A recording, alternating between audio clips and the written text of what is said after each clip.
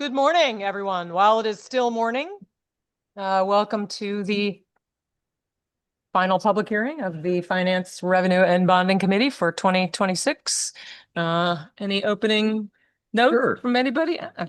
Representative Paletta. Thank you, Madam Chair, and good morning. I want to wish a very happy birthday to my good friend and ranking member, Senator Ryan Fazio. Although he is, I'm much younger than he is.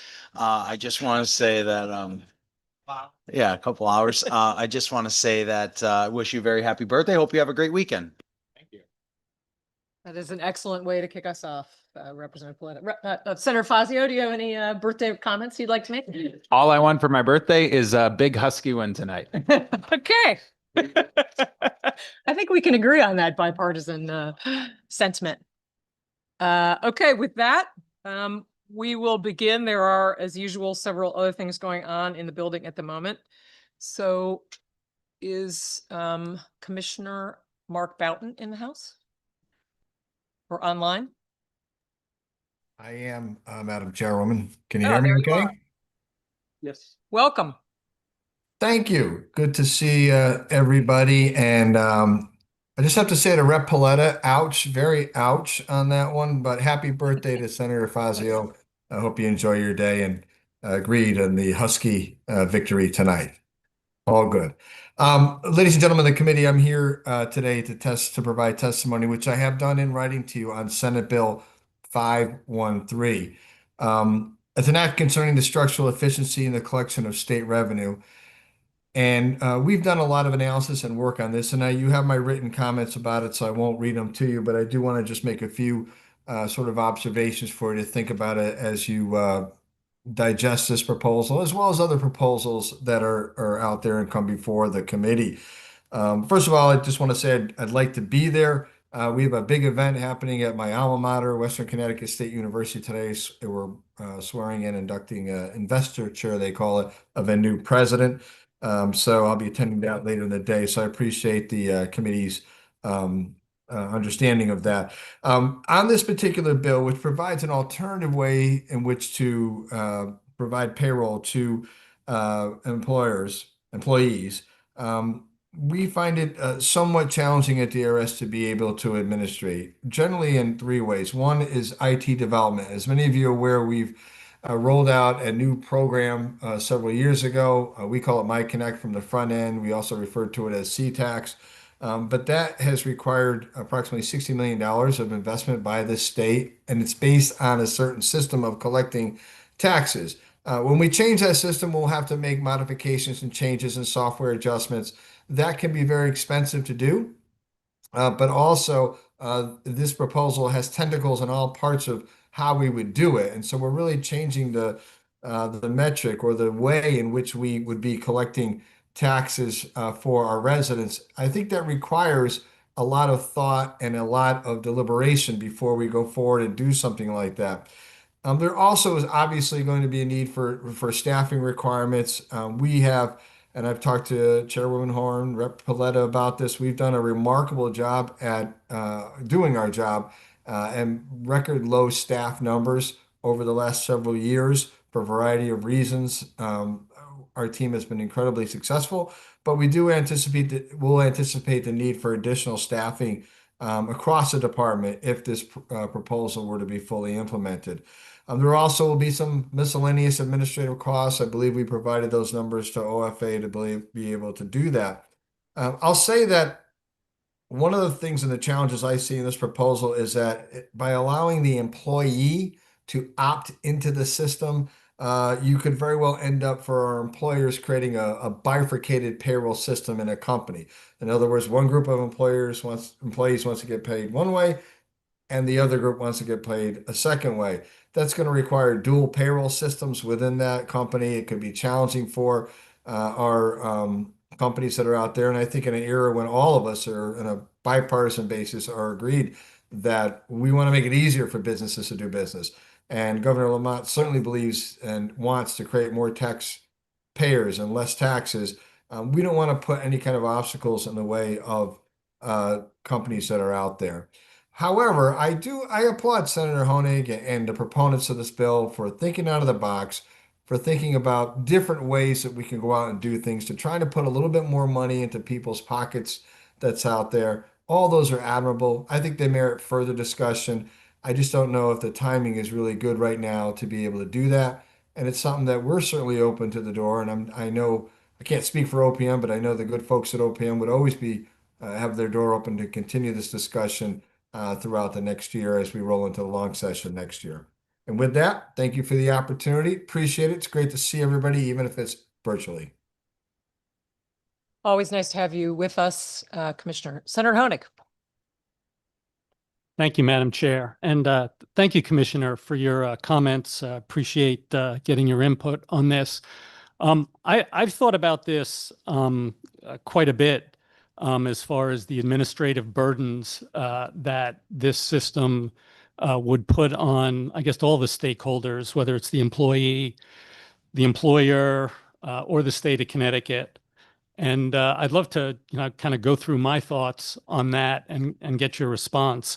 The way I see this working with the employee is the only thing that they would have to do after opting in to this program would be to enter in a tax credit that they received on their year-end tax filing. Everything else should be as is for the employee, no additional burden as far as I could see. And employers would have to do 4 different things that I see. One, they would have to compute the statutory pay decrease, which I believe, at the end of the day is a pretty straightforward formula. It's a little, admittedly, a little difficult to decipher from the text of the bill. But at the end of the day, the formula is really just a function of the tax filing status of the employee and their original salary. The rest of the inputs come from the payroll tax tables and various other information that's publicly available. And I could imagine a DRS website where an employer could do this one-time calculation on the website by just typing in the filing status and the original salary of the employee. The next thing I would see employers having to do is they would have to set the withholding rate on Connecticut state income taxes to 0 for this employee, which I think is probably something that they already have the ability to do. The third thing that they would have to do is they would have to pay the payroll tax, which, again, this is a new tax that would be paid to the state of Connecticut, but employers, already have a lot of experience paying payroll taxes like Social Security and Medicare to the federal government. So that doesn't seem to me to be a gigantic hurdle. The next thing they would have to do is they would have to compute and pay the retirement contribution that's proposed in this bill. Again, I see that retirement contribution calculation being a relatively simple calculation that's a function of the wages of the employee and the payroll tax table and other easily available things that would be done once a year. So I don't see that as an insurmountable hurdle. And then as far as the state goes, the state would have to collect the payroll tax from employers and keep track of the individuals for whom that payroll tax was being paid, and then send out a form at the end of the year to those individuals telling them how much payroll tax was paid on their behalf. So, clearly there are additional administrative burdens here, but they don't seem insurmountable. And, Senator Honig, I'm going to encourage you to ask a question. Okay. So, yeah, I was just like, wanted to hear your thoughts on my take on the administrative burdens that are, imposed by this new bill. Sure. Thank you. I appreciate your comments and your thoughts. And again, this is certainly a proposal that's worthy of more conversation. I think one of the initial reactions I have is that companies would be required to file 2 sets of returns, which would be a burden on them. And then we would have to process 2 sets of returns as well, as long as folks aren't actually mandated in it. Now, New York tried this proposal. They did it differently. They had the company had to choose to go into this payroll system. They didn't have a lot of takers in relation to, they had about 200 takers in relation to the amount of companies that are in New York, where there are literally thousands. And I think they did that so that they wouldn't have to file two sets of returns, and their workforce wasn't split in the way they got paid. So off the bat, that would probably be a challenge for us. Some of the other things are should be fairly simple and modifications within our software, but nonetheless would be a significant change in the way in which we do business and collect taxes. I do have John Biello here, who has about 35 years or 32 years worth of experience with DRS, our deputy commissioner. So on operational side, I just want to pitch it to him real quick to address some of your thoughts as well. John? Sure, Commissioner, thank you, and good morning, everybody. It does pose some challenges for the department, as Commissioner said. We've got a payroll system, payroll withholding tax system that's been in place now since the implementation of the income tax, and it is a standard system that everyone's used to, all employers are used to. It's your typical, Connecticut employees, a typical income tax withholding regime. To now layer this on top of that would create a situation where the agency would have to stand up an entirely new payroll tax withholding tax regime for the state of Connecticut. And what makes this proposal unique in our eyes is that unlike New York, where the employer makes the election, in this situation, an employee, what's being proposed is the employee could make the election. So an employer, unless I'm reading this incorrectly, an employer could have one employee that binds that employer to enter into this type of payroll tax regime, which would again force that employer to run simultaneous payroll tax regimes side by side. So that's an issue on the employer side. That's kind of what I see as there being some challenges on the employer side.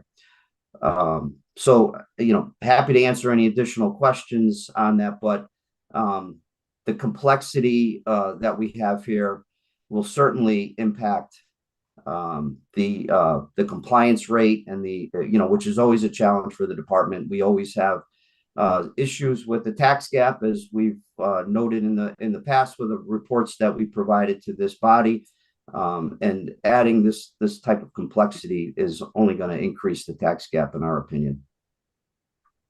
Well, I appreciate that answer. I would love to take this offline and kind of understand better your concerns and see how we can address them. But I would just comment and say that sometimes you do a lot of work for something and you don't get a ton of benefit. This seems to be a situation where there's potentially hundreds of millions of dollars of savings for Connecticut residents, and potentially hundreds of millions of dollars of additional revenue at no cost to Connecticut taxpayers. So it seems to me like it would definitely be worth investigating, doing the work to accomplish this. Thank you, Madam Chair. Thank you, Senator. Senator Fonfara. Thank you very much, Madam Chair. Good morning, Commissioner, and to your team. My comments will be brief, and I'll try to have an inflection upward at the end to reflect in the form of a question.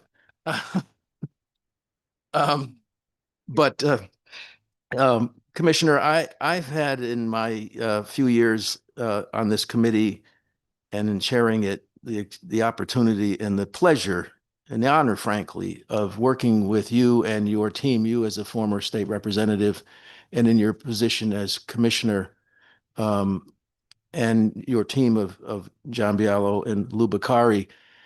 And I can tell you that it's been my experience that the capacity of your office to undertake subjects that leave my brain spinning, and yet we've gotten them through the session, short session, long session, whatever. And I have every confidence that a subject that, as was indicated by Senator Honig, could deliver hundreds of millions of dollars of tax savings to the state of Connecticut would be in the interest of the administration and of this body. So we look forward to continuing the conversation as we go forward. Thank you, Madam Chair. Thank you, Mr. Co-Chair. Seeing no further questions, as always, thank you all and your very fine team, as Senator Fonfara has noted, for being with us this morning. Next up, we have Stuart Savalcool.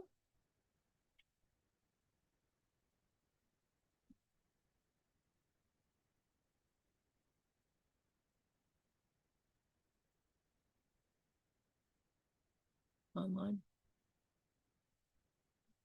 I'm here. Can you guys hear me? We can. Hey, excellent. Good morning, Senator Fonfara, Representative Horn, and members of the Finance, Revenue, and Bonding Committee. My name is Stuart Savicle, and I am here on behalf of AFT Connecticut, representing educators, healthcare workers, and public employees across our state. Thank you for the opportunity to testify in support of the easily understood and incredibly simple Senate Bill 513. This is obviously a complicated bill, but the idea behind it is actually pretty simple. We should not be leaving money on the table because of how the federal tax code is structured. Right now, many Connecticut workers, especially middle-income workers who take the standard deduction, don't fully benefit from the taxes they already pay because of the federal cap on state and local tax deductions. SB 513 addresses that in a straightforward way. It allows a portion of the state taxes to be paid at the employer level rather than the individual level, so that those taxes become federally deductible. The net effect is simple, even if the mechanism is not. This bill is not trying to change what people pay, it's trying to change what they get to keep. For a typical worker, that means a modest but meaningful increase in take-home pay because their federal tax liability goes down. And importantly, it does this in a targeted and thoughtful way. Middle-income workers see the most direct benefit in their paychecks. Higher-income workers still benefit, but a larger share of the savings is retained by the state. This builds on a model we already know works. Similar to the pass-through entity tax, by aligning state policy with federal tax rules instead of fighting against them. From a labor perspective, this matters for a very simple reason. Our members don't experience the tax code as theory. They experience it in their paychecks. They are educators, paraprofessionals, nurses, and public workers trying to make a household budget work in a high-cost state. And too often they are doing that without access to the kinds of tax advantages that are more readily available to higher income earners or more complex financial structures. This bill helps close that gap. It delivers a real, tangible increase in take-home pay for workers who need it most without cutting services and without shifting costs onto those least able to afford them. Now, to be clear, we understand this will not be simple to implement. The details matter, the formulas matter, and there are technical refinements that will improve the bill. But those are, as Senator Honig alluded to earlier, those are solvable problems. The bigger question is whether we are willing to modernize how we structure compensation and taxation so that Connecticut workers actually keep more of what they earn. At the end of the day, this isn't a tax increase or a tax cut, it's a tax correction. It doesn't create a new benefit, it just unlocks one that already exists, but one that too many workers can't currently access. If Connecticut is going to be serious about affordability and fairness, we should stop letting the structure of the tax code determine who benefits and start making that decision ourselves. Thank you, Senator Honig. Thank you, Madam Chair. And Stuart, thank you for being here. Really appreciate your testimony.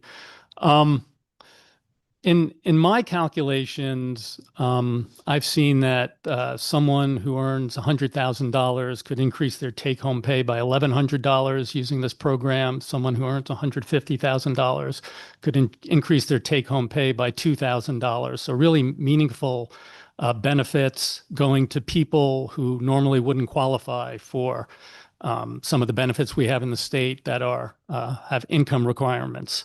But I've heard a knock against this, that it's too complicated, too hard to explain to folks, and very few people would opt into the program. Do you think that people would opt into something like this?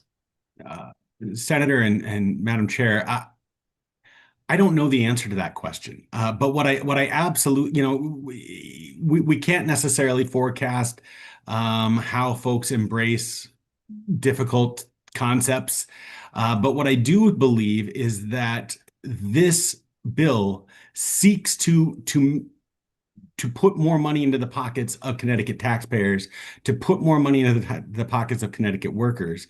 And again, as we sort of alluded to in the prior testimony, and certainly as I mentioned in mine, I don't think the fact that it will be hard to implement and hard to grasp, and frankly, there's going to be bumps along the way. I don't think that those bumps and hurdles are enough reason not to try and enough reason not to keep the ball rolling down this direction. I would argue that just because we might not be able to perfectly figure out how to kick this off from the jump doesn't mean that we should do whatever we can to sort of move the ball down the field and to put us in a better position so that those who, as you said, would like to take advantage of this opportunity have the opportunity to do so. Thank you very much for that answer. Thank you, Madam Chair. Thank you, Senator. Seeing no further questions, thanks for joining us this morning. Thank you, Representative. Next up is Senator Harding with us online? No. How about Mike Finley? Nope. Oh, there, yep.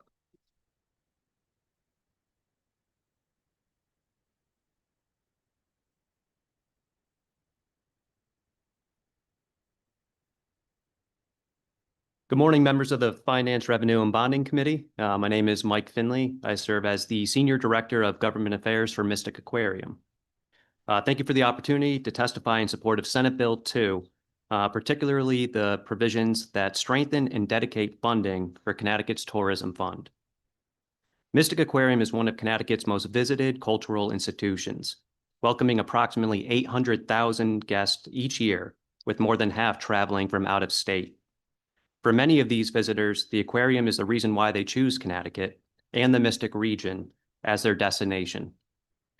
Those visitors don't just come to the aquarium. They stay in local hotels, dine in restaurants, and support small businesses throughout the region. Tourism is a shared economic driver that supports jobs, generates tax revenue, and strengthens local communities.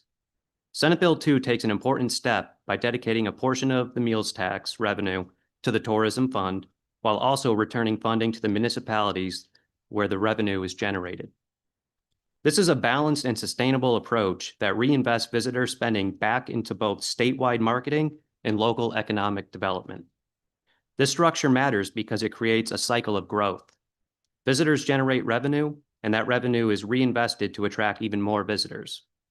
At a time when neighboring states are making strong investments in tourism promotion, having a reliable and dedicated funding stream is critical for Connecticut to remain competitive. For Mystic Aquarium, a strong tourism strategy supports our ability to invest in our facilities, maintain high standards of animal care, and expand our education and conservation programs. It also allows us to continue serving as a major driver of visitation in southeastern Connecticut. We contribute more than $15 million annually to the economy, employ over 270 staff, and support hundreds of volunteers and interns each year. We are also committed to access. In 2025 alone, we welcome more than 100,000 Connecticut residents through our free EBT admission program, representing $4 million in community value. Mystic Aquarium's success is closely tied to the strength of Connecticut's tourism economy. We are both a beneficiary of statewide marketing and a driver of regional economic activity. I respectfully urge the committee to support Senate Bill 2 and its investment in the Tourism Fund. Thank you for your time and consideration. Thank you for being with us today. Any questions? Yes, Representative Menapace. Thank you very much for being here today. I just was hoping that you can expand a little bit about some of the effects that, obviously you're speaking as Mystic Aquarium, but this is have on, well, I suppose not just the Mystic community, but the broader, southeastern Connecticut, but also Connecticut as a whole, of how they would benefit from this fund. Yes, of course. I mean, obviously we have a big anniversary coming up, the big 250th. And we have seen significant investments in surrounding states. We also have the FIFA World Cup coming up as well, where people will be traveling through Connecticut, going to Massachusetts and New York. So we see promoting our big tourism industry in the state of Connecticut. It's more essential now than ever. And without these critical investments, we'll be losing visitors to our surrounding states. And we just feel that at this time, at this moment, this is when we really need to make a strong investment. Because as I said, there is a trickle-down effect when it comes to very good marketing for our tourism industry. When they come down to southeastern Connecticut to visit the Mystic Aquarium, they're also going to Mystic Village, they're going to the seaport and all the surrounding restaurants in the area. The economic impact will more than pay for itself in this investment. Yeah. If through you, Madam Chair, just to follow up, would you mind sharing just what some of our surrounding states have invested for, as you said, for things like the FIFA World Cup and for America 250, and I suppose just in general for tourism? Of course, I do not have specific numbers for you on that, but I did see a statistic that in the state of Rhode Island, they more than double, they invest more than double into their tourism promotions than we do.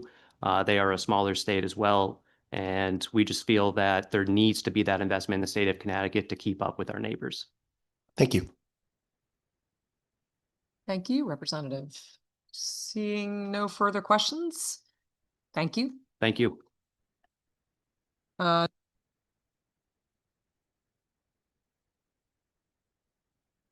Sorry.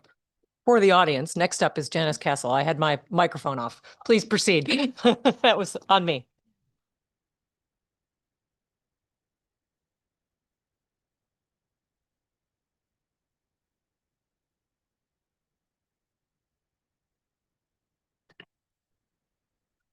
Good morning, Madam Chair. Good morning, Senators and Representative. My name is Janice Castle, and I have the pleasure of serving as the Interim Executive Director for the Clay Arsenal Community Development Corporation. I thank you for the opportunity to speak in support of SB 514 today. I sit here before you as someone who's working alongside one of Connecticut's historically disinvested neighborhoods. In Clay Arsenal, we understand the challenges as well as the opportunity. We are in need of stronger early learning foundations for our youth. Families are working without access to career path, and systems are often working in silos and not coordinated. We believe this bill will provide us with an opportunity to work differently. This approach will focus on results-driven partnership between community-based organizations, investors, and the state of Connecticut. We are hoping that these results will show kindergarten readiness, third grade reading proficiency, and workforce attainment. Simply put, this bill will allow us to focus on results. Too often, organizations like us lack sustainable investment and are forced to work with one-year investments. This bill will allow us to have capital investment, long-term investment in our communities with accountability through independent evaluations. Oftentimes, instead of focusing on our residents, the partnership with other organizations, and the results that we can see for our neighbors, we're worried about where our next fiscal funding will come from. This investment will allow us to have that flexibility and the dedication and commitment to our community. I've submitted written testimony with more information on why I think it's important to support this bill. I thank you for your time and consideration, and I urge you to support this bill. Thank you. Thank you. I have a quick question for you. Well, maybe it's not a quick question, but I wonder whether you could just talk a little bit about how you, when you, in this particular space of, early childhood and education in particular, how you measure success and what kinds of things you look at and how you quantify that currently? So one of the things that we know, unfortunately, in this realm, there are a lot of factors that are implementing and are obstructing kids from being successful. Our approach is to look at the entire household. If kids are not getting access to early learning center, if they're not able to read, if their parents are not able to provide for them, it detracts from their ability to go to school. Two partners that we're working with in our neighborhood currently is the Women's League Early Learning Center in Sands Elementary. Our job is to look and see how our students, in terms of their words, their reading, their attendance, is that improving? What I like to tell my team is that we are the program, because what we're doing is we're going out to these households and finding out what are the barriers to students being able to partake in early learning centers, being able to get to school on time, keeping them from learning. So the impact that we're seeing and the way that we're measuring this is working with our educators who are experienced in this field to see about the reading proficiency, the attendance of our students, and whether or not the family obstacles that their families are facing are keeping them from showing up. Thank you. Senator Fonfara. Thank you very much, Madam Chair. Janice, thank you for being here. Maybe you could provide very briefly for the committee the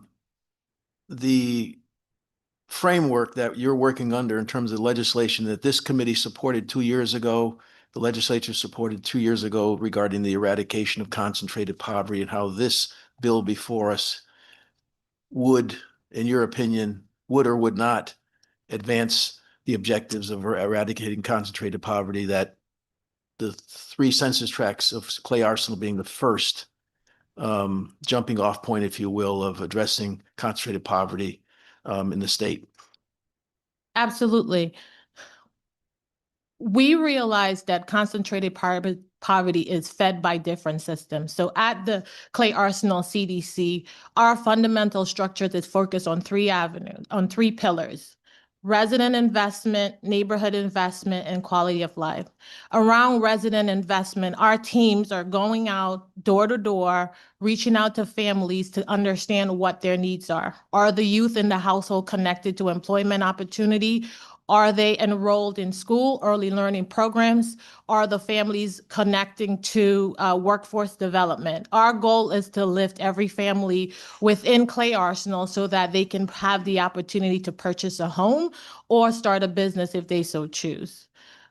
Within the neighborhood investment, we are working with small businesses. We are looking to do developments focused on 2-family households, because our goal is, as these families are rising, they have the opportunity to purchase in their neighborhood without being pushed or having to leave for a better quality of life. And we're looking for 2-family home creation so that not only can they live on one side, but they can have the income from the rental property to help them sustain themselves and no longer dependent on system and assistance. And then the third pillar, of course, is quality of life, because everyone deserves a good neighborhood to live in, where they feel safe, it's clean, and they can find the amenities that we need. The bill that was passed around concentrated poverty allow us to create these programs and hopefully to have access to the funding streams to make these things possible. We know that in order to address and achieve a goal of reducing poverty in Clay Arsenal by 20% in 10 years, that we need to attack all the systems all at the same time, including the kitchen sink, to try and get this done. So we have a full approach. Our approach is working with partners. So we are not looking to reinvent the wheel. Our goal is to work hand in hand with our families, connect them to programs that are working, but also make sure that it's working for the families and the programs are doing what they said that they're going to do. So our goal is to stay and march on with these families to see lasting change in the neighborhood. I hope this answers your question. Yeah, thank you very much. Thank you, Madam Chair. Thank you, Senator. Oh, I'm sorry. Representative Butler online has a question for you. Thank you, Madam Chair, and thank you, Janice, for your testimony, especially the part talking about the impact on poverty. But I want to concentrate on the educational impact. I believe all of our members here at the Capitol realize the importance of early childhood development in terms of the impact in education, and that this bill will probably, whatever it costs, will pay big dividends in the results. So could you briefly talk about the educational impact of having the resources from SB 514? Thank you for your question. As we continue to hear more and more, schools, especially schools in Hartford, are forcing to cut through bones in terms of reaching the needs of our students. Just last week, I had a conversation with the principal at Sands Elementary who talked about the resources. She has 2 resources right now on staff where she has to eliminate. They are helping to get kids registered for kindergarten and making sure that kids are kindergarten ready and enter the 1st grade at appropriate reading levels. So our goal is to make sure that we have the investments right in the neighborhood to make sure that we have the necessary staffing, the necessary tools. And again, we are working with trusted partners who are proficient in these areas to make sure that our students are getting the resources that they need. We do not believe it's fair to just push kids through school and they cannot read at the 3rd grade. We understand that once they get past the 3rd grade, the work against them is instrumental. So our focus is really on early learning, making sure that they're kindergarten ready and making sure that the reading proficiency is of par by 3rd grade. And we are working closely with our skilled educators. And the important part about this bill is the expert external evaluation so that we can make sure and we can consistently check to see if our enforcements are working. Okay, thank you for your answer, your testimony, and your good work. Thank you, Madam Chair. Thank you. Thank you, Representative. Seeing no further questions, thanks again for joining us this morning. Thank you all. We will go back next to Senator Harding, who most importantly represents the Northwest Corner and secondarily is the minority leader. Very much secondarily, Madam Chair, absolutely. Thank you, Madam Chair. Thank you, Madam Chair Horn, Chairman Fonfara, Ranking Members Fazio and Paletta, and distinguished members of the Finance, Revenue, and Bonding Committee. I'm here today to support concept HB 5570, an act concerning a tax credit for milk producers. Dairy operations from East Canaan in my district and Senator Horn, Representative Horn's district, to Summers have submitted testimony in favor of this bill. It allows milk producers to claim a credit against the personal income tax or corporation business tax. The credit shall be the difference between the minimum sustainable monthly cost of production and the federal pay price multiplied by the amount of milk produced for such month. This bill requires a form to be submitted to the commissioner to substantiate amounts produced, so there's transparency surrounding this. The bill also limits refundable portions of the credit if it reaches $8 million in a calendar year. So there's safeguards as well regarding the fiscal aspects of this. So in my opinion, across the board, this is a common sense measure to help address what dairy farmers and really all our farmers across our state are dealing with in the affordability crisis we face as a state and as a country for farmers. It is the only way we, I think, in my opinion, are going to be able to keep them in business. Financially, they're crippling in every single sector. These are great, hardworking individuals, but the finances surrounding them and policies have made it almost impossible to farm in this area of the country, and particularly in the state. I think this is a small act that will help them financially, but I think most importantly to show them that we in Hartford appreciate what they do for our communities, appreciate the fact that without them, we do not have food. We don't survive. It's that simple. And I think this is an investment in, as I said, the financial aspect of helping farming, but also an investment in showing how much we appreciate what they do across our state. So with that, I will wrap up my testimony. Again, would ask you please to support House Bill 5570 and also consider Senate Bill 72, which the Senate Republicans proposed, which would also provide a tax credit program as well, and support our farmers here in the state. And I'm happy to answer any questions you may have. Thank you, Senator. I know that you and I both have the great privilege of having a lot of leaders in the dairy industry in our districts. with whom I know we've both been in communication. And I know, so we'll have other testimony later today from those actually working in the dairy industry, but I wanted to give you an opportunity to, if you wish to comment on sort of the dairy industry's impact more broadly in Connecticut beyond just dairy farms.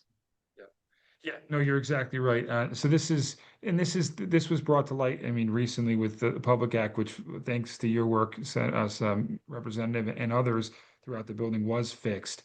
But I mean, this is cost overall. We're not an affordable. We're kind of rather unaffordable state to do business in, and particularly upon our farming community. And these are individuals, as you know, Representative, you do a great job representing them, that care deeply about their Connecticut roots, have had this land and have had farming operations on this land in Connecticut literally for multiple generations, in some cases as early as the inception of this country or nearly. And so they want to stay here. They want to grow their agriculture here. We want them here because they provide us the food to survive. They're great members of our community. And also, they maintain the open space and beauty that we're very fortunate to have in the northwest corner of the state and other areas that have a lot of farming as well. And so federally, it's difficult for farmers. And then even more so here in Connecticut, it's unique with our geography and other aspects that make it rather unaffordable for them, despite the fact they're unbelievably efficient, hardworking. It's just the financial factors that surround them make it nearly impossible today. And I think small steps like this can help significantly to help them grow their farming abilities and help them continue to stay and produce in the state that they love. Thank you. Seeing no further questions, thanks for joining us. Thank you. See you back in the corner. Go UConn. Next up, we have another minority leader, Representative Candelora.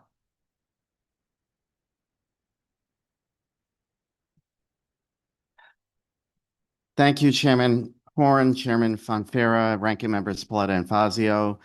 A couple bills I want to testify on. Obviously, House Bill 55070, the dairy farm credit is, I think, an important issue for all of us. And so I just want to go on record as well as supporting that issue. We have one dairy farmer left in my town of North Branford, and they work harder than anyone that I've ever seen. I also just wanted to briefly touch on the motor vehicle tax, the luxury tax of raising that threshold from 50,000 to some other number, whatever this committee chooses. But I think in the past we've proposed 75,000. Senate Democrats have proposed that this year as well. And I fully support looking at that issue because it puts a competitive disadvantage for people when they're choosing vehicles based on the price tag. And then also in Senate Bill 2, the funding, the tourism funding is an area that is something that I also support, trying to get more money into tourism. I am the owner of the Connecticut Sportsplex, which is one of the largest sports complexes in New England. We host numerous tournaments in this state, and I would be happy to talk about the impact that it has on the region. It's quite significant, and it's important to have a state to support that tourism. But lastly, I wanted to just talk about Senate Bill 516 and be in support of it. The bottle bill issue has been a very big concern of mine and the impact that it is having on important industries throughout the state of Connecticut. The Environment Committee does have a bill, with all due respect. Their focus is a little different, and I'm happy to see the Finance Committee take up this issue because it is a financial one. I think ultimately what's not talked about enough in this building, we have businesses that are administering a state program that we implemented in the 70s. They've always been compensated for administering that program. Because of the over redemption, not only are they not getting compensated for handling the products for recycling, they are actually dipping into their own pocket and paying out money from their businesses. I do believe we are running into a Fifth Amendment constitutional issue of a government taking without compensation. And I believe the industry has been very patient And some of the larger companies are socializing the cost among the nation, but we haven't, our beer wholesalers who cannot do that because they're solely located in Connecticut. I don't know where the numbers are now. There's people that are smarter than I am, but I think it's hovering around $20 million so far of money that has gone out that these companies need to be reimbursed, not to mention all the other over redemption that we're seeing that hasn't cost money, but we're losing out on the sheets. You've reached 3 minutes. Please summarize. So I just wanted to put that on the record that I think this is going to hurt our budget overall because we are going to be on the hook for that money. Thank you. Thank you. Representative Tigliano. Thank you, Madam Chair. Good morning, Vin. I just want to go over a couple of things. Today seems to be a little bit of tourism day here at the Capitol. We had a press conference. It's top of mind and how we fund tourism. But my question to you is we sort of get stuck sometimes thinking that tourism means Mystic, the aquarium, the casinos, or possibly New Haven Pizza. But it's come to my attention, there's a lot of other things that happen out there. There's tournaments, there's conventions, there's other things that Connecticut should be actively doing to pursue. Can you tell me how in the past the Connecticut used to help out with that and how it affects your sports complex? Well, I think when we had our tourism commission, it was a little bit more of a robust activity. The council did look at bringing in different events, and they utilize, mainly our campuses and our college universities to run tournaments. My business, we never availed ourselves of any state organizations or opportunities. We've solely done it on our own reputation. But a lot of states bid on tournaments. So they get national bids that are put in. They put together packages with the restaurant industry, the hotel industry, and bring tournaments to their states because it actually can bring a lot of money.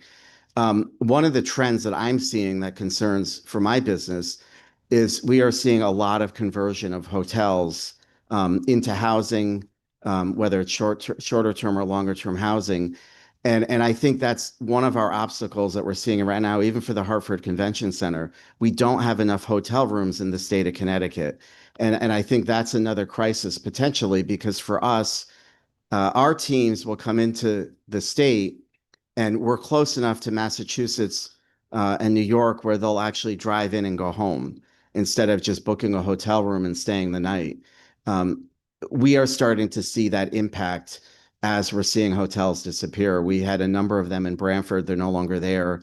We actually have people that are staying as far as Trumbull, your district, and other hotels, which we have relationships with. But I think if we don't start focusing on that tourism piece, those will be the issues. And I'm sure if you get people from the convention center speaking to you, I think that would be one thing they will also say is the hotel slots are really needed to be propped up. And I just think we need to give it a little bit of TLC. So, two, right? So when you say focus on that tourism piece, in my mind, I know what I think that should look like. That should be an office funded with people, phones, Rolodexes, actively pursuing some of these. What? Yeah. I know it's Maybe not Rolodexes, but it's a term of art. It's a term of art. But everybody understood it, right? I mean, just with a phone numbers or actively trying to sell the state of Connecticut. So I guess that was my point. My point was it's not, people are naturally going to come to Mystic. It's beautiful. We should promote it outside of the state, but they may not know about all the other assets we have. And in my eyes, I just want to know if you feel the same way, it should be a manned office or a person in the office actively trying to sell Connecticut and bringing these type of other events to the state. I didn't know how much money that is, I guess, is up for discussion. I just think as we should try to bring that back because it's been very fluid. The tourism industry, the convention industry is an ever-changing market. And for us, we continue to adapt to keep ourselves afloat. But we need to have, I think, an arm in the state of Connecticut that's paying attention to these issues. I was surprised. I spoke before the Hartford Business Council, and when I mentioned the fact that the hotel issue for us that we've been seeing over the last couple of years, they immediately chimed in and said that's a huge problem for us as well. We need to develop more. So when I start talking, I realize, wow, I'm experiencing the same issues that other tourist destinations are especially with like conventions and tournaments, are also experiencing the same issues. And collectively, I think we would be better off if we started to focus on that more in some centralized way and start funding it. Because if we don't nurture it, it's going to die on the vine. I could go on, but thank you, Madam Chair. I appreciate the two questions. Thank you, Representative. You can go back to looking at your Rolodex. Representative Paletta. And I'm not sure if it's permissive in this committee, if I could ask Representative Retigliano, what is a Rolodex? You're not that much younger than 5. I'm assuming it's a phone book in your phone. Invent it. Thank you. I just want to add before I ask a question to Representative Candelora. We had an individual come in and testify on the tourism fund last public hearing. And I think he said something that really, stuck with me, and it was about missing the boat on the World Cup, right?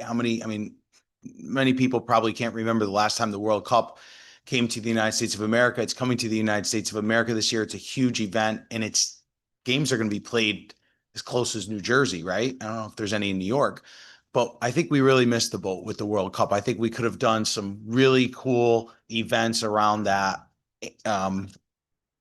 tournament and benefited from it. And I don't know if you can add anything to that, Ben, but that was something I think had we acted on this sooner, I think we could have seen some economic benefit. Yeah, we build the infrastructure. In my situation, we have a private infrastructure, but we also do have public infrastructures there to support this, especially with our university systems. And I think we need to have the manpower to coordinate those type of tournaments. We get a national bid probably every 5 years for adult softball. It's few and far between, and they're given to us for free because of our reputation. But most states bid for those, and it's something that I think it's kind of unfortunately become foreign to the state of Connecticut that I think we should be focusing on. And there was a day where we had a little bit more robust funding, and we did have our sports council, have the ability to try to get some of those bids. And I think that we should certainly take a look at that issue, because I think it could actually generate more revenue in the state of Connecticut. Thank you. And briefly onto the redemption issue, I concur that I think it's great that this committee is taking it up. I think it's a problem that we're hearing about around the state of Connecticut. And I think, we need to make a commitment to tackle it. And very briefly, I was wondering, there's been a lot of talk around this and how to rectify the problem. Any opinion on, at least from your approach, is it going to 5 cents? Is that going to be, the end all? Is there something, that we can do, at least from the committee level here and then moving it out, that can at least try to rectify this problem? Because we're hearing about the over redeemers. We're hearing about people that are 80, 90%, over 100%. I think one was at 120%, and it's not sustainable. It's not sustainable. That's what it comes down to. Yeah, I think practically speaking, going to 5 cents for now is the easiest solution. But I know there are people that don't want to do that, and it might not be the path that we could achieve today. But what I think gets lost in the conversation, and it was certainly lost in the Environment Committee, is that we are financially on the hook for this potentially. And I don't want to get into a situation where we are being sued by our distributors really for them trying to get reimbursed for survival. This issue is probably the one of the more disturbing issues that I see cropped up, and it's, there's nobody to, the policy, and I think it was voted on in a bipartisan way, and I don't want to sound partisan on this, but when the policy was implemented, I don't think people believe the unintended consequences of what would happen. And I do think that we have bad actors in New York in particular that are actually collecting these. If you look at the sheer volume coming over the border This is not people collecting them in their homes and carrying them over the border. I think we have redemption centers in New York that are collecting these bottles and trucking them across the border into the state of Connecticut and getting double redemption by doing that. And our redemption centers are collecting them because they're also incentivized and being paid for it. We're trying to go after the fraud, but what I'm concerned about is I can't imagine being a business myself in Connecticut being handed a $3 million bill and saying, pay this. I don't know how these companies are absorbing it. And it is absolutely astronomical. I can't get my head around it, thinking about the amount of bottles that are pouring in. And the bill in the Environment Committee, frankly, requires them to keep taking the bottles. And at least what this is recognizing is the state needs to stop, not over redeem. If we can't get ahead of the fraud, and I will say a very high-ranking public official in Connecticut, and I won't name them, said to me, I don't think our fraud measures are going to cut it. Well, if you don't believe the fraud measures are going to cut it, we've got to stop the bleeding somewhere else, because ultimately Connecticut is going to have to pay this bill, and we don't have the money to do it, nor do we want to put resources, because the only one making out with this proposal is the state of New York. Thank you. Representative Mashinsky. Thank you, Madam Chair. I am not unsympathetic to your argument. However, if you read the bill, what it says is it measures 2026 return rate, even though we're partway through 2026 and we have not yet passed the new enforcement tools. By the time the enforcement tools pass, it'll be May. And almost, it'll be 5 months will have gone by. And then we're expected to get to under 100% compliant return rate by the end of the year. I don't think that's realistic. If this bill said measure 2027 rate of return, that would make sense. And in section 2, the refund value will remain at 5 cents until the commissioner certifies that 100% of the beverage containers redeemed in the state are containers sold in the state. If you have one person traveling the Merritt Parkway, buys a soda in New York and then cashes it in Connecticut, one single person, you don't have 100%.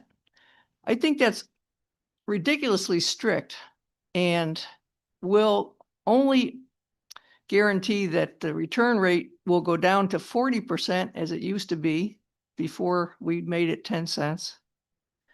And you'll have the containers all over the streets and parks again, like it was a few years ago. So unless this thing is changed, I think it will never, you can never meet these goals in this bill unless the bill is changed. Do you have a reaction to that? Yeah, I mean, I think that second provision of the 100%, we certainly could look at and have a conversation with. The first part, the only thing I would say to that is I believe the state of Connecticut is running out of time. We put $850,000 in the budget last year for enforcement, and that money didn't get spent on enforcement. And so while I appreciate that we now added a second layer of enforcement for the state of Connecticut to implement, we're doing it on our watch, and we need to be doing it on the watch of the businesses because they're not going to survive. So I think we need to look at the 2026 numbers and try to get them back down below 100%. I don't think we would have this clamoring from the business community who's doing the redemption if they weren't being over-redeemed at the levels that they're being over-redeemed. Star Distributors in West Haven is over 150% redeemed in January. That's crazy. And that's not Connecticut recycling. That is fraud. That is an organized crime that is going on, that is being facilitated. And my concern is that it's on our nickel. Now it's on our dime. The money is going out the door, and the state of Connecticut is going to need to foot the bill. But in the meantime, for me as a recipient of Star Distributors product through my business, if I lose those distributors, that's going to have a devastating impact on my business. And the way our liquor laws are set up, these beer wholesalers are all tied to particular markets in the state of Connecticut. If one of them closes, we lose that product. And what impact is that going to have on the restaurants and everything else? So I do understand what you're saying. And that's that's what I would like to work through this, but I think the enforcement is coming much too slow and much too late. Well, it hasn't passed yet. The one we did last year had to do with the state police. They never did. It did, and they never did anything. They never did the assignment. That's So you right. can't say that it didn't work if they never even tried. You have to have local police or private security do the enforcement. So we put money into the budget to do the enforcement, and Connecticut didn't prioritize that. Correct. That was not the fault of the redeemers. So we can't now say, well, we didn't get that done quick enough. Let's wait and do another thing. And that's the point of my testimony, which I think is lost on everybody. We're philosophically focusing on recycling. And I agree with you. It's laudable to have our parks clean. But what we're ignoring is that this is going to come at a huge price tag for the state of Connecticut, because we are going to be on the hook paying that bill. And additionally, it's impacting these private businesses that potentially could close their doors. That's true. We have to have the distributors also lean on the manufacturers to mark the containers correctly for Connecticut. And I agree with you on that, but we've gone around on that issue. And to me, it's scary to be leveraging businesses and their survival on trying to effectuate a change. I know that the bottle barcode issue has been around for the state of Connecticut. The national manufacturers say they cannot do it.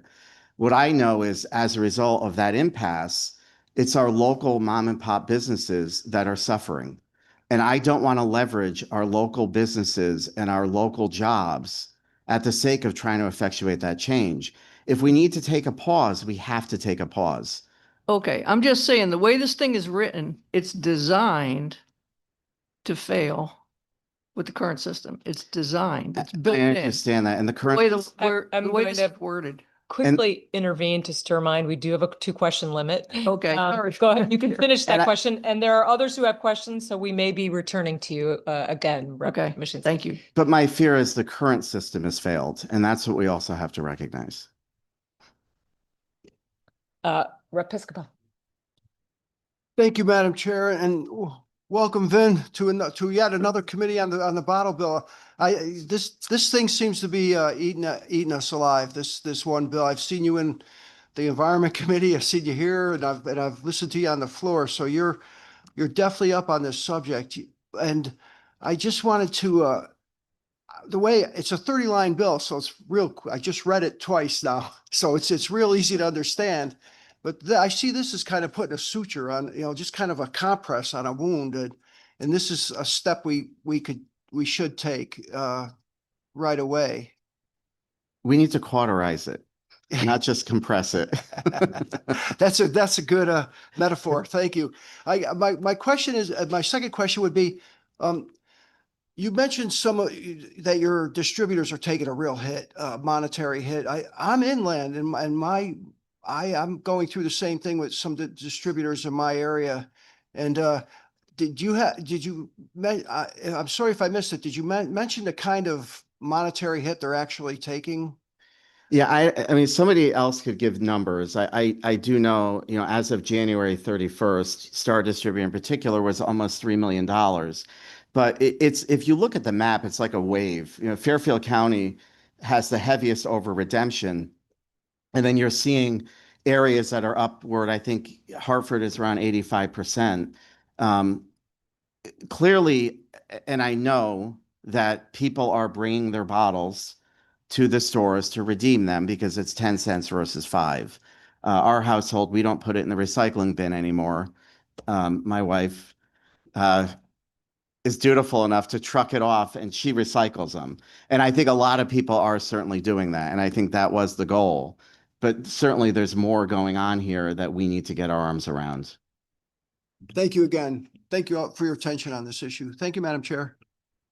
Thank you, Representative Senator Fonfara. Thank you, Madam Chair. Oh. Go ahead. No, go ahead, Rep. Sawastowski. You're next on my list. Oh, Excuse me. thank you, Madam Chair. This is more of a comment than it is a question. This is a problem not just in New York. It's somebody who represents a border state to the north and around Massachusetts. It's been a problem there as well. And also, I mean, I don't have any personal knowledge of it, but I'm sure it's a problem along the Rhode Island border where there's no deposit whatsoever. And I just want to thank you for bringing this up because it is a statewide problem since we're such a small state. I mean, Representative Piscopo mentioned even that there's even further inland, it's an issue. So just do want to thank you for your support for this. Thank you, Madam Chair. Thank you, Representative. Mr. Co-Chair, Senator Fonfara. Thank you, Madam Chair. Good afternoon, Mr. Minority Leader. For point of clarification, I think there might be a misinterpretation of the language. The 100% refers to how much is being redeemed, which would, I think the estimates about what Connecticut would redeem under the 10-cent change was about 80%. So the bill allows for another 20% to still come in over the border. At least it would stop the bleeding for the merchants who are having to foot the bill and hope to get reimbursed for that. So there is far more opportunity than I wanted. This is a concession to recognize that probably be difficult to say, okay, what is 80%? But this is 100% on what's redeemed, not on 100% of what's coming in just from Connecticut. Yeah, and I appreciate that. That's correct. You would certainly know the language better than I, because we aren't overall throughout the state of Connecticut anywhere near 100%. I think, to your point, it is closer to 80, possibly 84%. So there would be room. But I do think the first section does recognize the fact that there are some businesses that are over 100% individually, and I think that's also what we need to address. I mean, to me, the policy issue of the recycling, has lied in the Environment Committee, but we really need to worry about the money piece and the sheets that the state is also losing because of the increased redemption. And so the fraud is certainly something that hopefully we could beat down, but in the meantime, we've got to help these companies. Thank you, Madam Chair. Thank you. See no further questions. Thanks again for joining us. Next up, I believe we have a panel. Art Spielman, joined by Cricket Jackier and Brandon Smith.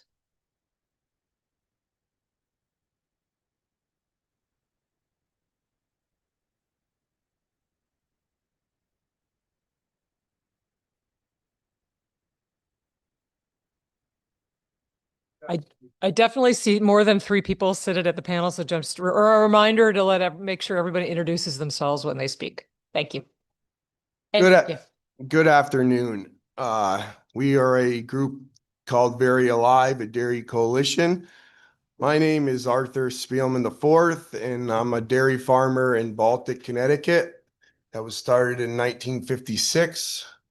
By my grandfather, and we milk 780 cows, have 600 young stock, crop 960 acres of corn, 600 acres of hay, 15 full-time workers, and another 15 part-time workers during our harvest season. My name is Brandon Smith. My family owns and operates Cushman Farms in Franklin, Connecticut. Right now we employ 30 full-time employees. We milk 1,800 cows with another 1,400 young stock. We crop 1,800 acres of corn and about 1,200 acres of hayland. 2,500 of that is what we own. All that land is preserved. Hello, my name is Shelby Jacker. I'm the fourth Sorry, generation. please turn your, there you go. Hi, my name is Shelby Jacker. I'm the 4th generation at my family's dairy farm in East Canaan, Connecticut called Laurelbrook Farm. I work alongside my family every day. Today we're milking 1,500 Holstein dairy cows. We harvest 1,500 acres of grass hay and 2,000 acres of corn. I would like to remind you this isn't just a job for us. It's how we were raised and it's who we are. Hello, my name is Seth Baylor. I'm a 5th generation farmer in Ellington, Connecticut. We produce about 25,000 gallons of milk a day. We farm about 3,000 acres in roughly 8 towns around Ellington.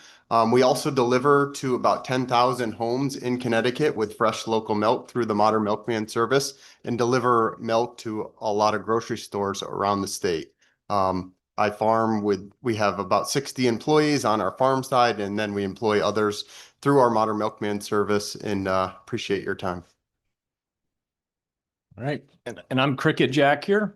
I'm the 3rd generation at Laurelbrook Farm. I get to farm with my niece Shelby here. So dear committee, co-chair Senator Fonfara, Representative Horn, ranking members, Senator Fazio, Representative Paletta, and members of the committee. Again, my name is James Cricket Jack here.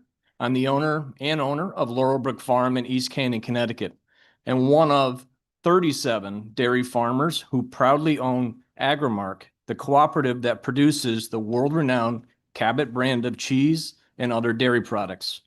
I currently serve as the chair of the Agrimark board, which gives me the unique perspective of both an individual farmer and a representative of the broader role Connecticut dairy farms play in the Northeast dairy industry. Thank you for this opportunity to submit testimony on House Bill 5570, an act concerning a tax credit for milk producers. I am grateful to the committee for raising this bill, which creates a structure to support Connecticut's dairy farms by providing revenue stability when federally set milk prices fall below to unsustainable levels. Connecticut's dairy industry is a major economic driver. Together, we preserve over 70,000 acres of working farmland, support more than 2,600 jobs, generate over $2 billion in economic impact, and contribute more than $69 million in taxes. Our dairy farms urgently need both immediate and long-term solutions to keep family farms operating and to maintain Connecticut's food security in rural landscapes. Milk pricing, driven by domestic and global supply and demand, has recently dropped by as much as 25%, putting generational dairy farms at risk of closure. Connecticut dairy farms are projected to lose millions in 2026. Without action, the state could lose nearly half of its dairy farms in the coming year. Swift implementation of this bill is absolutely essential. House Bill 5570 establishes a refundable tax credit modeled after the successful Massachusetts Dairy Tax Credit Program. Massachusetts has demonstrated that stabilizing an existing industry is far less costly than trying to rebuild one once it collapses. Since the program began in 2008, the annual rate of dairy farm loss in Massachusetts has been cut in half. And in a recent survey, 97% of the farms in Mass reported that the tax credit was critical to their economic viability. In 2024, the program provided $8 billion in Massachusetts dairy farms, equivalent to a meaningful $4.50 per 100 pounds of milk. Connecticut's milk production is nearly 2.5 times higher, meaning a comparable impact here would require about $20 million annually. I look forward to working with this committee to develop and implement a refundable tax credit that provides a durable long-term solution for Connecticut dairy farmers. The benefit received will flow directly back into the state's agricultural economy, support open space, sustain rural communities, stabilize jobs, and strengthening the infrastructure that keeps our family farms operating. The choice before you is consequential. Our industry You reached is the at 5 minutes. Please summarize. point in this program with sufficient funding represents the long-term plan Connecticut dairy farmers need. Thank you for this opportunity to submit the testimony. And thank you for joining us here in force. I know others have questions here today, but I just wonder whether you could just flesh out again a little bit sort of the impact that the dairy industry has on the state of Connecticut, of course, with respect to dairy particularly, but you have a broader impact than just that in terms of your impact on other agriculture and other businesses that both serve you and are served by you. Sure. I'll start, but I'll just want to chime in. But, you know, with over $2 billion worth of impact, a lot of people ask us, why do we farm where I farm? I'll just pick our own dairy in East Canaan, Connecticut. 5 miles from our farm, we have landscapers, we have nurseries, we have the plumbers, we have the electricians, we have the resources, the infrastructure that supports the business models that are up before us here today. One more farm, we lose and we disconnect from those pieces, and we lose the tools that we bring to allow us to thrive in Connecticut. So we know we support those businesses. They rely on us, and this is where the economic engine is, that where it relies in Connecticut dairy. Thank you, Cricket. Oh, I'm sorry. I'd Please. just like to add to that, preparing for today, we called all our vendors that we use. I made 38 phone calls to Connecticut businesses that we write a check to at least 6 months a year. So that was a big eye opener for me. That's a good one. Senator Fazio. Thank you all for being here. It's good to see you all, some of you again. We don't want you to have to come up here. That's the eventual goal. I did want to give you all the opportunity to maybe talk about any other policies in the state that in your experience have made it more expensive or more difficult to operate your farms or in the industry generally. In addition to, you know, the discussion we're having today, it would maybe be helpful for us to hear on the ground what state policies or state rules and regulations, if any, come to mind at the moment, make it more difficult that you think we in the legislature or members of the executive branch should be thinking about and addressing. I'll answer that one. This is just one example, but a lot of our grain, so most dairies feed their cows 2/3 forage, hay, corn, and 1/3 comes into grain minerals. Most of our grain and minerals come from out of state, and just the trucking cost, because of our weight limits, costs the Connecticut dairy farms combined $1.4 million a year more than it would be if we were just in Massachusetts. Wow. Just that one trucking rate of being at 80,000 versus 100,000 weights. That's just one example. Very interesting. I mean, you know, there might be some opponent. You can imagine someone in the transportation department saying, well, we need the weight limits. But if the agriculture industry is struggling in particular, maybe carving out something for the agricultural industry wouldn't put an added burden on our infrastructure, but would provide over $1 million of relief without major cost to anyone else. So thank you for that comment. I would just say you have a really classical template already in the state of Connecticut where the milk hauling has been increased. It was something we worked on a few years ago, up to 100,000 pounds, but you can see the vast broader agriculture and how we're impacted. That was a very valuable change for dairy farmers, but there's a lot more to go. But we have a strong template I would ask to reflect on, and we'd love to build on what was already put in place. Thank you all for being here. Thank you for the time. Thank you, Senator. Seeing no further questions, thanks again for, excuse me. No, it was a late arrival. Cricket, I just had to say that name. I love it. I do have a farm in my district, Madam Chair. I guess that qualifies me to speak on this.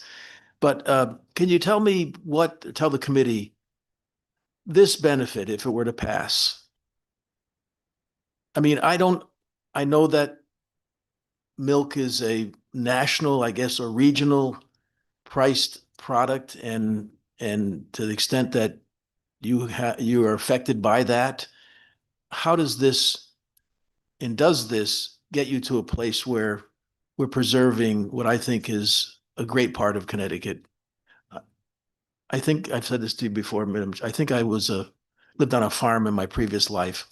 I just love farms, and anything we can do to preserve them is our obligation, I believe. So how will this make a dent in your ability to survive and continue to farm?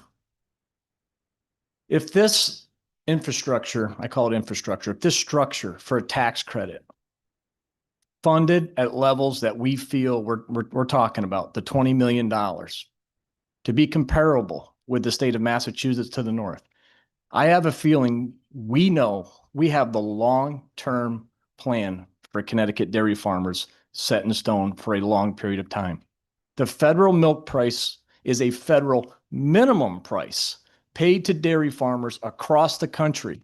There's no regionalization about anything. Folks, operating in the Northeast, a dairy farm is more costly than it is in the West and in the Midwest. Today, as I was driving to this meeting, I had an update on fertilizer and fuel, right? Just one of those things. The tax credit we're talking about is $1,000 a cow, roughly. Fuel, fertilizer, in the last 3 weeks, $235 a cow increase from where I was when we started this conversation with you all here just a couple months ago. Things are changing fast. They're changing dramatically. We feel this is solid continuity that could be put into the Connecticut dairy industry. You will have secured farmers for that 70,000 acres, the open space that we've all committed to and preserved for years. We're going to farm that. You have us. You can see it in the next generation's eyes here, right? This would be a game changer for the dairy industry. And believe me, you'll see the results back to the state if this all happens. Thank you. Thank you. Thank you, Madam Chair. Thank you. Nice closing question. Now seeing no further questions, thank you again for joining us with that exemplary panel. And next up, we have another panel, Senator Slapp and Scott Dolch. I see Mr. Dolch. Is Slapp here?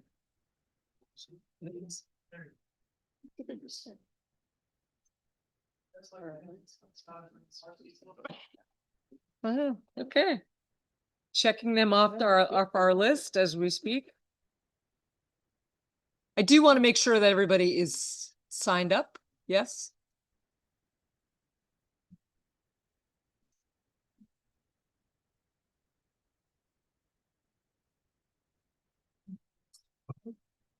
Good afternoon, everybody. Good afternoon, chairs, and to our ranking members. Thank you for hearing our testimony today. My name is Derek Slapp, State Senator from the 5th State Senate District, representing West Hartford, Farmington, Burlington, and part of Bloomfield. And we're here today to testify in support of Senate Bill 2, and in particular, the piece about the existing 1% meals tax. And I'm going to hand it off in just a second to my mayor, Mayor Sherry Cantor, to talk about its impact on our town.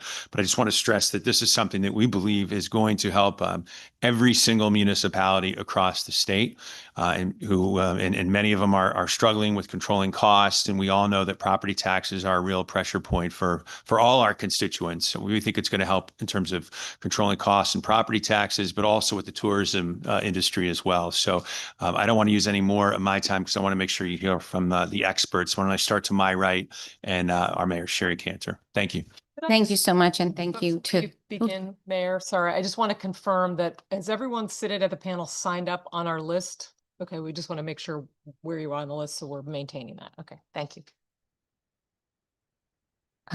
Thank you very much, and thank you all for your service. Just in support of SB 2, this is a structural fix. It's not a new tax. Municipalities generate this revenue and carry the costs. Public safety, infrastructure, and supporting vibrant commercial districts. But we don't see any of this return.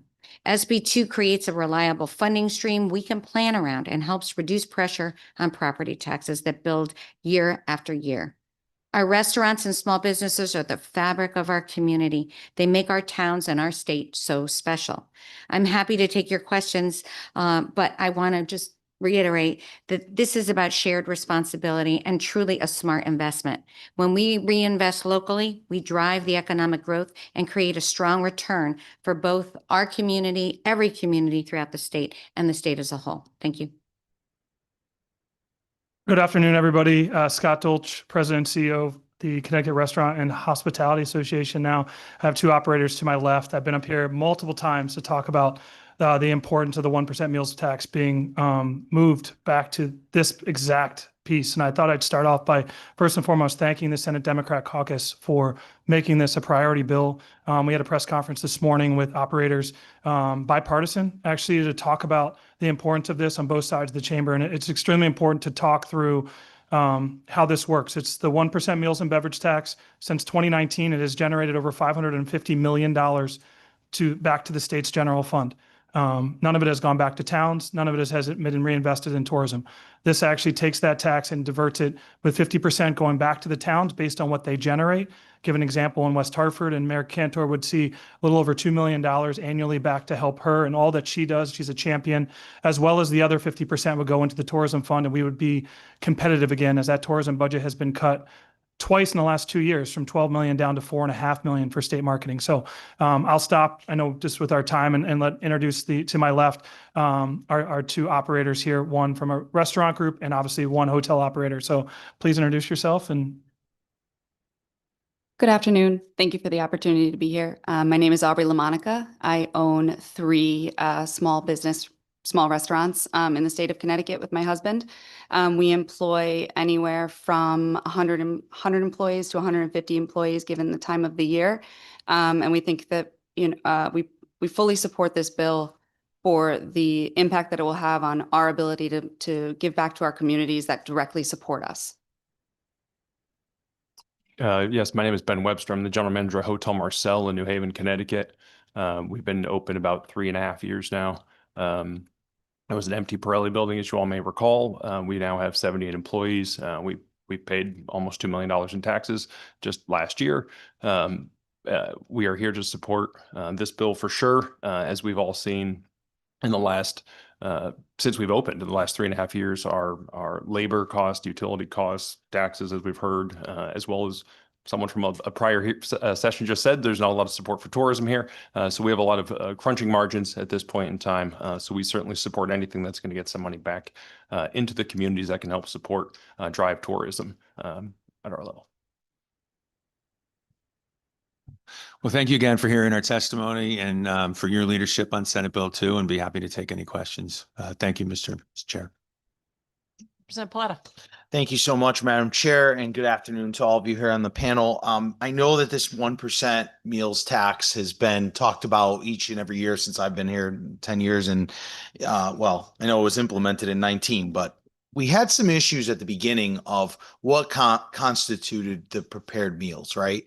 So I think we're still trying to work through that, because if you buy something at a restaurant, it might be considered prepared, but then you go across the street to the supermarket and it might not be prepared. So I think, just from my perspective, I'd like to see some clarity around the bill, the law itself.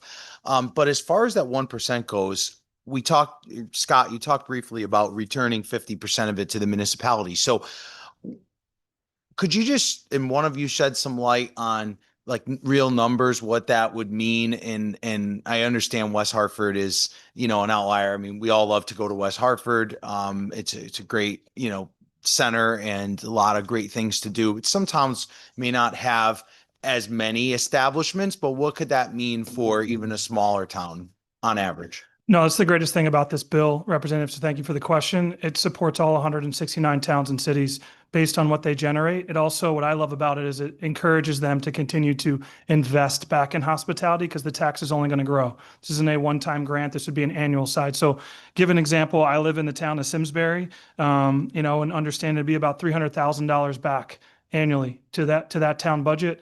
Watertown specifically, I can just go down the list as I look at you guys, $224,000. We had the old Saybrook first selectman was with us this morning, a little over $350,000 to Old Saybrook, $348,000 in New London. These are real dollars.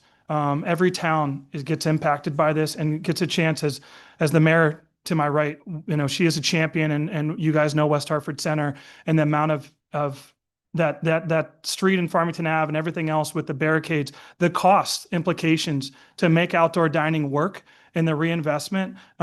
She, it's not new dollars that she has, but she's doing it because of how important it is for her town, how important it is for the businesses.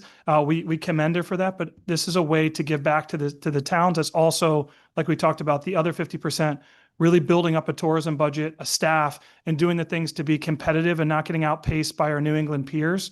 When we talk about tourism, people are, I mean, I had an operator the other day just send me a note during the Olympics, was frustrated because they were watching an Olympic event and it was promoting Newport, Rhode Island.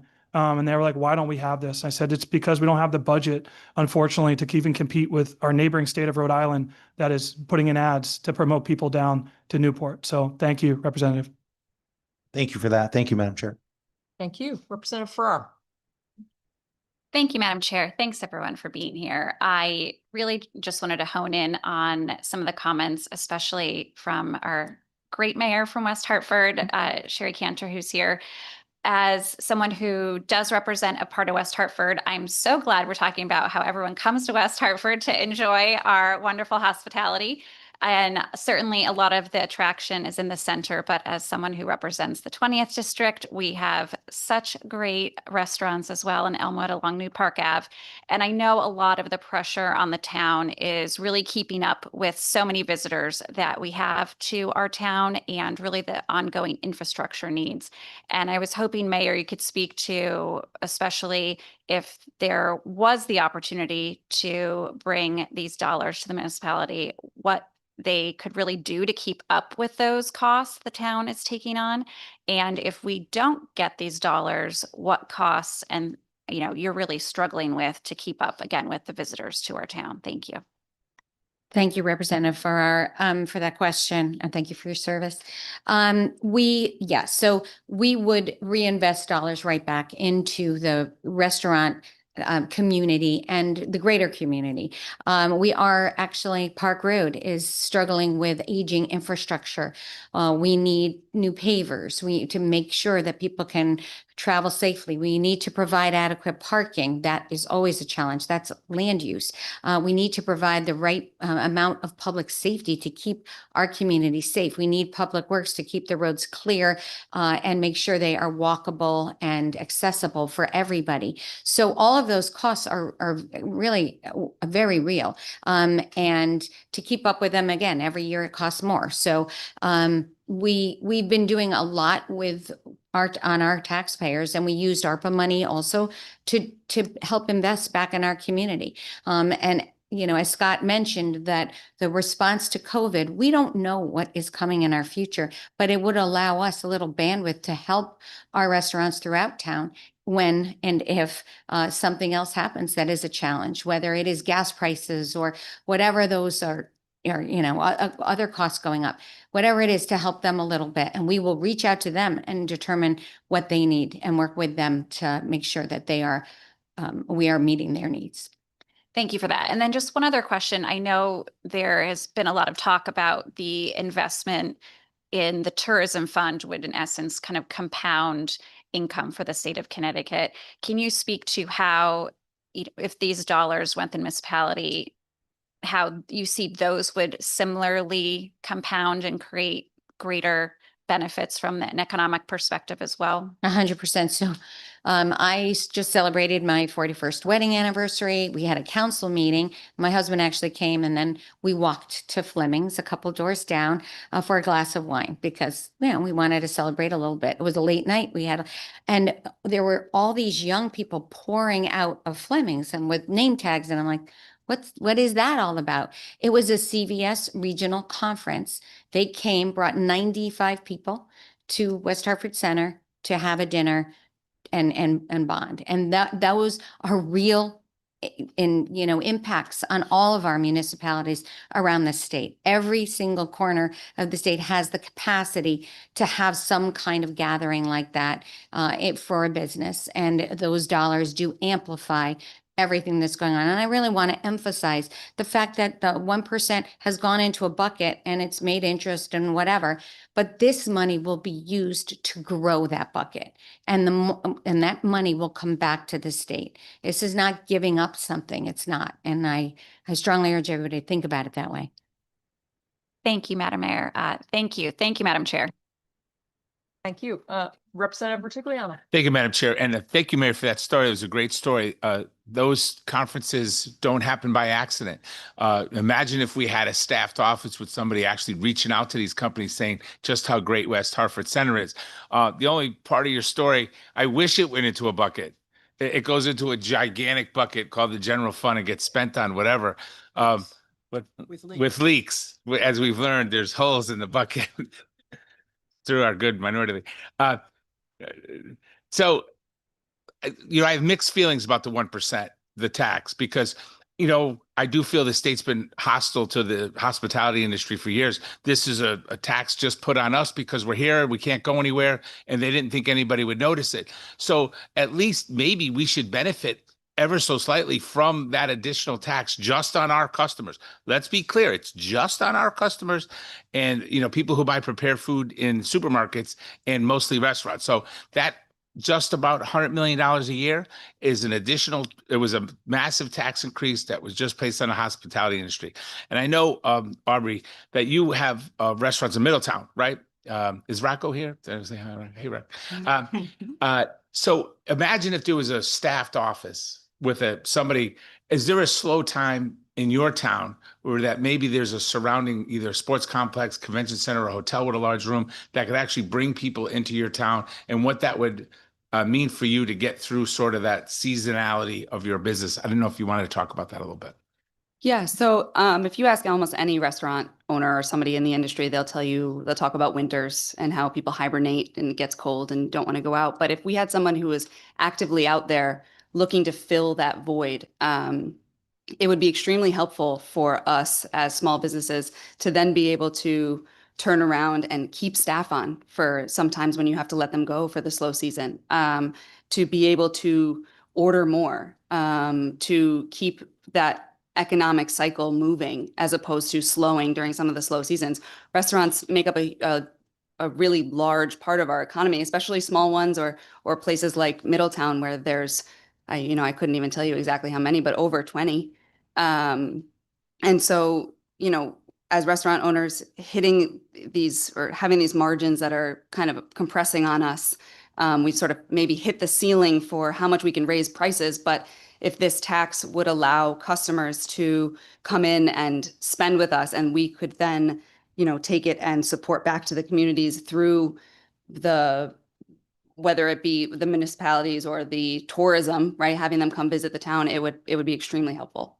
I appreciate that. I know I'm limited to 2 questions, so I guess I'll just say, go please. Yeah. Excuse me, Madam Chair. You talk Excuse me, about you talk about seasonality for sure, how that hurts us in supporting the overall tourism. I write as a hotel, I have 165 guest rooms in New Haven, 9,000 square feet of meeting space.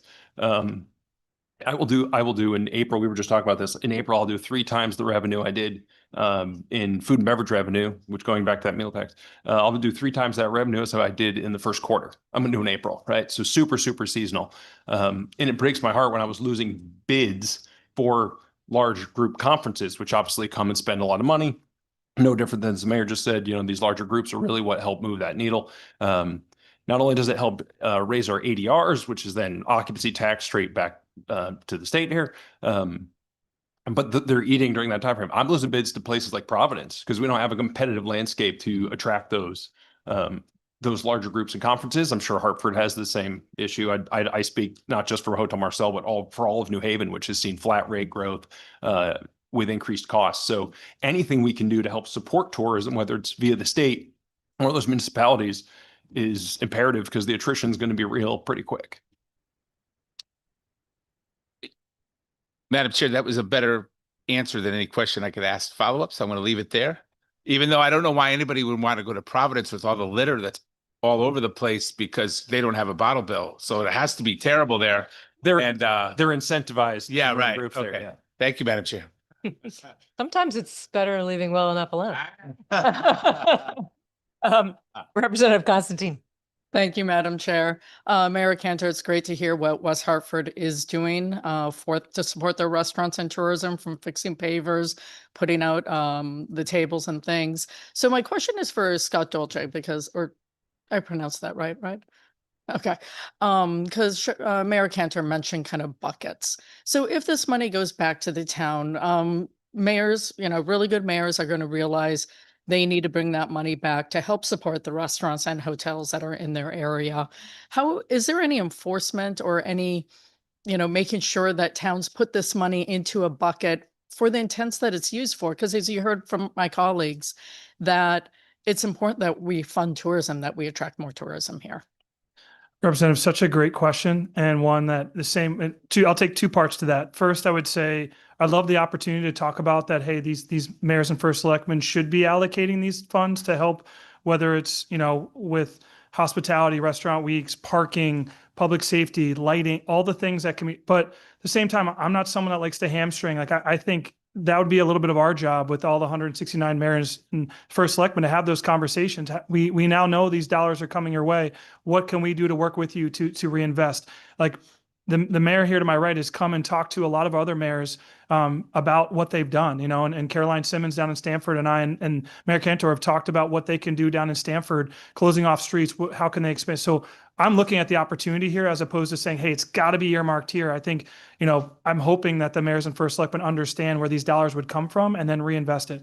Obviously, it's not a perfect world, but I think, that would be my first take on it. And the same with the tourism. A lot of people are like, oh, well, where's this tourism money go? Who does it go for? I think it's let's get the dollars there and let's continue to talk about how they can be reused, compete, whether it's marketing dollars. We're in one of the highest, in between Boston and New York. Our media rate to pay $4.5 million doesn't go very far. And also know that as I'm talking with hotels now, I don't think people realize this, but hotels rely on about a little over 70% of their business as tourists. People outside of the state coming to stay. Restaurants, about 35%, doubles with hotels. So as that 12 million down to 4.5 million, as Ben alluded to, and all of our hotel operators, that's what they're scared about, is if we're not attracting people to Connecticut, their hotel rooms are not going to be filled. And guess what? Then the secondary effect, our restaurants are not going to have those guests, and you're going to see businesses close up. And that's where I think this bigger conversation is. Let's reinvest this money back where it needs to go, into the towns, into tourism, and then we can all work together about making sure it's done right. Thank you. And actually, I have one more question. I'm sorry. So you mentioned it will go back to the towns that earn the money. There are some towns, I think you mentioned one town that has 0 restaurants. Is there any talk among the people that you speak with about having almost a minimum amount of the tourism tax going to certain towns that might not have restaurants or hotels, but they have wildlife trails or places to stop so they can actually advertise too?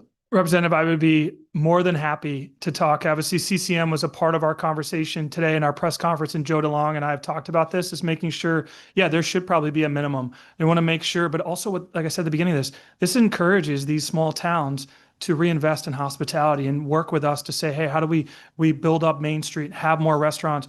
It's also not just restaurants. Understand these caterers and these hotels that are hosting weddings. Unfortunately, that tax is a part of the 7.35. So like the farms that we had before us that are hosting, farm to table dinners and having these weddings, same thing. So I think that it encourages all of our small towns and our large cities to rethink hospitality, because guess what? They're going to benefit long term. But I agree with you that, there should be probably a floor to make sure all the towns are benefiting. But as you look at the list, everyone's on it. Everyone has a dollar figure that they're receiving. And there's some really small towns that are huge. Litchfield is a perfect example. Their dollar figure, because of what they've done in the restaurant scene and the hotels and the catering that's being done there, which kudos to Denise Rapp as their first select woman and what she's been doing. We should benefit and encourage more of that. Mm-hmm. Thank you. Senator Fonfara. Thank you, Madam Chair. Thank you all for testifying today. Very helpful discussion. I've listened to everybody regarding, particularly Scott, and your very eloquent comments about the potential, particularly your last comment about how this could serve as an incentive for municipalities to grow. Have you, and particularly for Mayor Cantor, looked at Senate Bill 511, which is an act establishing municipal growth dividend payments, which would give each town a percentage, 0.5% of revenue generated in the town from the state income tax, corporate income tax, and sales tax, which I think the town of West Hartford would do very well with. I didn't see anyone sign up from this group to speak on that. Are you familiar with it at all? No, Senator, I apologize. We'll take a look from my side of that bill with all of our members. I think, like you said, incentivizing our towns to reinvest in their businesses is without question something we would always support. I can't speak to the all the concept of that bill specifically, but I think to what you heard today in my own testimony, the growth of our hospitality sector in Connecticut in the 8 years since I've been here is real. It's not just the 1%, throwing some big numbers out there. Sales and use tax from our industry alone is $1.5 billion. About 23% of the general fund sales and use tax is generated, 170,000 employees, second largest private sector employer in the state. I want to look at ways and more bills and more business friendly bills like this Senate Bill 2 that are going to support our small businesses in the future. So anytime you can incentivize, I'm supportive, but obviously I can't speak directly to that piece of legislation, Senator, but I will look into it. And for me, Senator, thank you very much. I actually just heard about this yesterday and I have not had time. I did not see it when over my head in our budget that we adopt in a few weeks. So I think that through CCM, it will be very important for them to educate municipalities on what the impact will be on municipalities. There is a very consistent message that property taxes have become a very onerous burden for our residents throughout the state of Connecticut. We have rising costs in every single area, whether it's education, special education, insurance, labor, all of that. And the more that we are proactive in thinking about diversification of revenue, that is going to be critical for us because those rising costs are not going away. And the fact is that the people are the people, and most that we serve are people, whether it's teachers or police officers or firefighters or EMTs or paramedics, whatever. Those we're serving the same amount of people. People talk about regionalization. That will help a little, but it won't help to the extent. So we have to have some diversification in revenue. So I will look into the bill a little bit more, but I would say I will look to CCM to help to educate us on how it will overall impact. So Thank you for that. It's very disappointing that they have not informed mayors of 511 and what it could do for your towns. Talking about CCM. Extremely disappointing. Thank you. Thank you, Madam Chair. Thank you. I have one quick procedural question just for Mr. Webster, because I don't see you on our list. Are you substituting for Mr. Becker, who is number 12? Yeah. He's our owner. He had to run the representative. Unfortunately, he was here this morning, but obviously duties had called and Ben came as his GM. So just wanted to fill his spot. Thank for you. Just No wanted to be problem. clear. Seeing no substantive further questions, thanks again for joining us. Next up, we have Lori Henson. Yes, thank you very much. Madam Chair Horn, Chair Fonfara, ranking members and distinguished members of the committee. Thank you for the opportunity to testify today in support of HB 5569, a small business advertising tax credit. My name is Lori Henson, and I'm a policy manager with Rebuild Local News, the leading nonpartisan policy coalition representing 3,000 newsrooms and 15,000 journalists. We develop and advocate for public policies to strengthen community news. I urge you to vote in favor of HB 5569, a smart and effective way to support both Connecticut small businesses and essential news coverage in communities all over the state. While tax relief for small businesses is important for the state's economy and for the health of those small businesses, this particular tax credit has a double benefit: tax relief for the small businesses that advertise with local news and an incentive to spend more ad dollars with Connecticut news outlets. In other words, this is not only a tax relief bill, but a buy local bill. In incentivizing small businesses to advertise locally, this tax credit ultimately supports essential news coverage for Connecticut communities. Small businesses would qualify when they advertise their products and services with local news outlets, and the local news outlets, many of which are small businesses themselves, turn the ad revenue generated by this tax credit into news coverage of communities in print, online, and on local TV and radio. This tax credit is needed now more than ever. A study by Rebuild Local News and Muckrack found that our nation lost 75% of community journalists since 2002. And Connecticut ranks 37th out of 50 states in its number of local journalists. The state lost more than 1,800 journalism jobs, a 65% decline between 2013 and 2023. Without strong local news, research shows communities face higher borrowing costs, lower voter turnout, fewer choices of candidates on the ballot, more political polarization, government corruption, and corporate crime. This tax credit is not a cure-all for local news. We have other ways that we support improving the local news environment around the country, but it is an effective way to keep public dollars and reliable local news in Connecticut. Lawmakers in Kansas and New Hampshire have introduced similar bills. We encourage the committee to consider amending the bill to include underwriting and sponsorships as qualified local media advertising expenses, to clarify that public and nonprofit news outlets are included. We also recommend requiring news outlets to disclose their beneficial ownership or their nonprofit board of directors. We also have model language detailed in my written testimony designed to maximize the tax credit by carrying unused credit forward, and language to guard against fraud by requiring news outlets to certify ad expenses submitted by small business taxpayers. We're happy to answer any questions from the committee about this policy or any of our other policies. Thank you for your time and support of this bill. And thank you for your work in this space. I had a question, and there may be others who we have, as you know, looked at in the past and this year at, the challenges that you've outlined with respect to local news, local journalism. And one of the criticisms of this particular approach that is in this bill is that it tends to, or it helps the larger journalism organizations that maybe don't need the help at the detriment of the smaller ones who perhaps are not able to take advantage of this kind of, they don't have access to the kind of advertising we're talking about here. I wonder whether you could comment on that.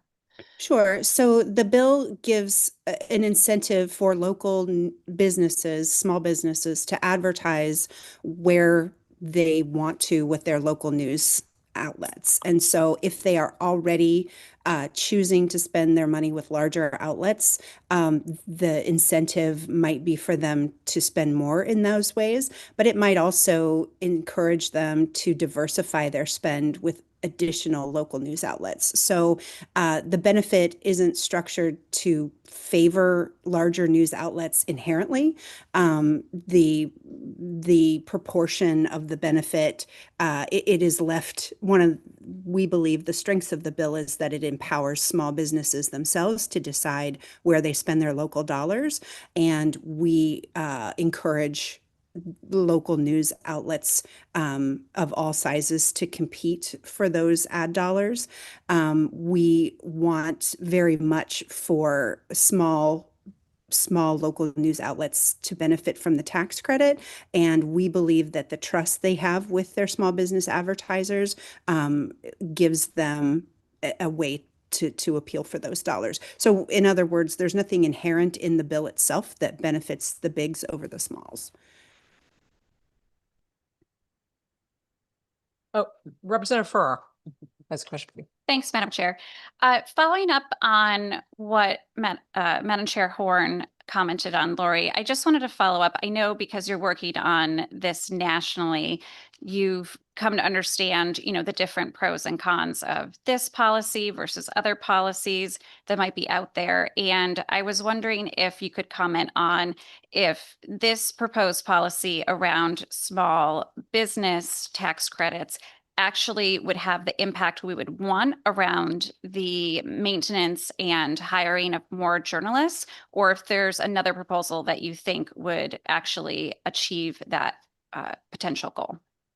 Thank you for that question. So we have policy menu that we believe encourages, our North Star is always to get more journalists into newsrooms and into serving communities around the country. This is one idea that we have that we think has a lot of strengths, but there are others. And among the others are an employment tax credit that is a more direct benefit to newsrooms, and it provides tax credit to local news outlets that hire or retain journalists.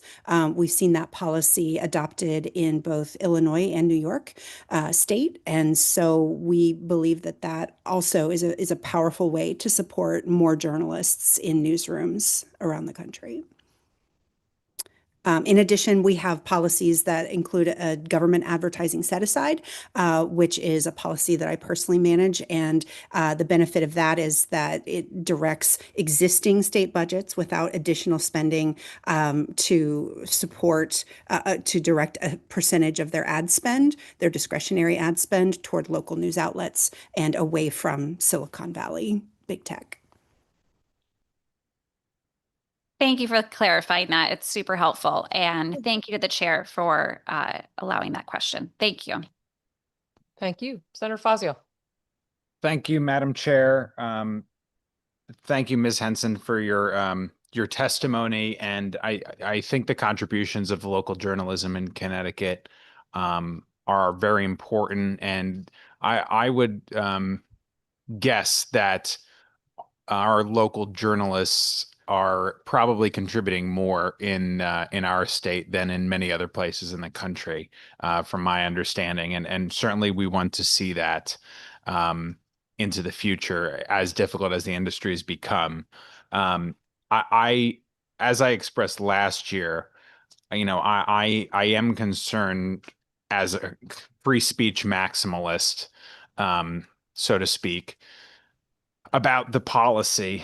The credit is a pretty substantial one at 80%. Yes, it's limited, but 80% means it's 80% paid for, which is substantial. I mean, my question to you is just, do you worry that obviously some of the state and local journalists that would come under a policy like this, cover the state government, and there's a natural tension there that they're covering policymakers who will make decisions on whether to subsidize them tens of thousands of dollars a year through a tax credit or not, compared to other industries that wouldn't be able to avail themselves of similar treatment. Does that kind of concern you, even if it's, not conscious, it's subconscious, whether us getting involved as a state government in subsidizing or not subsidizing journalism and speech compromises the neutrality and the freedom of the press? Thank you very much for that question. It really is central to the way that we develop policies, to make sure that every policy we develop is First Amendment friendly and protects the independence of the newsrooms. What we like about the policies in our menu, including the small business tax credit, is that it doesn't change anything about the existing system of advertising. There is still a firewall that exists within news organizations between the ad side and the newsroom, and this policy does nothing to change that. It does not allow the government to, quote unquote, choose winners and losers. It is simply an item on a tax form that small businesses have the power to claim. And we believe that that has broad benefits for communities. As we said, without the public good of local news being supported with public resources, their struggle to stay alive is at stake. And so we believe this provides a needed boost without interfering on the content side. I appreciate your testimony. I think we have a little difference of opinion, maybe rooted in different views of human nature, but we want to see that, I think, the same ends of local and state journalism succeed in a difficult environment. I'm concerned about this policy as an alternative to do it, but I appreciate your testimony today. Thank you. Anyone else? Thank you. Thank you. Bruce Becker.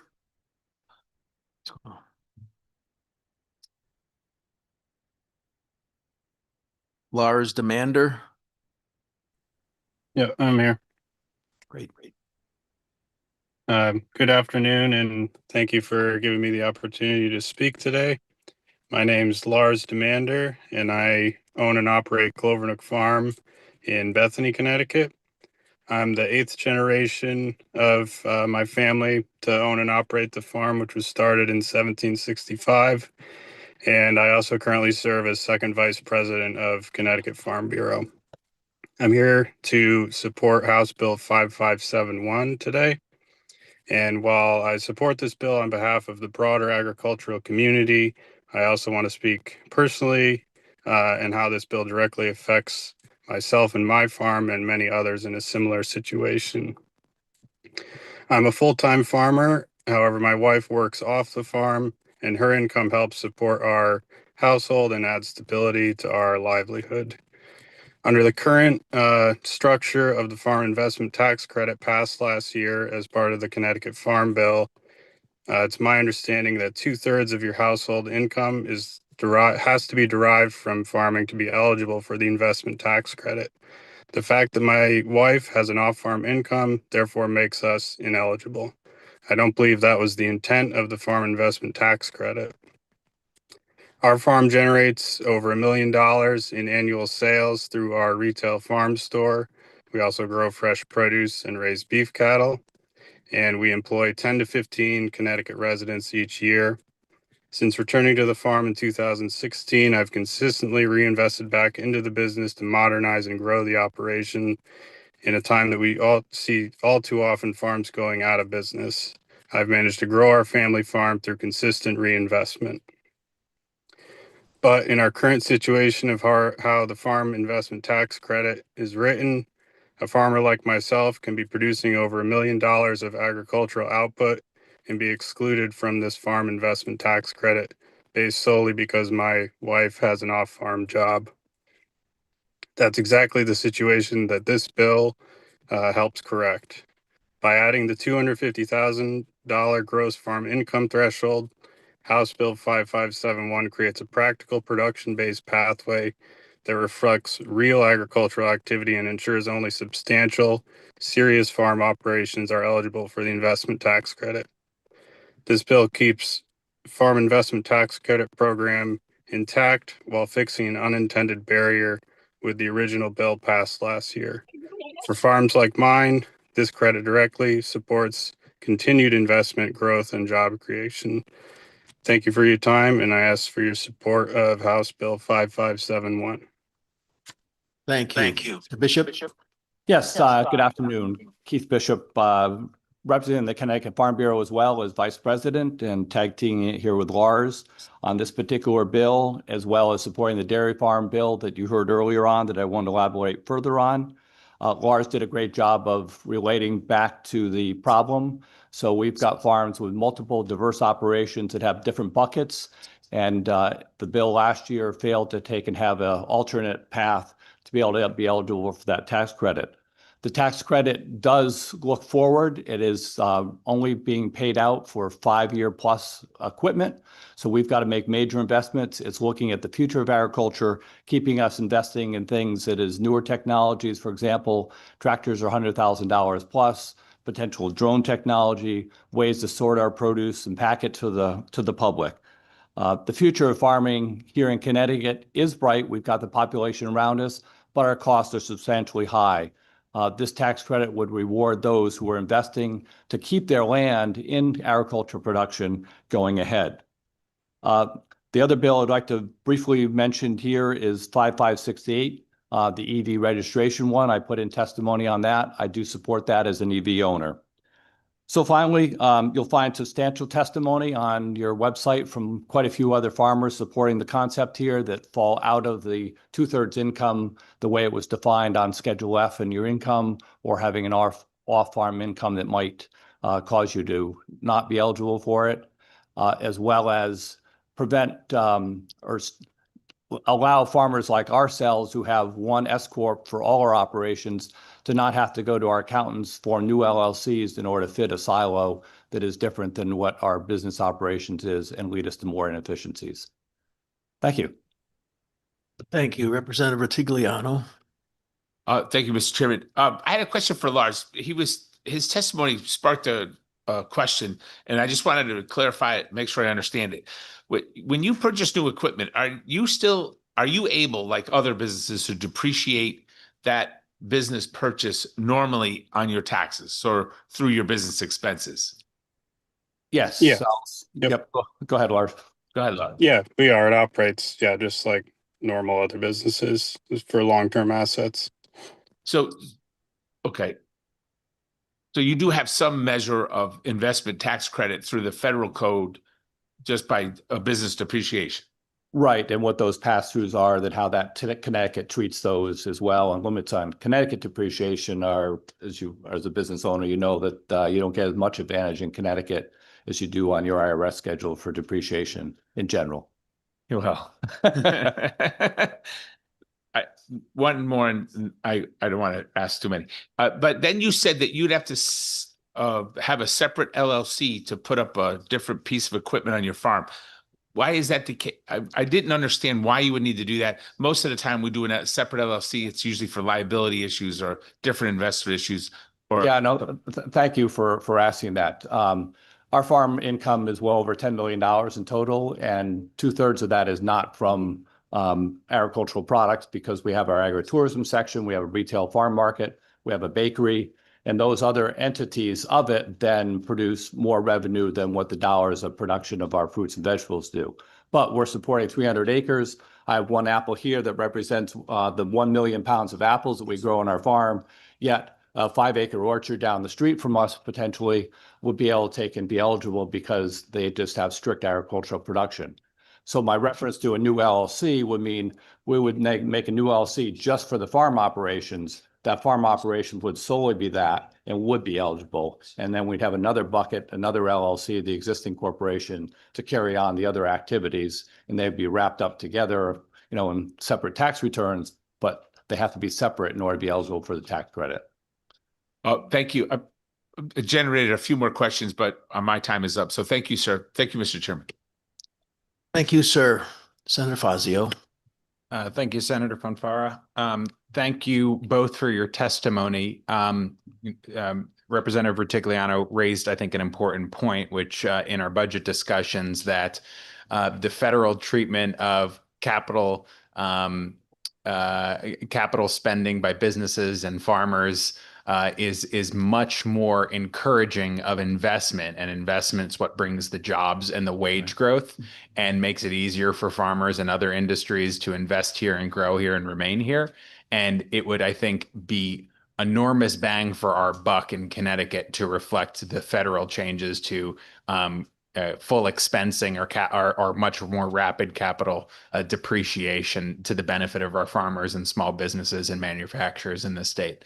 Separately, I wanted to ask either of you the same question I asked some of the other dairy farmers earlier, which is, are there other policies that come to mind as we're sitting here that the state imposes on our agriculture industry, like had been mentioned, was the trucking, the lower trucking limits compared to Massachusetts, that impose a cost that you would like to see us consider or reconsider as we sit here? I'd say the support for farmers to make sure that you don't lose the land in production is really critical. Public Act 490 is a really critical one. I'm one of the 20 members on the working group that was appointed by Governor Lamont as a result of the increases and changes that were proposed back in late last fall, and then pulled back to stick with the 2020 rates, not the newer ones that substantially changed the use value assessment for local property taxes.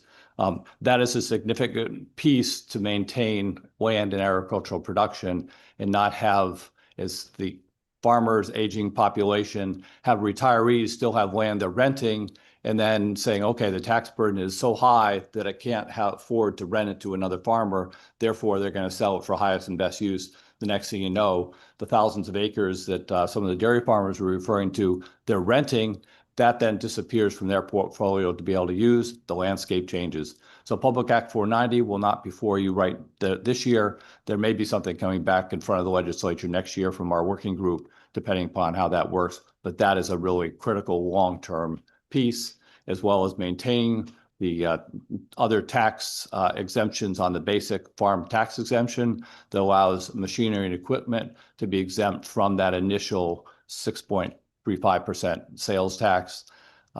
There are a few other bills here that we've referenced in Connecticut Farm Bureau. They're more in the Environment Committee that I wish you'd be supportive of. You can look that up easily online by putting my name in your search bar, and that'll pop up. Thank you. Anyone else? Representative Winter. Thank you, Mr. Chair. Thanks for your testimony. I wanted to follow up. You mentioned the EV registration bill. Can you just talk more about why you support that? Thank you. Really quickly, I did calculations that are on my testimony.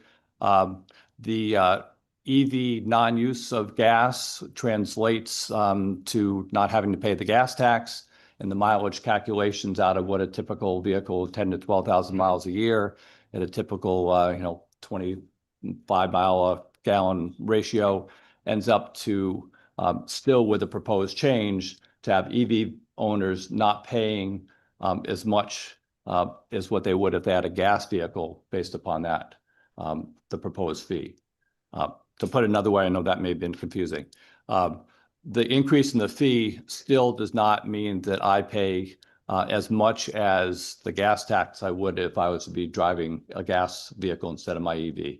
So I think it's fair for EV vehicle owners to take and participate in the road maintenance and funds that the gas tax goes to. And long-term wise, I think even more important that we need to relate back to miles driven by different vehicles in terms of how road infrastructure is needed. And so those who need to drive more would pay more in registration fee based upon their mileage. I know it's another whole bucket, but I'll throw that out there as a concept. Thanks. That's helpful. So you're saying as an EV owner, you think you should be paying in some amount to help with road maintenance, but Yeah. in the long run, you think like the most perfectly fair thing would be something that's more mileage based. Right, and based upon class of vehicle, weight to some degree, although I would caution as far as trucks, well, trucks are heavy users of our infrastructure. Those are also necessary for every single one of us to get our products here. And so we can't turn around and have the dominoes hit heavy upon industry when really it comes back to the end user and the consumer. Thank you. Thank you, Mr. Chair. Thank you. Anyone else? I'd just like to say that your very generous position regarding EVs, I know that's not the main issue you're here for, but it reminds me of a predecessor of the the ranking member on the committee, Senator Nickerson. He was fond of the phrase, "Don't tax me, don't tax thee, tax the man behind the tree." And that's not your position here today. You're saying tax me. And we don't get a lot of people before this committee testifying in that regard. I think I explained my position fairly, that I think of undertax in relationship to use of the roads because the EV registration is the same as a gas vehicle that then also pays gasoline taxes. Separately, I'd urge you not to cut the gasoline tax given the current economic situations. I think that's a no-go as far as really helping things out here in Connecticut. That's another quick comment. This is one member that shares your position. Thank you very much. You're welcome. Thanks for your time. Peter Myers. Tax bill and let him know.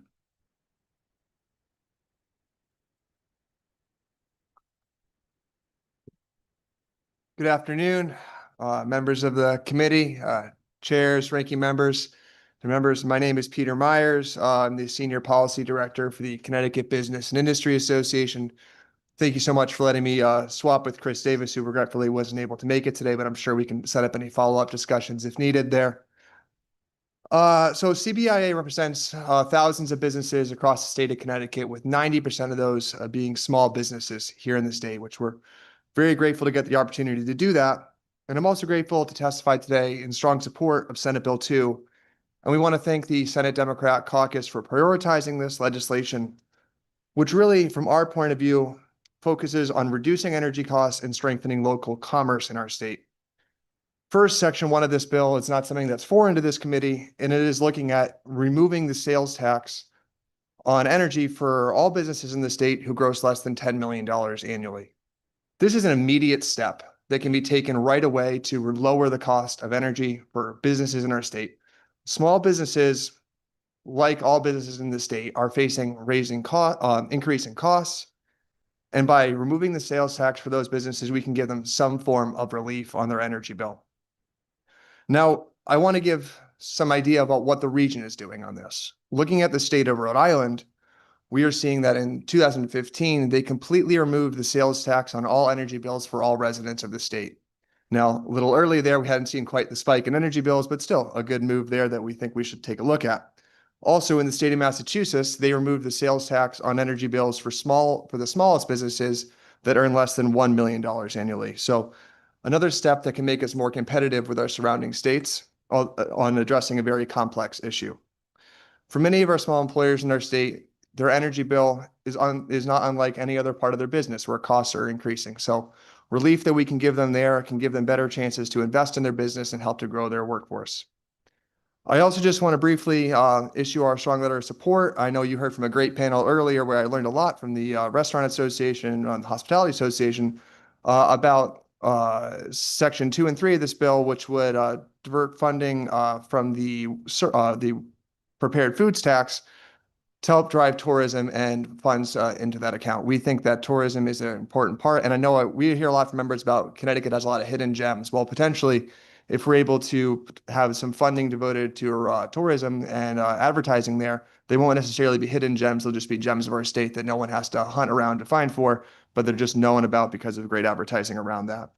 And lastly, I just want to wrap with our strong support for Section 3 of this bill, creating the Trade Commission with India. We have another strong trade commission with Ireland and Puerto Rico. And Connecticut also has a rich history of German manufacturing, especially in the southern part of the state that we're very supportive of. So any more we can continue to support that, we're happy to do so. So that's it for the comments from me today, but of course, happy to take any questions or I know we submitted testimony, a lot of other bills, and happy to set up further conversations there. Questions? Representative Retigliano. Thank you, Mr. Chairman. Good afternoon. I just wanted to, I go to events, I talk to other business owners in our surrounding states, and they hear what we pay for, electricity and just utilities in general, and they're shocked and aghast, and they're like, how do you handle it? That being said, do you know the percentage or the dollar amount that Connecticut businesses had to pay when we increased the public benefit charge over a year ago? I don't have an exact dollar amount or percentage. I can absolutely, we can find that out for you and get back to you on that. But what I can say is we heard about it every day, not unlike everybody else that represents anybody at the Capitol, whether they're an association or representatives or senators. It's something that the business community feels every day. And it's certainly something that we feel that Section 1 of this bill helps to address immediately on addressing energy prices. Do you know the dollar amount that just businesses in general pay in either the sales tax or the public benefit charge on the electric bill? Well, the sales tax is 6.35% on the supply and on the delivery of their bill. So it's however much their bill is. I have exact examples that we were provided earlier this year. I'm happy to provide to you as well. Thanks. I was looking to get the big dollar number so we could just see exactly how much is coming out, but we'll address it later. Yeah. Representative Menapes. Hi, I just had a question on the submitted testimony you had, and forgive me, I believe this is under Chris Davis's, so I don't know if you have it, but on the farm investment property tax credit, I was hoping that you guys might be able to kind of explain of why you think it would be beneficial for us to expand the eligible farmer. I'm not saying that, I don't really know how that will increase, I suppose, production or make it easier for our local farmers for this one. Yeah, I don't have that information with me right now, but I'm happy to follow up on that. Sorry.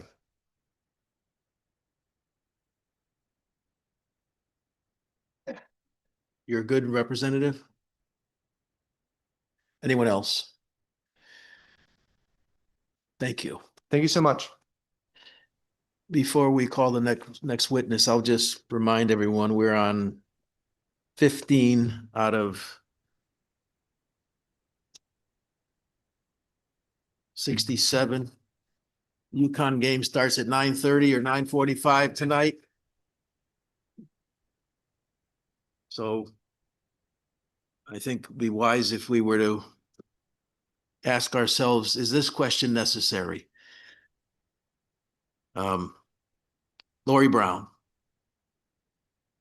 Yes, good afternoon, Senator Fonfara, Representative Horn, and all the members of the Finance Committee. My name is Lori Brown. I'm the Executive Director of the Connecticut League of Conservation Voters, and we work with many environmental groups in Connecticut to advance the policies that protect our land, air, water, wildlife, and also to prevent the weakening of our existing environmental laws.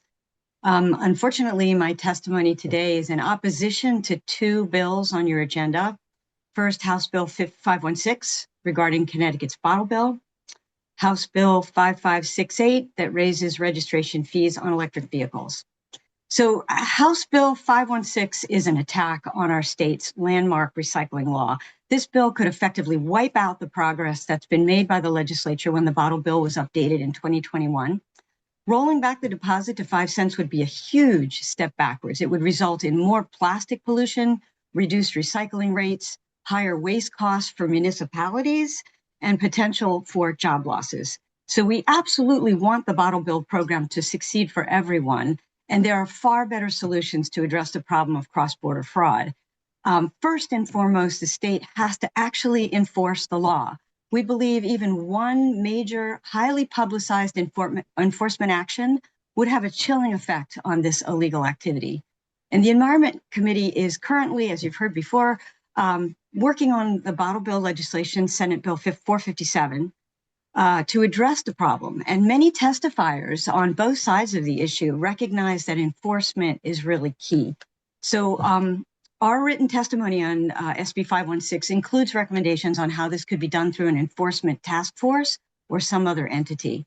So we do urge you to reject Senate Bill 516 and allow the Environment Committee to work on the policy needed to address the enforcement. I'm also just going to testify briefly on the second bill, House Bill 5568, that could triple registration fees specifically for electric vehicles. I mean, if anything, electric vehicles should be incentivized, not penalized just because they don't use gas. HB 5568 is simply unfair, and it would impose a significant financial hardship on the very consumers we're trying to motivate with better charging infrastructure and rebates. So Connecticut League of Conservation Voters urges you to let this bill die and look for another funding avenue. Thank you for considering my testimony.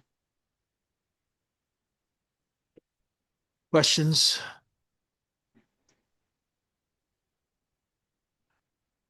Thank you.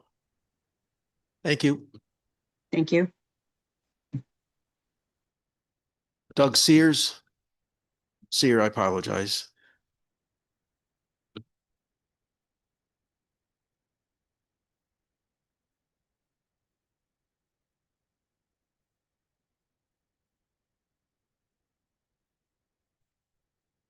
Good day, Chair, Vice Chair, Ranking Members, and esteemed members of the committee. My name is Doug Steary, and I am the Tax Director at Synchrony Financial. We are proud to be headquartered in Stamford, where we employ about 500 people. Synchrony is a leading provider of credit card partnership agreements, co-branded products, installment loans, and other consumer financing solutions. Connecticut residents have more than 716,000 accounts with us, and we partner with thousands of businesses in Connecticut. We are also proud to support Connecticut through philanthropy and education. Over the past 4 years, we have provided $18 million in grants to local nonprofits, and we have invested more than $6 million in UConn over the past decade. We thank the committee for considering Synchrony's point of view and appreciate the inclusion of Section 2 of House Bill 5571 that would create a working group to examine the state's application of market-based sourcing on investment income for financial institutions. However, Synchrony requests that the committee follow in the footsteps of neighboring state of Massachusetts and pass legislation that would align Connecticut with modern sourcing policy, improve competitiveness with our neighboring states, support in-state headquartered jobs, and better ensure that the tax base reflects Connecticut customers and economic activity. As background, Connecticut's tax structure for financial institutions is already largely based on where customers are located, but certain treasury income is often treated differently in a way that can depend on where treasury functions and decision makings occur, which is frequently at the headquarter location. This mismatch creates an unintended outcome.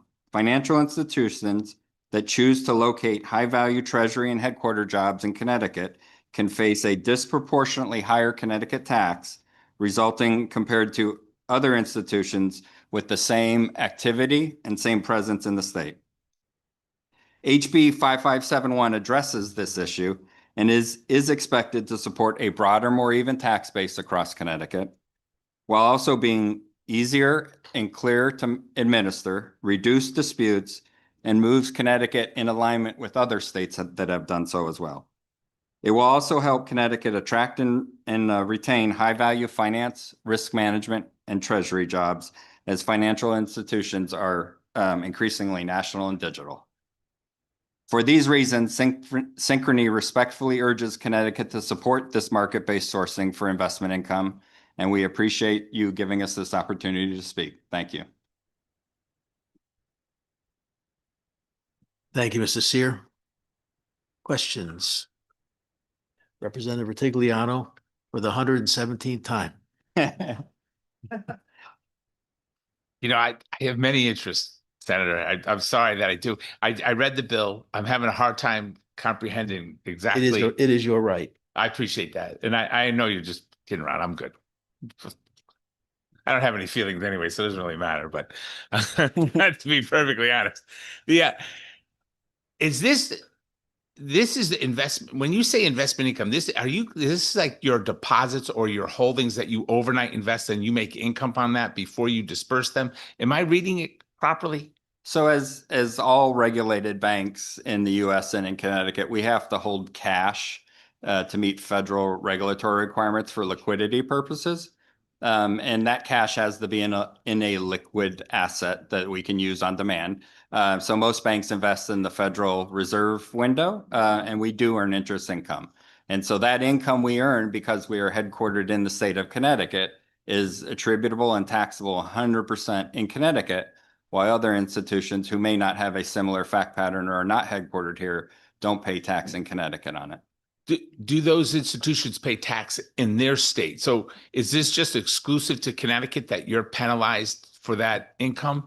Or I mean, name a bank in any other state that does business in Connecticut. They don't have that same problem. Am I understanding that It correctly? varies by each state, but there is clearly a shift, particularly in New York and Massachusetts, that have, and being key bordering states for our institution, that have shifted to this. We've seen it in Utah, Illinois, and other states. So there is definitely shifting. There is disparity between the states, as you understand in all tax law. All 50 states differ in every way. But clearly for us and for Connecticut being bordering with Massachusetts and New York, there's a clear difference that's creating a competitive disadvantage. Thank you. Thank you, Mr. Chair. Thank you, sir. Representative Paletta. Thank you, and thank you for being here. So this legislation, I'll admit, is it's a little confusing. I'm trying to understand it a little bit more. I think everybody can probably say that up here. Yep. It's something that it's a topic that's, I think, evolving. That's fair. What passing this legislation, what would that do here? Who would it benefit, and what can you say in terms of, economic benefit, and what would that mean? I think overall, the proposal one would be the last aspect of Connecticut's taxation of financial institutions that would be converted to market sourcing. And market sourcing basically is how banks pay their tax associated with the income. It's where the customer is located. It's anticipated that this would likely mostly benefit or put in-state banks on equal footing with out-of-state banks. Whether you're large or small, because you are based here and you likely have your functions that manage this type of income for your bank, you're paying a significantly disproportionate amount of tax on it in Connecticut.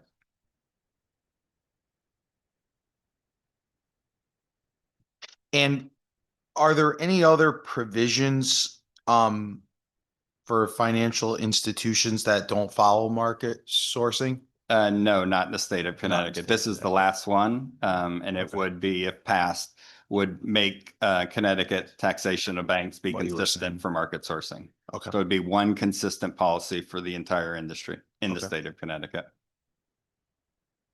Okay. All right. Thank you. Thank you. Anyone else? Representative Constantine. Thank you, Mr. Chair. Thank you so much for being here. I was hoping you could shed some light, since you're in the industry, as to how big the universe of companies that have this issue here. I know there's Synchrony, I know there's Webster, but we have a huge financial service industry here in Connecticut. So any light that you could shed on that, which is kind of the purpose of the working group, so we get a better idea as to what the tax effect is. And if by any chance you know how Massachusetts did over the last year after it went into effect in 2025. It would, to my knowledge, impact any bank that operates in the state of Connecticut. If I recall right, there are over 3,000 banks in the US, but not all would operate in the state of Connecticut. Clearly, the largest banks tend to operate in the Northeast, so I'd expect the top 50 to be impacted. And likely carrying the most largest amount of assets would be the largest concerned parties that would be impacted. But we do expect local community banks also to potentially benefit from this. With regarding Massachusetts results, we don't know. I haven't monitored or been able to find out the economic costs to the state. But one does expect, because you're broadening the base and being fair and consistent in your tax policy, that you will have some what I'll call winners, particularly in this instance, in-state banks headquartered here with large Connecticut jobs, and then some potential losers or impacts on the other side with out-of-state banks who have these type of jobs in another jurisdiction. But as I think I mentioned in my testimony, it's broadening the base, but also a shifting trend that we're seeing very recently in a lot of states, particularly the two key neighboring states of Connecticut. Thank you. Yes, as legislators, we are keenly aware of what our neighboring states are doing, not just in the financial service industry and taxes, but also on the R&D side, sales and use. So thank you so much for your testimony. Anyone else? Thank you. Thank you. Joseph Lewis.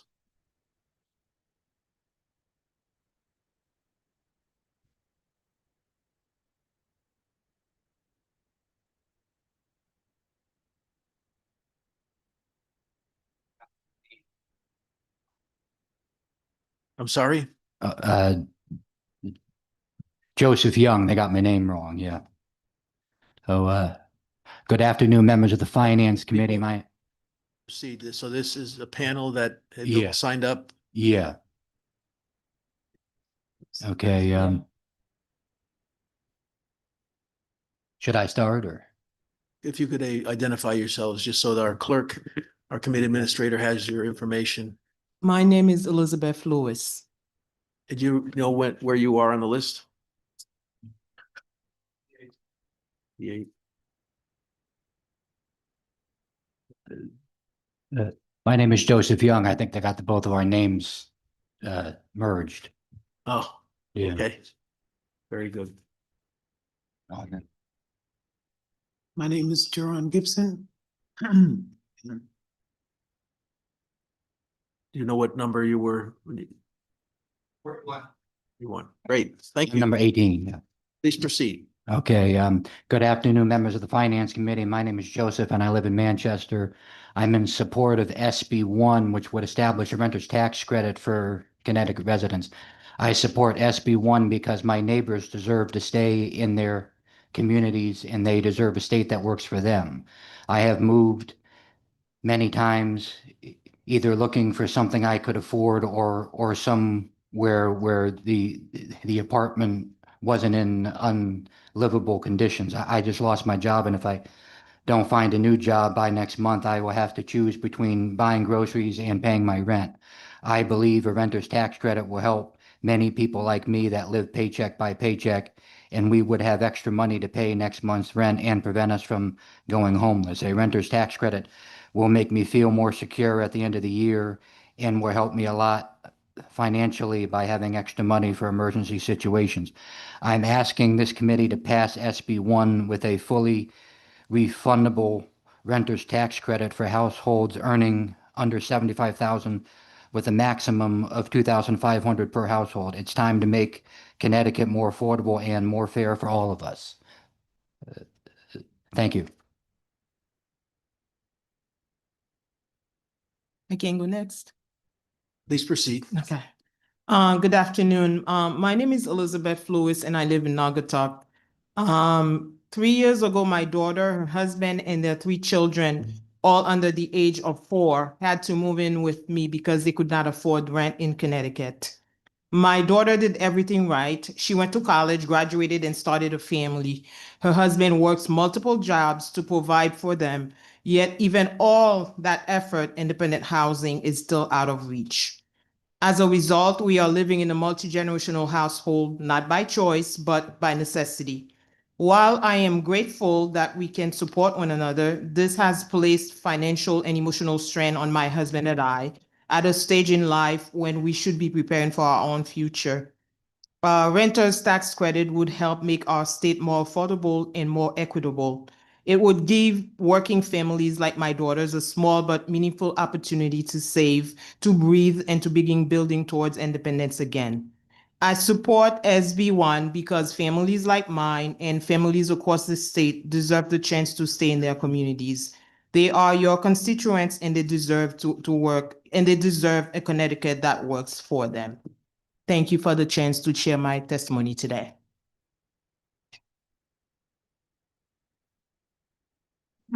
Good afternoon. My name is Jerron Gibson, and I am a Waterbury resident.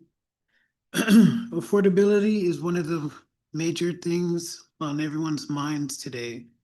Wages have yet to keep up with the cost of living, and housing is a huge priority.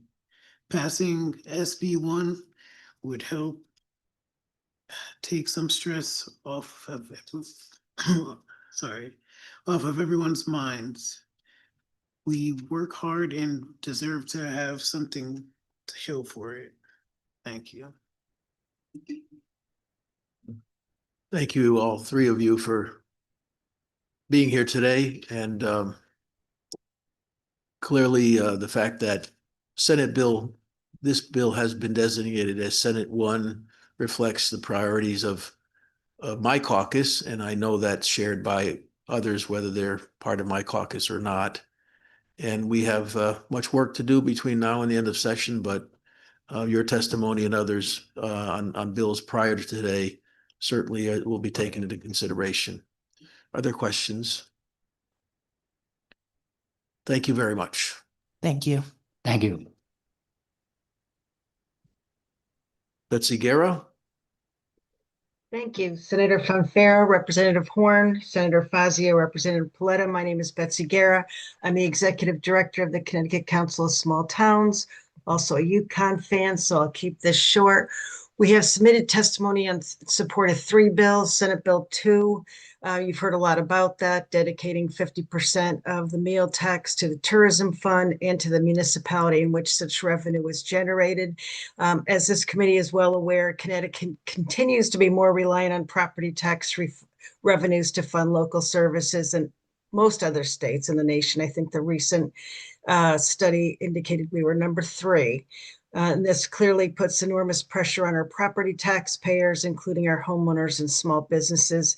So we do support the bill that, and to the extent that it helps diversify revenue sources for our municipalities. We also support the provisions that direct a percentage to support arts, culture, and tourism in Connecticut. It's a big industry. It supports a lot of jobs, and it certainly helps strengthen our local economies. So again, we're very supportive of that. In addition, we do support Senate Bill 511, which creates a very innovative approach to supporting revenue diversification and revenue sharing. I think that it will position municipalities in a positive way to promote economic development in their communities. We have provided this information to our board and are awaiting some additional feedback. But again, I think it's a very innovative approach and one that is definitely worth exploring. And we also support the bill that would stabilize some of our dairy farms to ensure that they can continue to be economically viable in our state, in addition to supporting the farms. Farming is critical to many of our small towns. Many people choose to live or visit our rural communities because of the pastoral settings and scenic beauty that farmland and other open spaces provide. So mix of things, but we're all in support today. So thank you very much. Thank you. Questions for Ms. Guerra? Thank you very much. All right, go UConn. And that is it's appropriate time for me to say that in the interest of fairness, I did not recognize that the women play at 5 o'clock today. So we all have an incentive to be even more brief in our questions and our answers. Senator Fazio. They're by 100 points, so it's not even. Your point exactly, Senator Fazio? They're going to win by 100 Yeah, points. so we should all make sure we watch them. Yeah, yeah. If you want to see something that's illegal in other states, Even more reason to watch them. Andy Bauer. Hi, everybody. UConn grad, 1984. Senator Fonfara, Representative Horn, co-chairs, ranking members, regular members of Finance, Revenue, and Bonding. Good afternoon. My name is Andy Bauer. I chair the Portland Clean Energy Task Force. I speak today in opposition to Raise Bill 5568. While roadway maintenance is a good thing, at this time increasing the cost to put electric vehicles and plug-in hybrids in service would hinder efforts to improve health, lower fuel prices, and help our power grid. Please consider that zero-emission vehicles reduce the potential financial damage from storms boosted by climate change. That's even when they charge from our fossil fuel-dominated grid. No emissions also means improved air quality, especially if you live, work, and play next to a major roadway. Below, I did a mock-up of Connecticut's, my rendition of the pollutants that would decrease along our highways if we encouraged more EVs. Prices at the pump are soaring, everybody knows that. Let's acknowledge that EVs reduce demand for gasoline, putting downward pressure on the price for gas for those who need to buy it. EVs and vehicle-to-grid systems could be stabilizers to our electric grid. They are basically mobile power plants. And that's a couple steps away, but the potential is there. On balance, EVs deliver several things that we value. So let's turn this bill around and start thinking about how to encourage, not penalize EV adoption. Please oppose 5568. Thank you very much for your time. I'm happy to try to answer any questions or concerns. Representative Constantine. Hi, Andy. How are you? Nice to see you. Nice to see you again, Representative. So I had a question. I was doing some calculations regarding the Special Transportation Fund and combustible cars, gas cars, between registration and gas tax contribute about $292 a year to the maintenance of our roads. And EVs right now don't contribute any. A lot of us here have EVs and we buy them because there's certain things that we like about them. I never really thought about the fact that I'm not paying for the upkeep of the roads. So under this proposal, EVs would actually only be $115 a year. We all know things are getting more expensive, tar, labor, just getting our roads repaired. So are you still against the bill, knowing that a lot of us who have EVs buy it for different reasons? Clean air, it's super quiet in the car, versus the fact that a lot of us did not know that we are not helping to pay for our roads maintenance. Thank you for the question. I think the bill is, if I may, incomplete. So yes, road maintenance, that is important. Clean air, reducing greenhouse gases, as I mentioned, all those things are important. So I think if a bill like this is to go forward, then I think it's fair to give EV owners a credit for reducing pollution simply by the choice of the car they drive, for reducing greenhouse gases. And I think it's you might want to double that credit for EV drivers of Hartford, for example, or New Haven, or anywhere along the I-95 corridor, because that is where our greatest pollution from roadways comes. So sure, tax vehicles like, I believe it was Mr. Bishop earlier, for how many miles they drive on the roadways or for the weight of their vehicle, but also give credit for the good things that the vehicle choice does contribute to residents across Connecticut. So just to follow up, so you don't think the fact that EVs would pay almost $200 less than combustible gas cars is a credit to EVs? I would agree that it is, we'll call it a credit. I would also point out that against a larger backdrop of the loss of the credit to the tax incentive to purchase EVs, the timing is not so good. I think if we get to, let's say I think we have like 3% of Connecticut drivers own an EV. I think if we get to 20%, then we revisit that. And I, as an EV driver, I'm going to say, yeah, now it's time for that. Thank you, Mr. Chair. Thank you, Representative Constantine. I appreciate your questions and the meaning behind them. And it just, and I'm not looking to create more conversation than is necessary on this, but there is no free lunch. These are real costs. And when someone doesn't pay, that means somebody else is paying more. And often the people who are paying more are those that have the least ability in terms of the percentage of their income. Whether that's an electric bill, whether that's a gasoline cost, there is no free lunch. Anyone else? Thank you. Thank you. Shelby Jakir Washburn. She was on the panel. All right. Thank you. Thank you very much. Cricket's daughter. Okay. Marty Isaac and Robert Provider.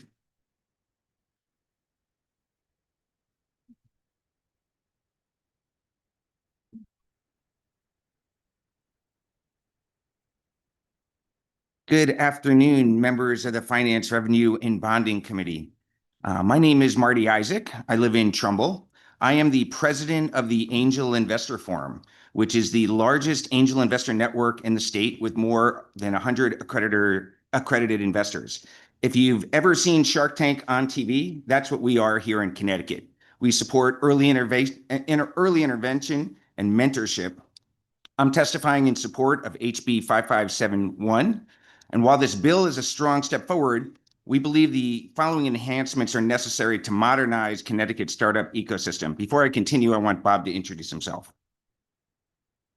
Distinguished members of the Finance, Revenue, and Bonding Committee, my name is Robert Pravder, and I reside in Westport, Connecticut. I serve as a board member of the Angel Investor Forum, and I am an administrator of the forum's investment funds, which typically now invest about $200,000 per company. We have our most recent fund is about 1.4 million in size, and we're in the process right now of opening up yet another fund about the same size. Over the course of time, as we've been investing in different companies, we've invested in 16 Connecticut companies through our funds, and we look forward to continuing that track record as we go forward. We're here today because this is an incredibly risky asset class. The Angel Capital Association says 50% of the companies you invest in go to zero. Another 20%, you don't get your money back. We need to do better in terms of how the Connecticut law works with regard to incenting this type of investment. Two provisions that are in there that we strongly support. One is lowering the workforce residency requirement, moving that from 75% to 50% for companies with fewer than 25 employees. Why? We see many Connecticut companies that are startups that may have 3 employees. If one of those employees is not in Connecticut, they are no longer eligible for the tax credit. Most importantly, we're for anti-stacking rules that are also in the provision, or we support that provision, which is treating a business and related persons as a single entity regarding the 2 million lifetime cap and ensures funds reach more unique startups. There are literally companies today or in the process previously that were kind of bypassing the system and called themselves Entity 1, Entity 2, and they were taking an inordinate amount of the funds, and it's not right, and it's squeezing out companies that could be benefiting from this program. In addition to those, we have enhancements that we think would offer greater impact and maximize the effectiveness of the program. We recommend lowering the individual investor cap to $250,000 from the current $500,000. This would ensure our limited annual pool, which is only $5 million of tax credits, isn't exhausted by just a few individuals. We would not change the $2 million lifetime cap for the qualified Connecticut business, just the individual. We recommend eliminating the sunset provision. This is supposed to sunset in 2028. Founders need the permanent certainty that this program will exist for their next round of funding. Removing this expiration date provides the long-term predictability required to attract founders and commit capital for these longer cycles. We also should be increasing the funding pool. Many peer states have significantly higher funding pools than our current 5 million. We're just simply not competitive with other states that have much larger pools. We should introduce tiered credits for the most early stage companies. You know, our 25% credit is great, and when you're further along, that's reasonable. But for early stage companies that are so risky, it's not competitive enough to get those dollars in there. Maine offers a 40% tax credit. Maryland offers, I believe, a 40% tax credit, 35 or 40%. We should also update the investment definitions that are in the law today. They're being followed, but it's a little gray. We should explicitly include safes, which are simple agreements for future equity, and convertible notes. And finally, there should be a little bit of a cleanup in the bill because it's confusing. We recommend removing references to the cannabis businesses from Section 3 of the bill. Per the current text, the authorization to reserve a credit expired in 2023, but there is confusion out there, and we should remove these obsolete references. So in conclusion, you know, what we're doing with the tax credit is important. It tells entrepreneurs they can build here and tells investors we're serious about competing. This is a highly risky asset class, and we support the early companies here in Connecticut, but we need to make these adjustments to the bill. And I thank you for hearing our testimony, and I'm happy to answer any questions with Bob. Thank you.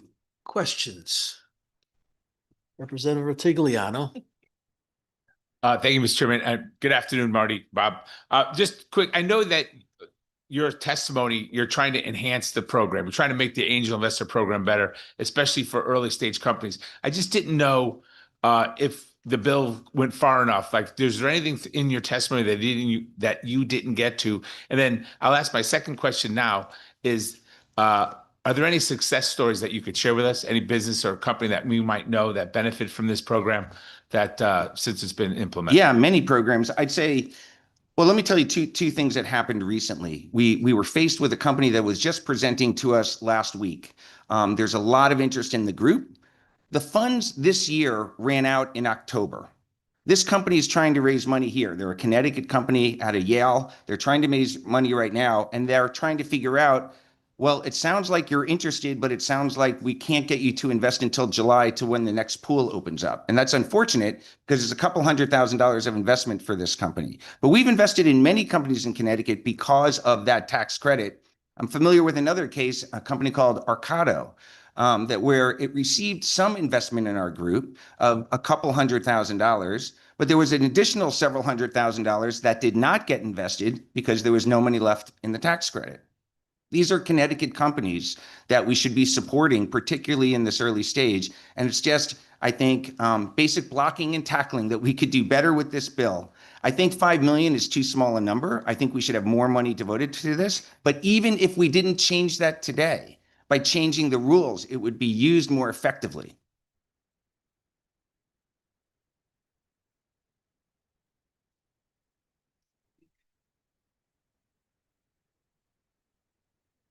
Anyone else? Representative Constantine? I will make it short because it might be a long day. Hi, Marty. Hi.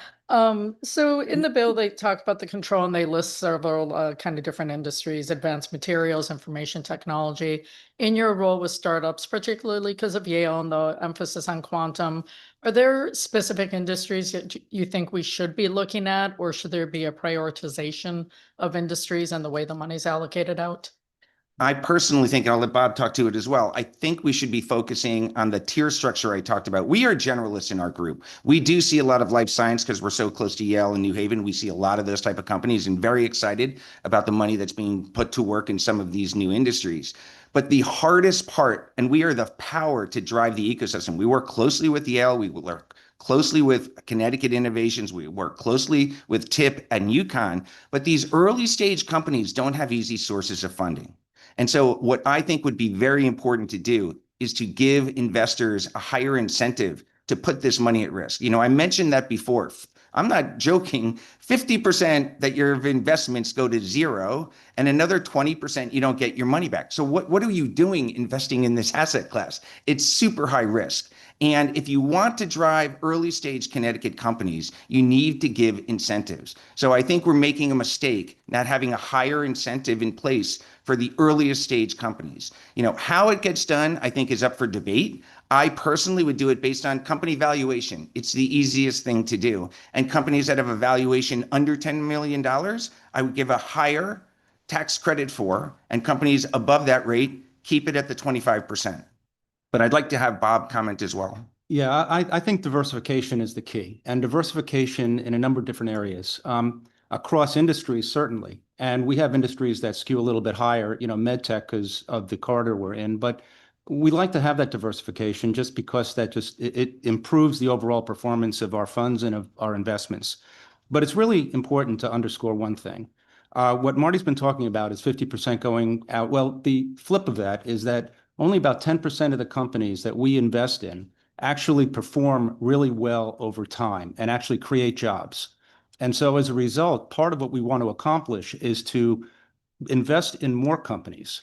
And by doing so, we raise the probability that we're going to have investments in companies that will actually be long-term success and create jobs in Connecticut. And so when we actually look at this, a small percentage of the companies create value and scale and impact in the state. But the more investments that we make in these kind of companies, the higher chance that we have of a successful outcome. That's what we're really talking about here. And we want to reduce the concentration of funds going to only a handful of companies and increase that broad diversification across companies. And one of the other things is because of the nature of the tax credit that we're talking about, it actually makes these companies much more likely to return a good investment for the investor, you know, that we're talking about. Well, what happens at that point is it frees up funds so that they can then pursue other companies and invest in more companies, therefore broadening that field that we're talking about. So there's a real compounding effect when we actually look at diversification in terms of, you know, those number of companies we can reach and the likelihood that we'll find those companies that are long-term successes. If I could add one more point as well, just where we're at a competitive disadvantage relative to some other states. Because this is a refundable tax credit, when we have investors out of state that are investing in Connecticut companies, I think that's a behavior that we want to occur more frequently. We have fantastic companies in Connecticut. The challenge for many folks that are investing in Connecticut companies is they don't have any Connecticut income. So these tax credits for them are not helpful. We are permitted under the current system to sell them. And they try to sell them, and often they're getting 80 cents on the dollar, but we're added breakage into this model for no really good reason. So, you know, I think if we come back to what are we really trying to do? We're trying to motivate the Connecticut ecosystem, get founders funded so they can build these companies. We're good as we get above the angel stage. I think Connecticut Innovations is a tremendous state asset. They do a wonderful job. There's a lot of venture capital companies. There's very few that are investing in the early stages we do. We have 100 members. There are not a lot of angel groups in Connecticut. We're kind of the game. There are little pockets of them. So when out-of-state investors want to invest in a Connecticut company, that's a healthy behavior, but we make it extremely challenging for them to get their tax credit. Thank you, Mr. Chair. Thank you. Anyone else? Chair Horn? Thank you, Mr. Chair. And thank you for joining us here today on this pretty important topic. I have a couple things. One, I wanted to draw attention to your testimony about the sunset, which is coming up in 2028. And we did have that conversation with DECD about that. But I wanted to draw your attention to the sort of, from our perspective, the tension between permanence, as you just said, I understand the value of that, and sort of accountability, especially with respect to tax credits that are designed to incentivize businesses, because that's our job. We have, it's easy to kind of give them out. It's very hard for us to go back and sort of grade them on how they've worked. And so I wondered whether you had any particular thoughts on that issue with respect to the angel investor tax credit. I think it's important. I think putting this in this new anti-stacking piece in place, I think that was poor money that was given out to companies. In essence, one company that was double dipping, triple dipping. I think that's a very important thing that you've done. And I agree kind of with this triple bottom line of it's not just about, funding that company. Are they going to have employees in the state? And I think that should be closely measured. And so I do concur with all of that. And I think there's no reason we shouldn't be measuring that. Then my second is really just everything is connected observation, which is that you started off talking about Shark Tank. And I just want to note that one of the dairy farms in my district has in fact appeared on Shark Tank and successfully got investment. So there you go. This applies to the dairy industry as well. And I missed that one. So, okay. Thank you. All right. Thank you. Thank you, Mr. Chair. Thank you, Madam Chair. This is interesting for me because it's not often in this committee, unfortunately, that we have discussions about how to grow Connecticut's economy. Usually it's how to go the other direction, in my opinion. And we'd all have a lot more money to discuss and debate over if our economy were growing. So I appreciate you being here today. I don't know, how much did you interact with CT Next when it was still in existence? Somewhat. CT Next we did programs with them. We would do mentoring programs with them. They provided some assistance on some of our programs as well.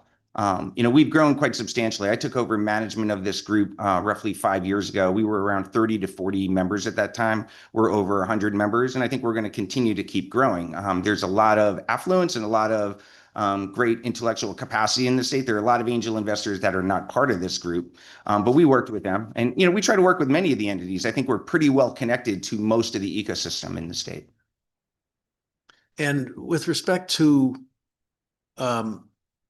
how well you mentioned UConn, that you do work with UConn and Yale. I think that's critical that we try to keep the people we're educating here in the state. And if they have ideas, if their professors have ideas, that they be aware that there is opportunity, and we ought to match up what their need is with what we want to accomplish. If we want them to bring ideas forward, if we want, and we do, at least we say we do. And if we want them to apply their trade here, how many of you, the folks that you invest in, end up staying here as they grow? I don't have that number. I couldn't wager a guess. We come in so very early that I think it's a rarity when they're leaving. Let me put it that way. So we're coming in when it's a 3-person company. They're just getting going. They have, under $100,000, maybe $100,000 of revenue in the state. It happens very infrequently that a company is moving from that point in time. I think it's the hardest part to get this early money in. Once a company is beginning to go, there's a lot of sources of capital. There's a discussion on our side. I didn't list it. I don't think it's one of the top, I listed 5 different enhancements I think are out there. We've had a lot of discussion. Should the minimum be right now to get a tax credit, you have to invest $25,000. If you only invested $10,000, you didn't get that. Well, there are a lot of startups out there that they don't all have friends and family. This friends and family concept is kind of an interesting concept. If you have friends and family that can give you $200,000 before you're coming to an angel group or a VC, that's lovely. But there's a ton of people that don't have that. And, they're scrapping to get $10,000 investments, 20,000. I get that, but if the end game is that they find the next level of funding in New York or Boston or Silicon Valley, what have we accomplished? No, they may get the funding. I don't think they're moving from here. I mean, I guess I don't have hard data on that, but there's nothing to bring me to believe that there's a reason to leave Connecticut because your VC was in New York. I don't think that's happening. I hear just the opposite. I had a VC who is in Glastonbury who said he would never do a deal in Connecticut because he goes to Boston and he has 5 startups that want his money, and he works a month or 2 to get one here in Connecticut. And maybe that's a bias on his part, but my question is, and you can't answer it, unfortunately, is, if we invest in somebody at a very early stage, if we expand your fund and then we find that 3/4 of them find the next level of funding outside of Connecticut, we haven't done anything but help them. We haven't helped Connecticut. Yeah, I think I have a different assessment than you. I don't think the companies are moving. I hear what you said in terms of the investor that is in Boston or in New York, that there are a lot of wonderful companies in Boston, New York. We are not restricted to Connecticut companies on our side either. We want to grow the Connecticut ecosystem. My point back to you is if a company is funded and doing well in Connecticut, I don't believe they're going to leave Connecticut because their funding source was in Boston or New York. As that company is growing, I think they're going to stay here. But I think most investors, if they're in Boston, New York, want their companies near them that they're investing in. That's not been our perspective. In fact, I think things have changed so radically since COVID. We used to have a requirement founders had to be in the room to present. It was nice, but it's no longer a requirement. We see founders from all over the country. We're still seeking the best opportunities for our investors. I think we just have a different point of view on that. I think we do. My last question is, you have not addressed Senate Bill 512. Are you familiar with that bill? I am not. Okay. Thank you. Anyone else? Thank you very much. Thank you. Thank you. Representative Foster.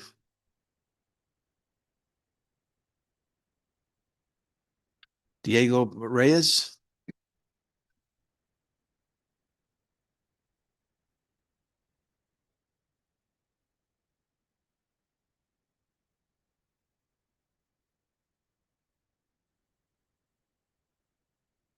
Hi, my name is Brianna Rodriguez. I'm not on the list, but I'm on the panel, Diego, but we'll keep it under 3 minutes.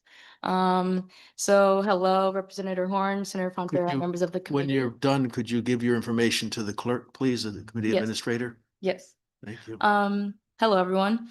My name is Brianna Rodriguez. I'm a resident of New Britain and a leader with the Connecticut Project Action Fund. This year alone, the Connecticut Project has knocked on over 35,000 doors across the state and called over 75,000 residents to talk about affordability and access to housing. And just want to be clear about who answered those doors and who answered those calls. Retail workers, parents, people working doubles at restaurants, and caretakers. Working class people from all walks of life who work hard every single day and come home to a rent bill that has already gone up again. Working class people are the backbone of Connecticut, and they are telling us plainly that they are being priced out. This confirms the data that this confirms what the data already shows. 1 in 3 Connecticut residents rent their home, and these are your constituents. What we hear at those doors over and over is the same story. Rent is going up, the cost of living is going up, and wages are not keeping the pace.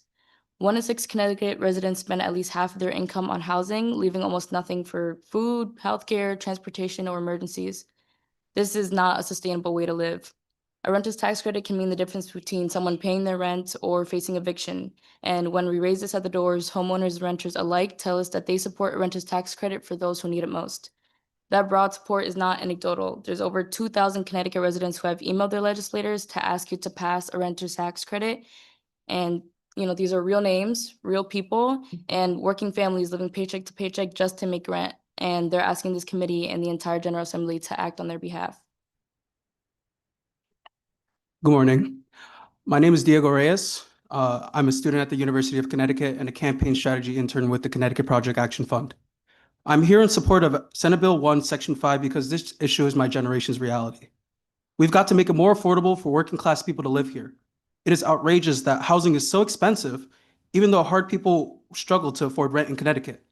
My family moved from New York to Connecticut in 2019 because of rent increases. In New York, our rent increased from $1,500 to $2,000. Right now, though, Connecticut is no better for many of our renters. Many Connecticut residents are experiencing the cost of living increase while having to choose between paying rent or providing food for their families. Connecticut must create ways to keep our renters in the state. Affordability is not a buzzword. It is a determining factor whether families can stay housed and live comfortably in Connecticut. As a human rights student at UConn, I believe housing is a right. But with the cost of living rising in Connecticut, it is a right that working class families in this state are being priced out of every single day. When the Connecticut Project Action Fund pulled on the renter's tax credit, support was overwhelming across party lines, across every region of the state, and across generations. And other states have already done it. Maine, Vermont, Michigan, Wisconsin, and Minnesota all have renter's tax credit. Minnesota passed theirs years ago, and it worked so well they recently expanded it. None of these states saw rents go up because of it. This is proven. It works.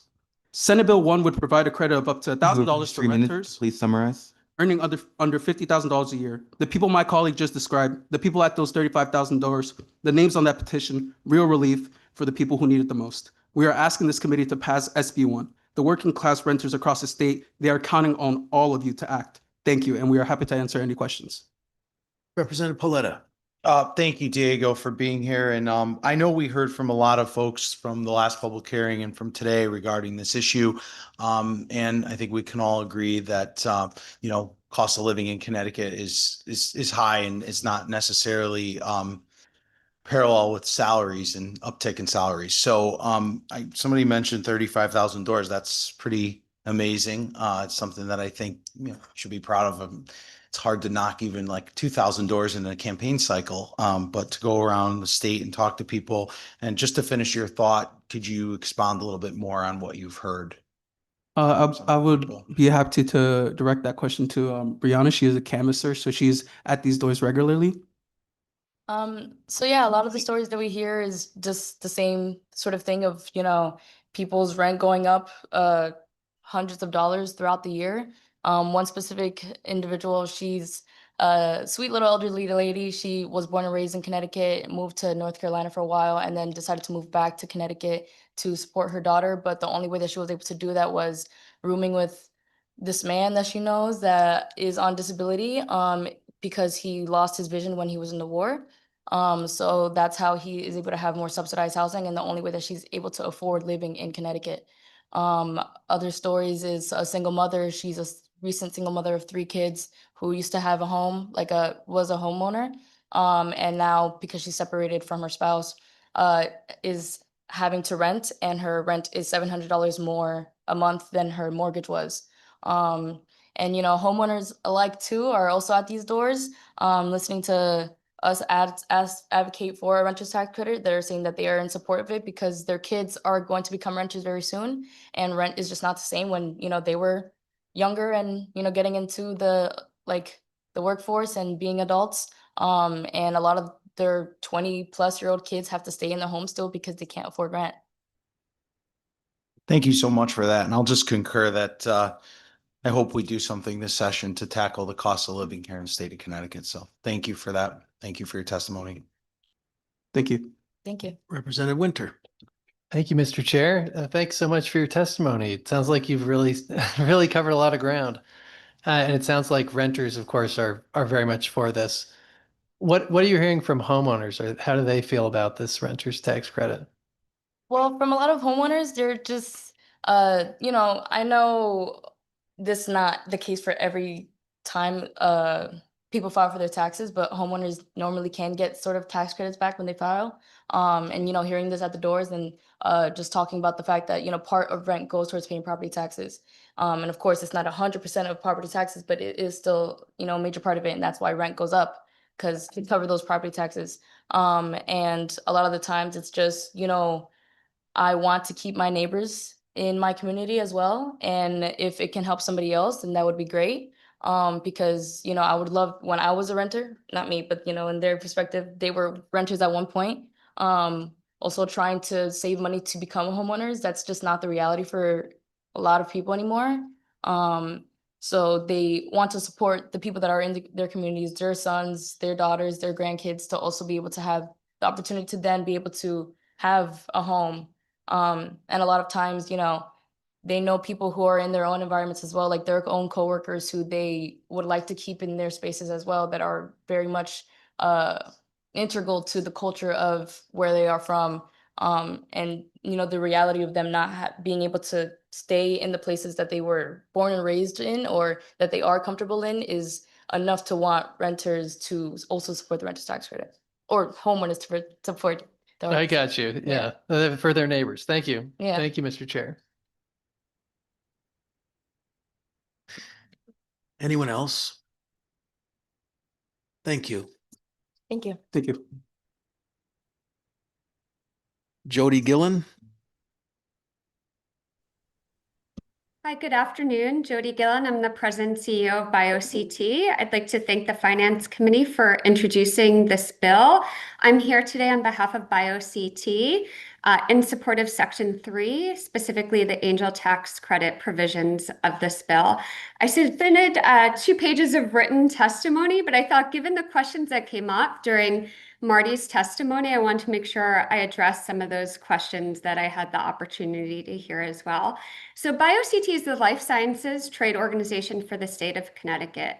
We're a member-based not-for-profit with about 300 member organizations. A member could be a Yale, a Pfizer, or it could be a 2-person startup company. We also are the only state bio to own and operate incubator spaces throughout the state. So incubators, like its name, are these shared lab spaces for life science companies to be able to get everything that they need to really take off. We have a very unique ecosystem with all the raw ingredients here in Connecticut building out. We've seen so much growth around Yale. We've seen growth around UConn, but we're seeing new growth now also around our hospitals. So we have hospitals like Hartford Healthcare, like even Connecticut Children's, Yale New Haven Health, that are also spinning out these startup companies. And BioCT's mission is to ensure that we have all the ingredients so that talent and companies in the life sciences ecosystem can come here, stay here, and grow here. And we're seeing them do that at exponentially higher rates than ever before. That being said, in our industry, it takes about 10 to 12 years from initial investment for a product to be able to hit having any revenue. So for 10 to 12 years, these startup companies are operating at a loss. It is the riskiest business. So some of the questions come up: why invest, or why this industry, or how do we get more investors to focus on this industry? And some success stories in Connecticut. And just the past few months, I think Connecticut's seen more success than any other period in the life science industry. So what we've seen is a lot of deal flow from larger companies buying our companies or investing in our companies. Recently, Merck picked up 2 companies, Modify Bio, and also Springwork Therapeutics in Stamford, Connecticut. We've also saw companies like AbbVie investing $65 million in Evolve-Immune Therapeutics, another Yale spinout. But we saw one of the most transformative deals in history recently with J&J purchasing Halda Therapeutics, a company in phase 1B, which is the earliest phase of drug development, for $3.3 billion. So this is the model of our industry. It is the riskiest industry, but when it pays off, every company that pays off. You have reached 3 minutes. If you could please summarize. That comes through the pipeline actually pays off for all those losses in our industry. currently with federal headwinds and fiscal policies, we very much need to support our startup ecosystem. And I see this as a step in the right direction to be able to get more deal flow into R&D. There was a question, though, about certain provisions and enhancements. So we see the overall bill in Section 3 a step in the right direction and Once again, supporting if our you could industry. please conclude. Yes. I'm happy to take any questions. Questions for Ms. Gallen? I have a hand up. Mr. Chair? Representative Yacarino, you please frame your question. I'll be very quick. Apologies for not being there today, but I had a commitment.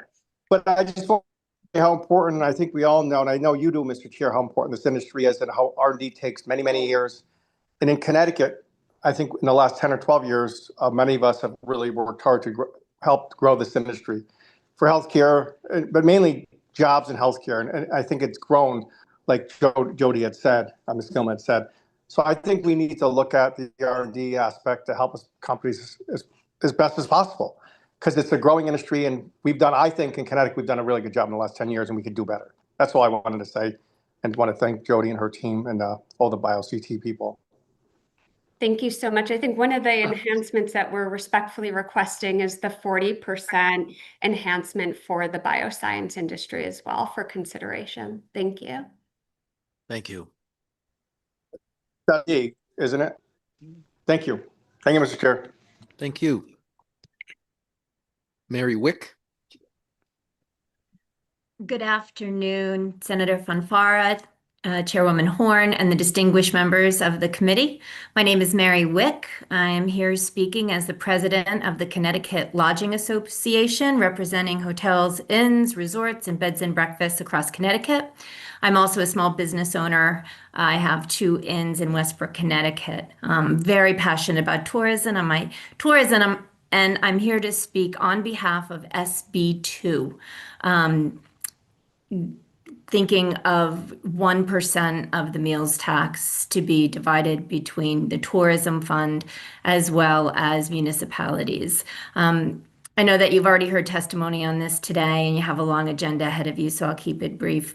The tourism industry supports tens of thousands of jobs across the state, over 65,000 alone in the lodging industry. Right now, we've had a declined investment in tourism, and we certainly feel that in lodging. One of our members spoke earlier today from the Hotel Marcel and spoke about the challenge in trying to compete with other states to get different types of events, conventions.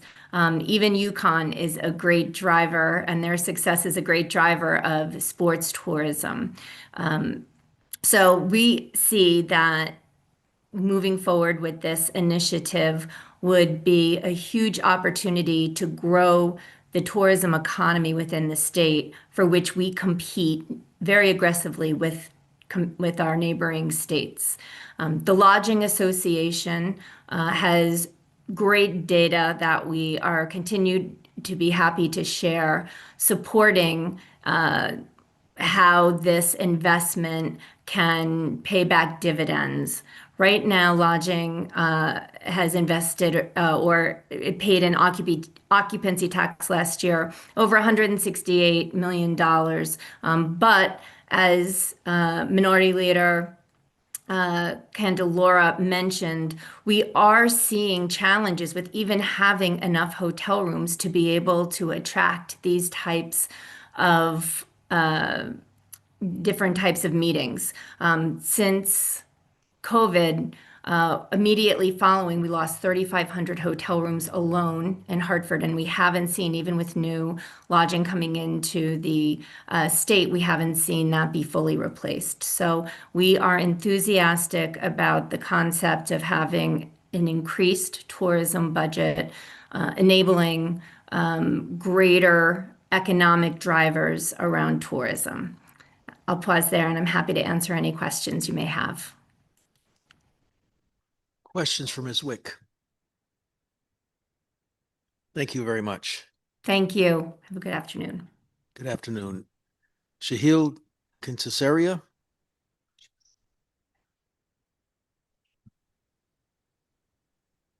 Good afternoon, Senator Fonfera, Senator Fazio, Representative Horn, Representative Paletta, and the honorable members of the Finance Committee.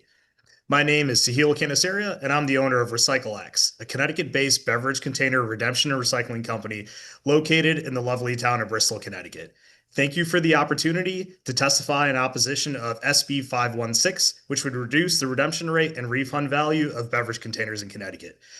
SB 516 responds to a real concern, fraud, but it does so in the wrong solution. It would undermine years of successful policy, harm small businesses, and weaken one of Connecticut's most effective environmental programs. The 2021 modernization of Connecticut's bottle bill is working. Redemption centers have doubled. The system supports more than 1,600 jobs statewide, and 5.4 billion containers have been diverted from landfills. The real measurable outcomes, not the hypothetical ones. In response to the law, I heavily invested, as exactly asked by the state, at RecycleX in Bristol. We invested millions of dollars and leased a 31,000 square foot facility and built Connecticut's first automated sustainability station processing facility.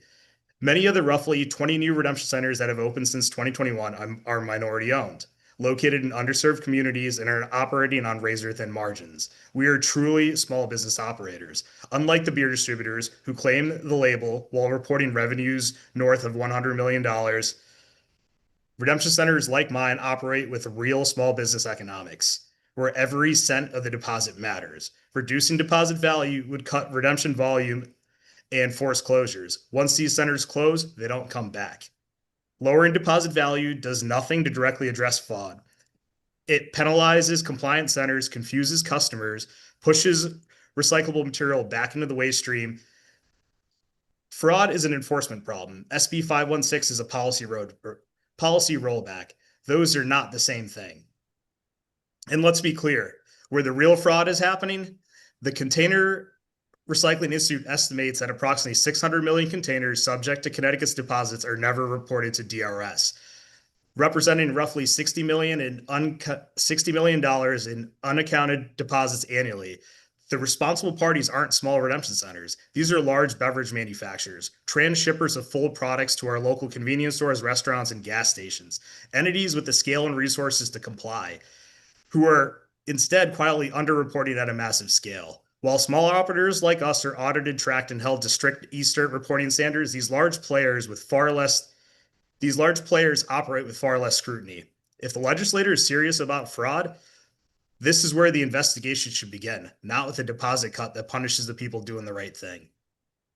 Members of the committee in Connecticut made a promise in 2021 to businesses, workers, and residents. If we invested in the system, it'd be allowed to succeed. SB 516 breaks that promise. I respectfully urge you to reject it. Thank you for your testimony, Mr. Kandasaria. I would say that if you read the bill, it will tell you that it provides a significant runway to address the problem before the issue that you spent most of your testimony on, which is the redemption fee. And that's not, the bill does not start with that. It finishes with that. And there's a significant amount of time in which to reduce the problem or eliminate the problem before there's any possible action for reducing the fee down to 5 cents. Yeah, but the bill fails to actually mention the largest issue of cross-border fraud, which is transshipment. The bill doesn't mention anything about transshipment. The bill doesn't mention anything about the solution. It provides the time and the runway in which to address the problem.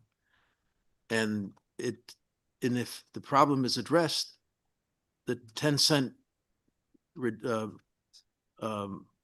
bottle bill provision doesn't go away. It remains in law.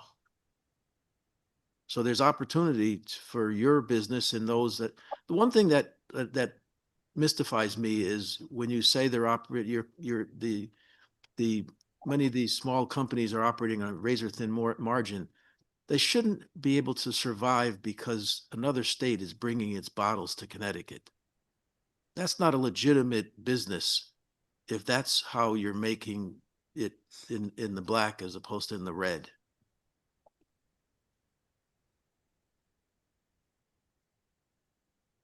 Questions?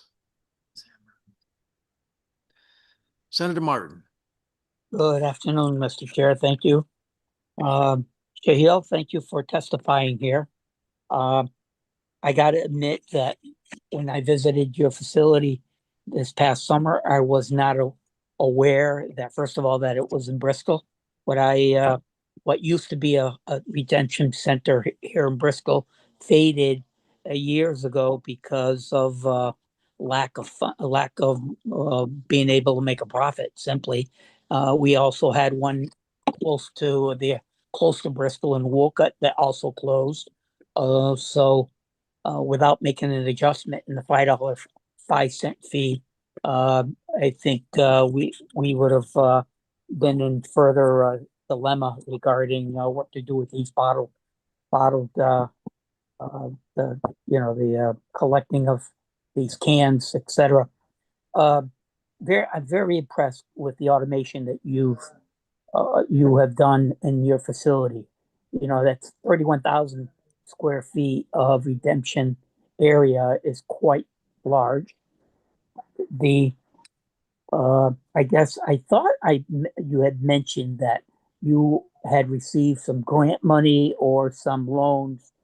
And I guess I want to know is if this changes regarding, I just heard what Senator Fonfara said about the runway aspect of this, and that 10 cents may still be there if we do maybe ABC, etc. But should we go back to 10 cents, from 10 cents to 5 cents, what happens to you going forward? Maybe address what type of loan you received. I believe it was from the state of Connecticut. Can you just explain that a little bit? Sure. Thank you for the compliment, Senator Martin. So here in Bristol, Connecticut, we were the largest grant recipient from the Connecticut Bottle Redemption Grant Program, a little over $2 million. We've also personally invested a few $1,000,000 on top of that. So we're having exposure of almost close to $5 million in the Bristol facility alone. The harsh reality is prior to the 10-cent deposit increase, Connecticut had the worst redemption rate, teetering around 38%. If we were to roll the deposit back to 5 cents, I have no confidence that we can even reach 38%. With the post-COVID inflation and the value of the nickel being probably close to a penny in true day value, I think Connecticut would fail to even hit a 20% redemption rate, which would immediately lead to the collapse of RecycleX in Bristol. We would definitely be headed towards the path of foreclosure.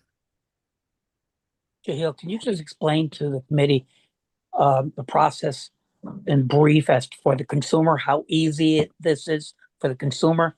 Sure. My wife showed up with these plastic bags one day. She drops off, I think it's Stop and Shop, I'm not sure. But she just is in awe how easy this is for her. And I would hate to see this loss if that would change. Can you just quickly, in like less than a minute? Sure.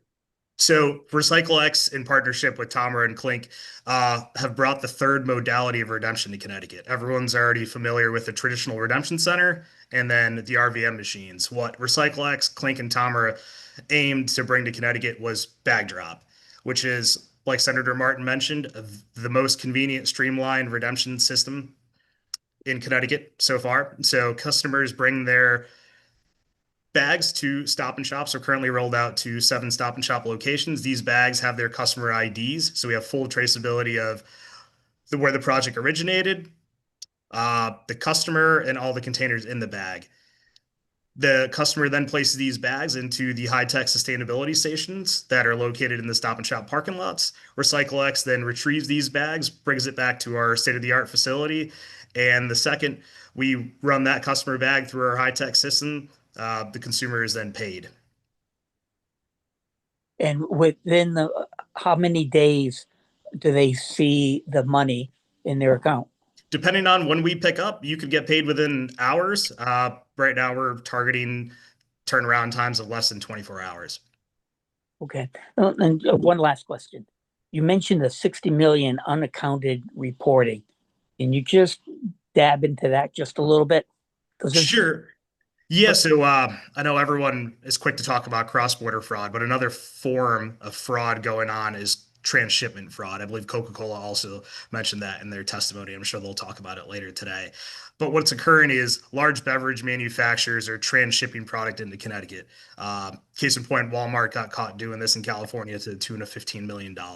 They essentially purchased their water bottles or beverage containers outside of Connecticut or outside of DRS states that don't have deposit, and then transship the product into Connecticut, which then a deposit's applied but never reported to DRS. So essentially it's injecting more containers than are reported, so you could artificially inflate the redemption rate since those containers are never reported at the state level. And to make matters worse, it also happens not only by large beverage manufacturers, but it happens at the local convenience stores, gas stations, restaurants. There's operators in New York and New Jersey that will bring full product and essentially bypass the system by selling direct to these businesses, not reporting the deposits.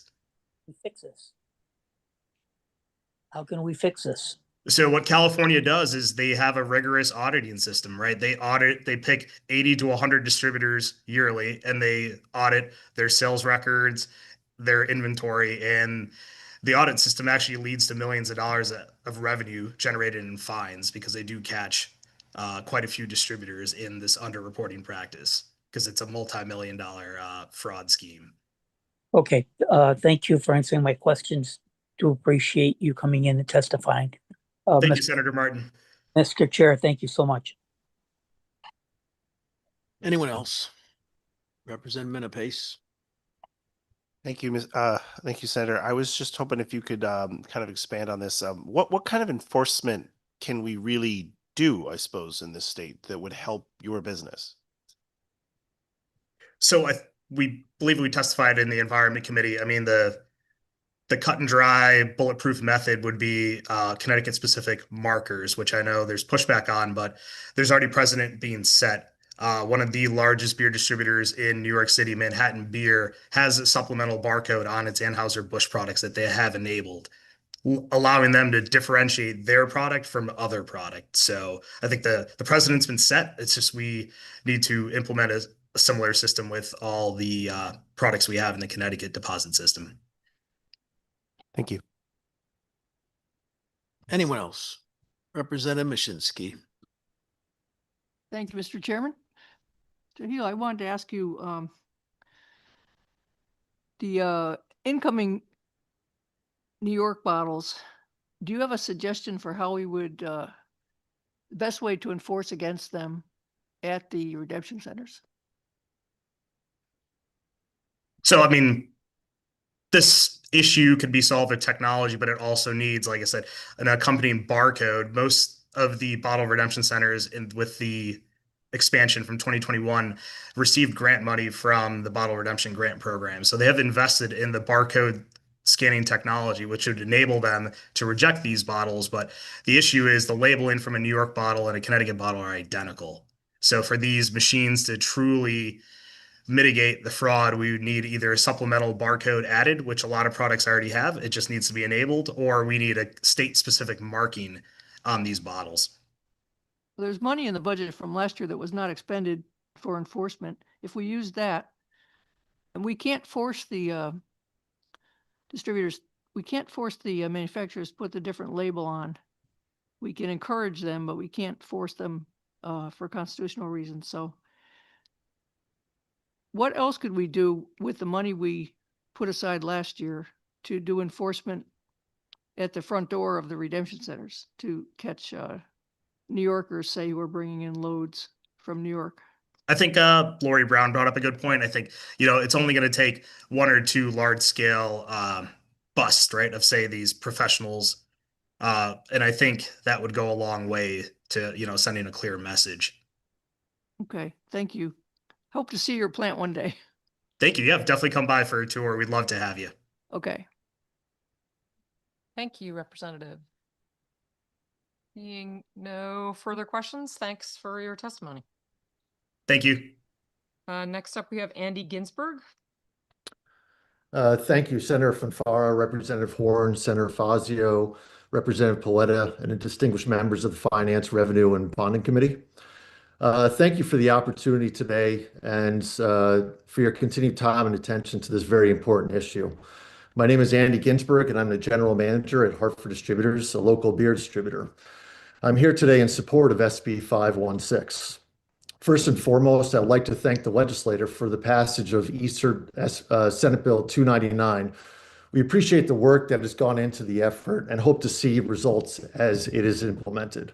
We believe it will provide meaningful insight and help improve transparency, within the system.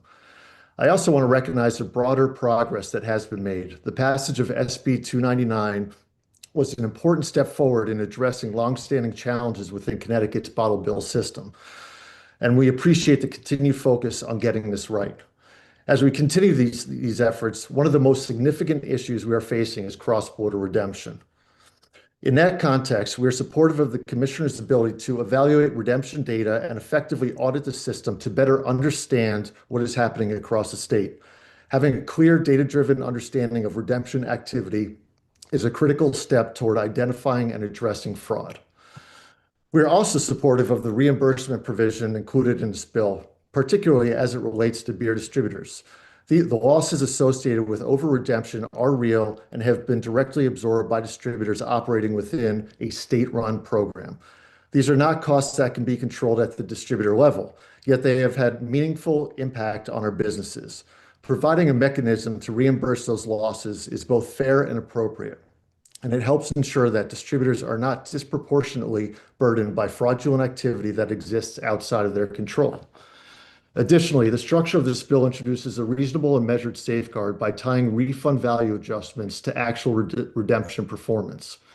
If redemption rates exceed 100%, that is a clear signal that the system is just not working. Addressing that through a defined corrective mechanism is a practical step forward in restoring integrity into our bottle bill system. Overall, this bill represents a thoughtful step forward. It builds on the progress already made, supports data-driven oversight, and begins to address the real challenges that we are seeing with fraud in a balanced and practical way.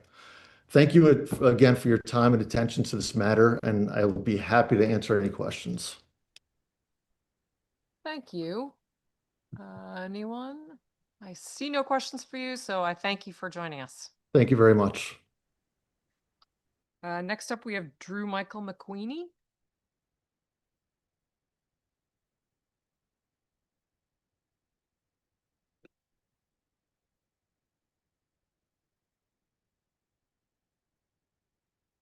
Thank you. Good afternoon, everybody. My name is Drew Michael McQueenie. I'm an assistant professor of early childhood education and the program chairperson of the Early Childhood Education Department at CT State Community College in Norwalk. I'd like to share my thoughts on 514 and Act concerning community partnership opportunity agreements. First, this bill requires agreements to measure success through kindergarten readiness and grade 3 reading proficiency, yet it does not define which assessments, benchmarks, or instruments must be used. Kindergarten readiness varies widely across districts and assessment tools. Grade 3 reading proficiency is influenced by multiple external variables, including but not limited to school quality, the home environment, mobility, and not just the intervention. Thus, this bill creates a causal error in logic that makes the premise for this bill faulty at best. This bill assumes that any improvements can be attributed to some sort of program, yet it provides no mechanisms for isolating that attribution. Next, the bill indicates that the program duration is 5 years, yet children receiving early childhood services may not reach grade 3 within that same evaluation window. And mobility between schools is explicitly acknowledged since this bill states, quote, regardless of the specific school attended. Thus, this creates a timeline inconsistency where this bill demands long-term educational outcomes, yet structures a fixed, shorter evaluation window. Therefore, the result, in my opinion, is both premature measurement and speculative attribution of success. Third, this bill is an overgeneralization. It proposes that organizations need to demonstrate experience with, quote, evidence-based interventions, yet the bill does not define what qualifies as evidence-based, does not require replication fidelity, and does not address any or all context sensitivity. So therefore, this bill also leads to a categorical error in logic, where this bill is treating evidence-based as universally transferable while ignoring the well-documented variation measures that happen in educational outcomes across populations. I would also like to note that the independent evaluator provision I don't think is just weak, it's dishonest. The reason why I believe this is because according to this bill, the evaluator is selected, embedded, and paid within the very agreement whose success they are tasked with verifying, meaning their continued participation and compensation depends on the same system that they're supposed to objectively assess. The clause that the evaluator have, quote, no financial interest other than the fee is meaningless when that fee and any other future work depends on staying in the good graces of the parties whose success they are validating. So I don't believe this is oversight. This bill will allow interested parties to handpick their own referee, define the rules of the game, and then declare victory. I don't believe this is accountability. And then finally, this bill consists of arbitrary thresholds. The bill mandates reaching at least 20% of children, grade 3 and younger, and at least 20% of working age adults. There's no justification for these percentages and no explanation of how partial population coverage will produce a system-wide educational change. So this bill is yet another fallacy in logic known as the scaling fallacy, which is assuming that limited intervention coverage can generate broad community-level outcomes without evidence of any spillover effects. So I just want to know that my testimony doesn't suggest that I oppose anything with early childhood investment, literacy intervention, and workforce training, because that's my field. I just believe that as of now, the bill is insufficient. You reached 3 minutes. You could please summarize. Yes, the bill is just insufficient and devoid of logic to achieve these goals, I believe, reliably and equitably. So I'm happy to answer any questions you have, and I hope that you can make this bill work. Thank you very much. Thank you. You packed a lot into those 3 minutes. I have the allergies too, so I get it. So I'm like, I'm trying not to like sneak stuff. Seeing no questions, thank you for sharing. Thank you very much. Appreciate it. Next up, we have Natalie Shirtleff.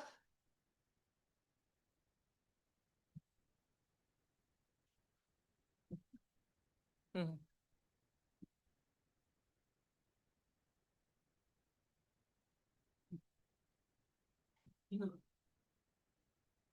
And I'm also joined by one of our volunteers, Mike Sobchak.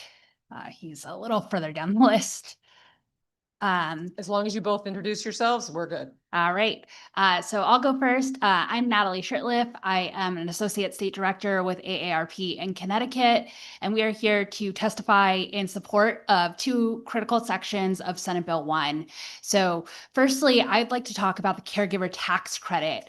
We are very pleased to see that this was included in Senate Bill 1. We know that in Connecticut, family caregivers provide really an invaluable service. They keep their loved ones at home, out of nursing homes, which is not only where most people want to be, but it also saves the state money because we're not paying for nursing home care that's often paid for by Medicaid. We did a new report. It was just released yesterday, and it put a value on the number of hours that those caregivers are providing, and it's $10.7 billion annually if we were to pay family caregivers the rate that they would get if they were doing it as a job. So we're not looking for that with this bill. Instead, we're looking to offset the costs that they're spending out of pocket when they're spending money to hire help or to pay for home modifications. All of those things really add up. So we are looking for a tax credit to provide some modest support to allow people to continue their family caregiving work. This is the same language. This is included in Senate Bill 285, which has strong bipartisan support. So with that, I will hand it over to Mike. I would like to thank the Finance, Revenue, and Bonding Committee for allowing me to testify today. My name is Mike Sobchak, and I am an advocacy volunteer for AARP Connecticut. I am here to testify in favor of Section 6 of Senate Bill 1. AARP appreciates the legislature's ongoing efforts to reduce the tax burden on middle-income retirees. Senate Bill 1, Section 6 builds on these efforts by eliminating income thresholds for the state's personal income tax deductions on Social Security benefits. Removing these limits will expand access to tax relief and help more older residents remain in their homes and communities. New data from an AARP survey conducted in Connecticut in January shows that affordability concerns are growing for adults in the state. More than 1/3 of Connecticut residents age 45 plus have considered leaving the state in the last year. Their top 3 reasons for considering a move are the lower overall cost of living, lower housing costs, and lower taxes. Under current law, Connecticut allows full or partial deductions for Social Security benefits, pension, and annuity income and IRA distributions. Given recent inflation, additional tax relief is critical for retirees whose fixed incomes no longer cover rising costs for essentials such as medication, food, utilities. Many retirees have limited opportunities to re-enter the workforce or increase their savings while simultaneously supporting aging parents, spouses, adult children, and grandchildren. Older residents are also a major economic driver. According to AARP's Longevity Economy Report, Connecticut residents age 50 plus generated 44% of the state's GDP in 2018, $124 billion, while representing just 39% of the population. They supported 1.1 million jobs, contributed $88 billion in wages, and provided $9 billion in unpaid caregiving. Strengthening their financial stability directly benefits the state's economy. I would like to take this opportunity to address another segment of seniors deserving of your consideration. As of 2023-2024, there were between 131,000 and 153,000 veterans residing in the state of Connecticut. Nationally, 41% of veterans receive Social Security benefits. That equates to between 53,000 to 62,000 Connecticut veterans likely collecting Social Security. The main reason for veterans collecting their benefits are retirement income and disability support. Eliminating the state income tax for veterans on their Social Security would go a long way towards recognizing their service in a significant way. Thank you for this opportunity. Thank you very much. Questions? Thank you. Thank you. Nick Teeling?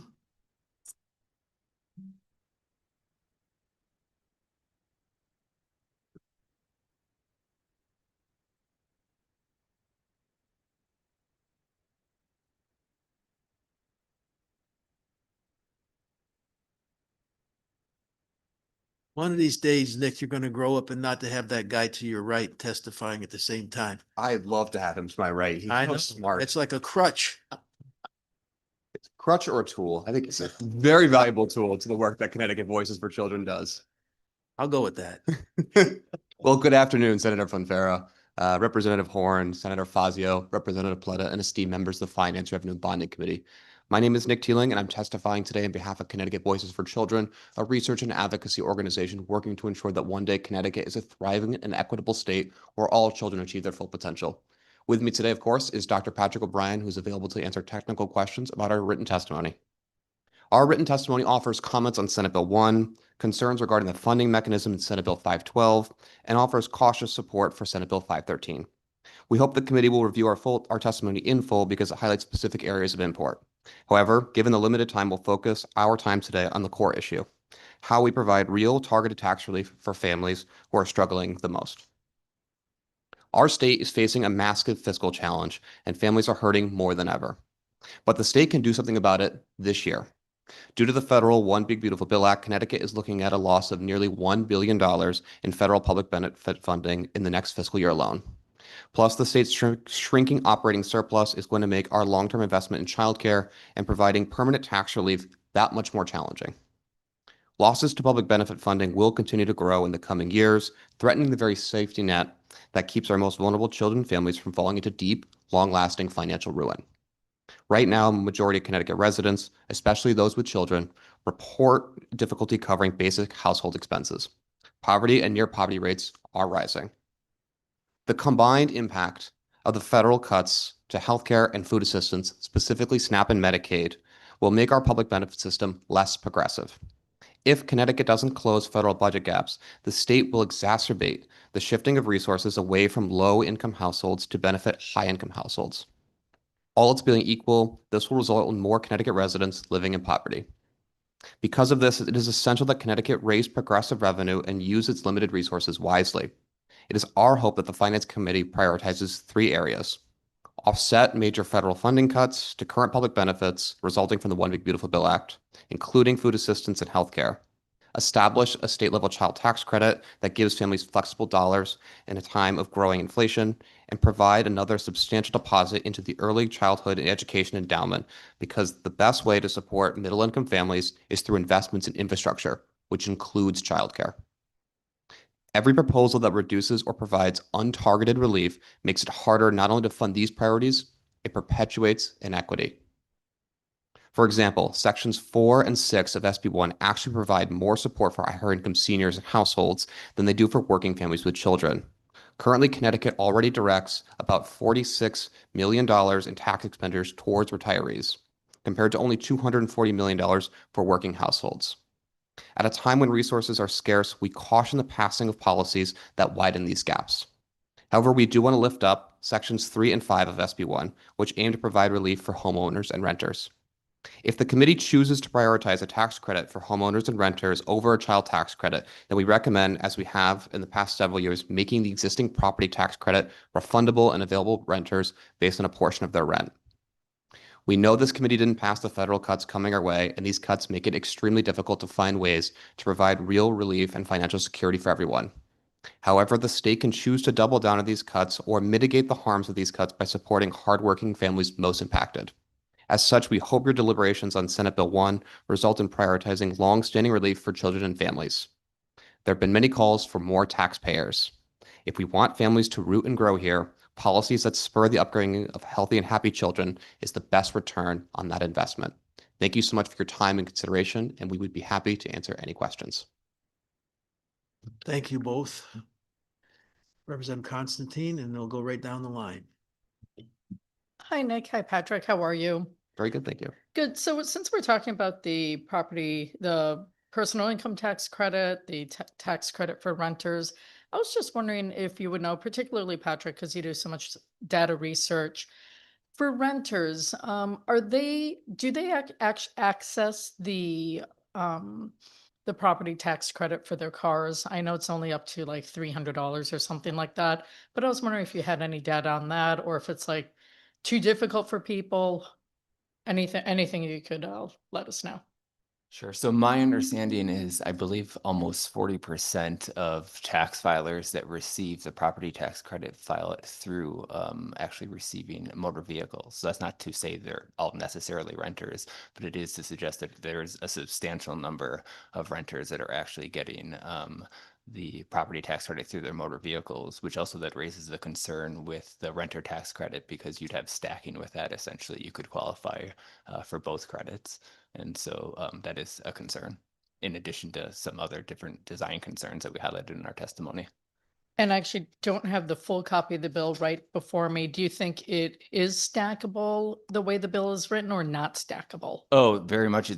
My reading of it was that you would get a renter tax credit and a motor vehicle property tax credit. So essentially the renters that have, well, you can think about it this way. If the idea that you would give more to renters because they have less capital than homeowners, within renters, you're actually giving a bigger benefit to renters that have motor vehicles and therefore have more capital essentially than renters who don't have motor vehicles, and they'd be getting both credits essentially. So they could get up to $800 credit then. Well, I believe that under this provision, this bill, I think the cap is at $1,000 for the renter tax credit. The previous version, the standalone bill, I think was $2,500. So this one is $1,000. The property tax credit is $300, and it's also being proposed to raise the property tax credit. So that would be potentially $1,000 and a $400 benefit. So potentially be $1,400. So it'd have a bigger effect rather than just a $500 tax credit to renters. It would, but I think one thing I also want to lift up, if you look at table 1 in the report, we're trying to show who actually gets some of these credits. So one of the big things that's lifted up with the property tax credit is the idea of, you could say, well, we'll give $400 instead of $300, and it sounds like a relatively meaningful increase. But if you look at it, most people are not actually even receiving the full property tax credit now. So we did kind of income buckets looking at 10,000, 20,000, all the way up to $100,000. And in that group right now, only at 30,000 and 40,000 are you actually receiving the full $300. Everyone else is receiving less. The lowest income people are receiving little to nothing. And again, if you're a renter without a motor vehicle, you would get nothing under that, but you potentially get the renter tax credit. Great, thank you so much. I knew you would have the data. Representative Menapace? Yeah, I was just hoping, I don't know if it'll be Mr. O'Brien or Nick over here, if you guys can kind of expand on how the Social Security deduction works, especially in pairing it with Senate Bill 1 connected to the higher income households. Yeah, it's a great question. It's very important. On its face, it sounds like a good thing to eliminate Social Security benefits, and it's being labeled essentially as a middle class tax cut. It's actually a regressive tax cut. So right now, for single filers making less than $75,000 for the federal AGI, their their Social Security is entirely excluded from Connecticut adjusted gross income, and it's the same for $100,000 for married filers. And so what this is, and then above that threshold, it's important to note that the Social Security is only taxed at the 25% of the portion of that. So we have table 4 walks through kind of showing some specific examples. So if you look at a household with $25,000 in income, all with Social Security benefits, they would get no additional tax cut under this. If you look at a household with $50,000, half of which comes from Social Security, you'd get no benefit from this. $100,000, $25,000 from Social Security, you would get no tax cut from this. Instead, though, people making $400,000, $1 million, $2 million, they would all get tax cuts. And the really important thing there is they're actually going to get a larger tax cut too, both in dollar terms and as a percentage of their income. So what we did in table 4 was just showing if you annualize the monthly benefit, it would be $25,000. And so we just show for all of these groups at different income levels, what happens if you have $25,000 in Social Security benefits. And you'd see, for example, again, somebody making $100,000, they're getting nothing. Somebody making $200,000 would get $344, which would be equal to about a 1.4 percentage point increase. Somebody making $2 million is going to get over $430, which is equal to almost a 1.8 percentage point increase. So it's regressive in that sense. I also really want to point out that this table radically underestimates the extent of the potential regressivity because higher income folks are actually going to have much larger Social Security benefits too. So if you take the fact that somebody may be making $1 million, has $100,000 or close to that in Social Security benefits, they're going to get a larger percentage. So you're talking about potentially getting thousands of dollars in tax cuts. And it's important to take in mind at the federal level, it's capped at, for the higher income folks, 85% of their Social Security benefits are up for taxation. So not only do we oppose the idea that you should make Social Security taxed at a rate of 0% for high income filers, expanding basically the existing exemption, we highly recommend that you curtail in part the existing exemption. We don't think, households making $500,000 or $1 million a year should really exempt any of their Social Security benefits. Thank you. Representative Farrar? Thank you, Mr. Chair. Hi, gentlemen.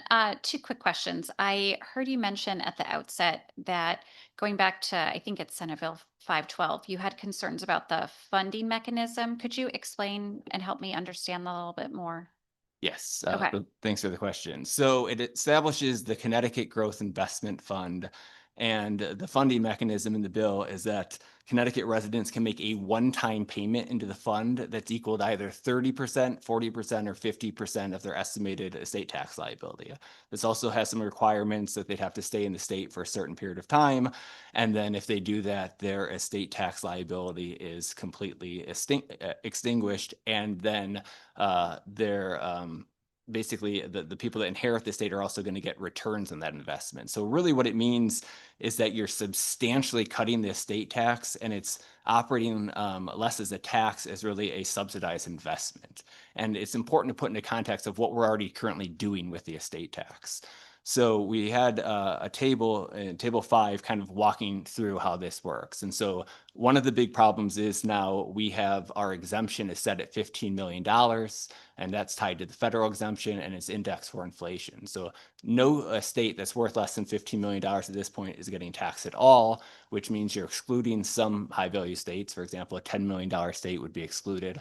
Another problem related to that is a $20 million estate gets the first $15 million excluded. On top of that, we have an estate tax payment cap that is limited to $15 million. We are the only state that ties our state exemption to the federal exemption and also has that payment cap.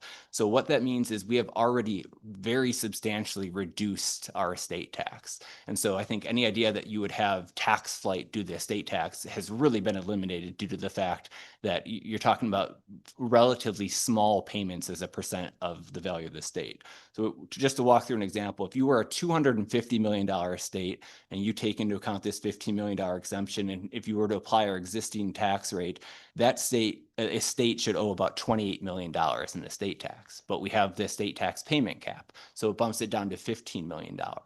And now what this law is saying is you could just pay 30% of that $15 million, which would be $4.5 million, and you would eliminate your estate tax liability. So $4.5 million payment for a $250 million estate we're talking about 1.8% of the estate's value. And now that's one example. So now we also have, $1 billion estates in this state. And so that same math would work for $1 billion estate. So a $1 billion estate could make a payment of $4.5 million, and it would then extinguish their estate tax liability. And as an effective tax rate, that would be less than 0.5%.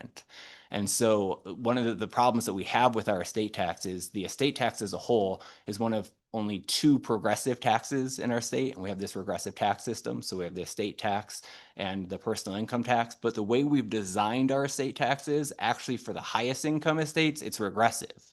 So as I said, a $250 million estate operating under this bill would have a 1.8% effective estate tax rate, whereas a $1 billion estate would be less than 0.5%. So we've already made the high end of this regressive. So there are a lot of equity concerns there. I also just want to lift up, this is an important source of revenue. And so we were looking at the current budget. Our budget surplus has dropped from, it was over $300 million when they passed the budget into law. OFA, I think, is showing a deficit now. OPM has a very small surplus, and it's important to note that the deficit would be larger or the surplus would be smaller if we didn't have our estate tax now. So one of the things that's actually helping with this is, I believe they've estimated that the estate tax is bringing in $50 million more this year than it would otherwise. So this is important both from the distributional perspective of who's paying taxes and also just an important source of revenue. Sorry for the long answer there. Thank you. I will read this table 5 then in more detail. I appreciate it. I did have another question. I think in SB 1, you commented on the increased property tax credit and the renter's tax credit. And I heard a little bit in your oral testimony, the concerns there about not acknowledging the high costs of raising a child, and just wanted to ask, in your opinion, what would effectively do that, and is there a better way to address that beyond those proposals? Yeah, so I tried to. So the problem is we have some design issues with our existing property tax credit. There are some design issues with the existing renter tax credit. And as Nick said, just to lift up, first and foremost, we are supportive of providing property tax relief to low and middle income residents, because this is a very regressive tax, the property tax, but then it's important to make sure we can design this as effectively as possible. And so you can read in the testimony, they'll go into some of the technical things, but table 2 attempts to visualize essentially the problem that's going on. And so if you look at the middle part and the bottom part of table 2, all of the aspects that are in red are renters that would end up worse off under the renter tax credit than the property tax credit. This includes both low income renters, it includes a mix of middle income renters, and then you even kind of have a weird dynamic there of the renters that are receiving the renter tax credit. Some of them are receiving more relative to homeowners that are when they're middle income as compared to lower income. So there's some regressivity within even the benefit of who's receiving the renter tax credit. So we think if you are going to go the route of property tax relief, the best design way and equity way would be to take the existing property tax credit to make it refundable so that low income people get it, to make it available to renters based on a portion of rent. And if you also wanted to go the route of saying renters should get more money than homeowners because they have less capital, you could just take that existing system and say, well, maybe the renters get a 20% more maximum credit or something along those lines. To get at the other part of your question with which do we think is a better approach, we've lifted up the child tax credit. The child tax credit has the benefit that it is both progressive from an income-based perspective, and it is progressive from a child-based perspective. The more children you have, the greater the benefit you are going to get, and the lower your income is, the higher the benefit will be as a percentage of income. So it doesn't have some of the design issues that we're lifting up in the testimony that the property tax credit and renter tax credits had. So again, we are in favor of both approaches, but from a design perspective, I think the child tax credit is better designed and would provide more targeted support. Thank you for that. Appreciate the commentary and just helpful details as we dig into these proposals more in depth. So thank you. Thank you, Mr. Chair. Thank you, Senator Honig. Thank you, Mr. Chair. Hey, Nick. Hey, Patrick. Good to see you here. Patrick, I'm wondering, could you kind of highlight the benefits that you see in SB 513, the payroll tax proposal?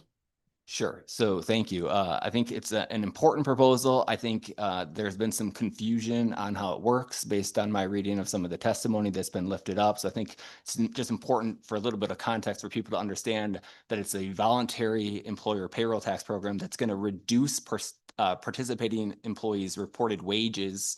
The employees lower reported wages and reduce their federal adjusted gross income, generating federal income tax savings, and the employees receive a refundable Connecticut income tax credit that partially offsets the state level cost. So this is not just a new cost put on businesses where they're paying for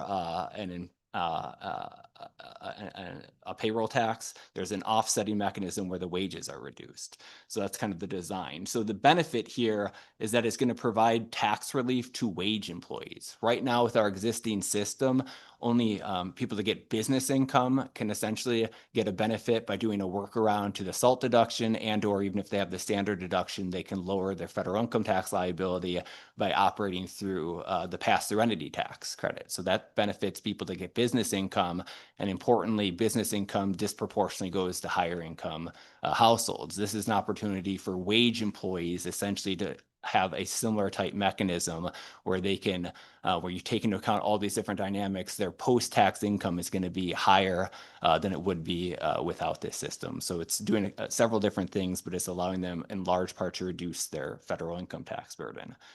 Second, related to that, this provides revenue subsidized by the federal government. So basically, anybody in Connecticut that's going to elect to go in this, that wage employee is going to be better off. The state of Connecticut is going to be better off because they're going to get some of that revenue. They get a portion of that benefit back. And so really the only one worse off under this scenario is the federal government, which is essentially subsidizing this revenue that's coming to the state. It's also important to keep in mind the context of what's going on in the country right now. So we've had the One Big Beautiful Bill Act, which at the federal level is essentially saying we're going to shift responsibility for funding public benefits from the federal government to the state level, putting increased responsibility on states. This essentially gives a mechanism at the state level to, on the tax side, partially reverse that, saying we could put into place a tax that's going to potentially shift some of the responsibility for taxation to the federal government. And so it's a mechanism for potentially partially offsetting some of what the federal government has done recently with the One Big Beautiful Bill Act. Another important aspect of this bill in particular was it has addressed design concerns that some prior payroll tax proposals didn't have. Most importantly, it's a voluntary election, so it ensures that only employees that are better off are going to do this.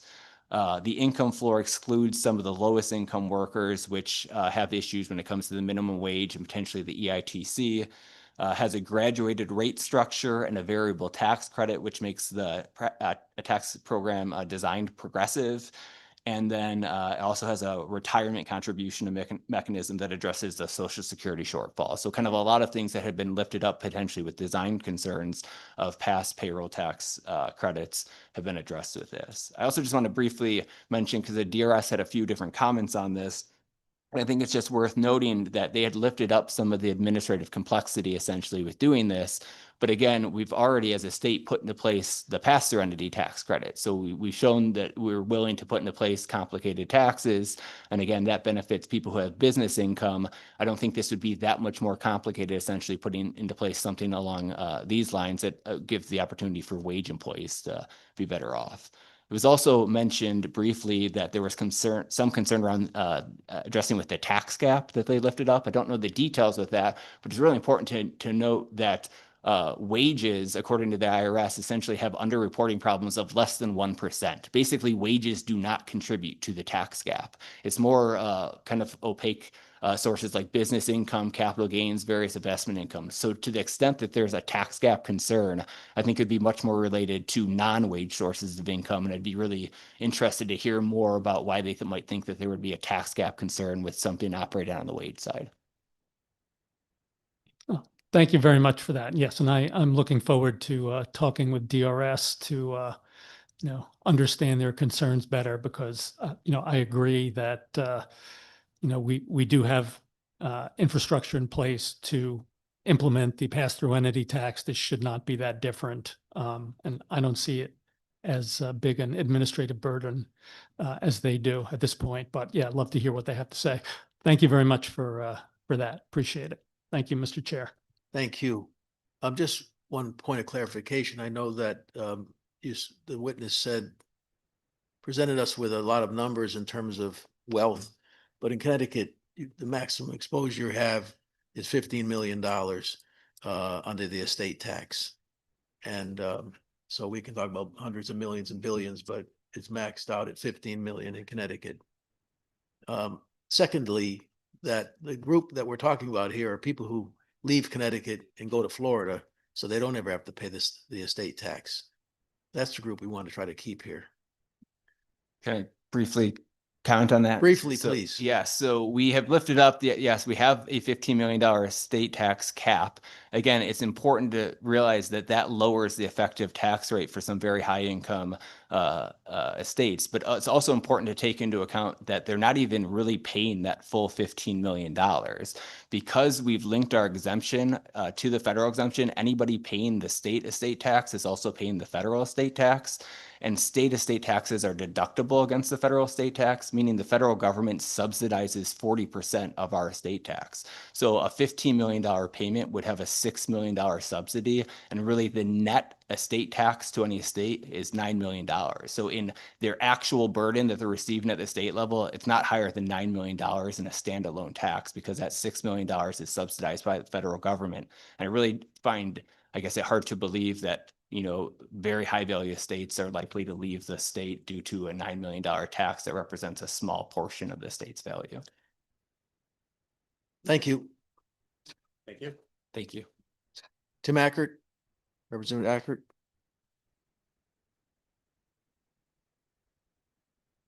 Yes, there was one more question. I apologize, Representative Ackert. I guess there's one more question that will be a brief question and a brief answer. I trust. Thank you for indulging me. I will be brief. I liked your idea of aligning the property tax credit and the renter tax credit and making it refundable. Are you able to say what the budgetary impact of moving from the current property tax credit to that refundable universal renter homeowner tax credit would be? We don't have a dollar amount estimate on it, but my assumption would be that it would be substantially less than establishing the existing renter tax credit, in part because you currently do have a meaningful overlap of people that are getting that are currently getting the property tax credit and that would also get the renter tax credit. So just in dollar terms, we don't have a cost estimate, but without having done any modeling, my assumption would be that it would be less than establishing the standalone renter tax credit. Okay, thank you. Thank you, Mr. Chair. Thank you, sir. Representative Ackert for a second time.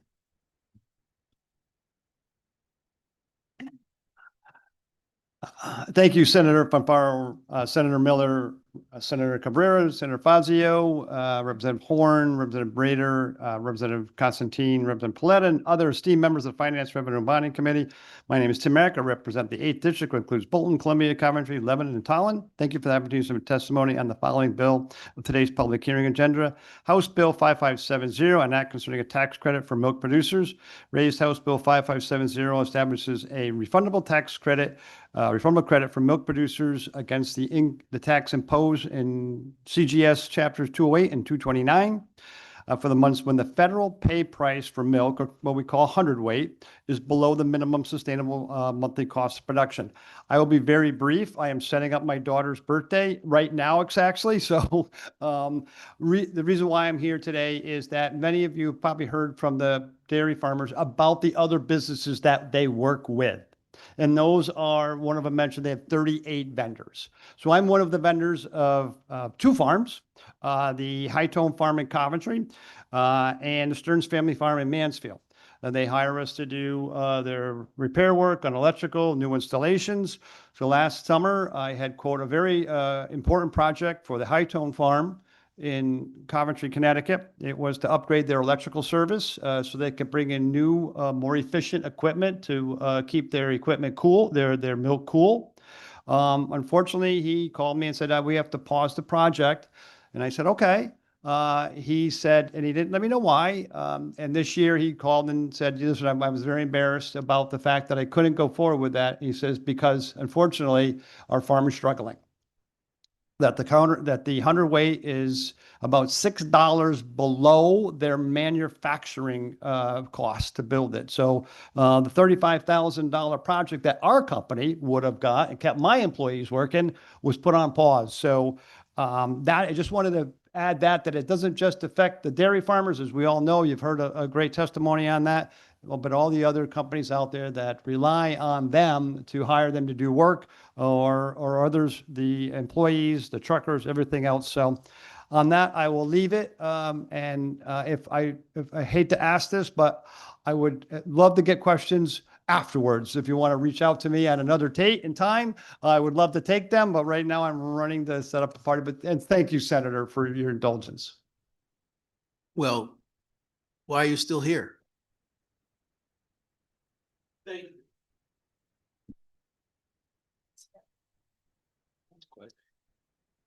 Senator Summers.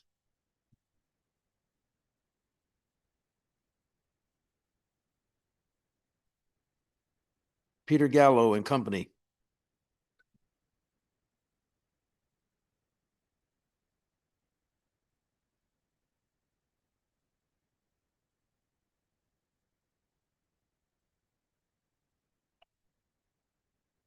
You would all activate the mics when you, thank you. Good afternoon, Senator Fonfara, Representative Paletta, and the members of the Finance Committee. My name is Jude Malone, and I'm with the Connecticut Beer Wholesalers Association.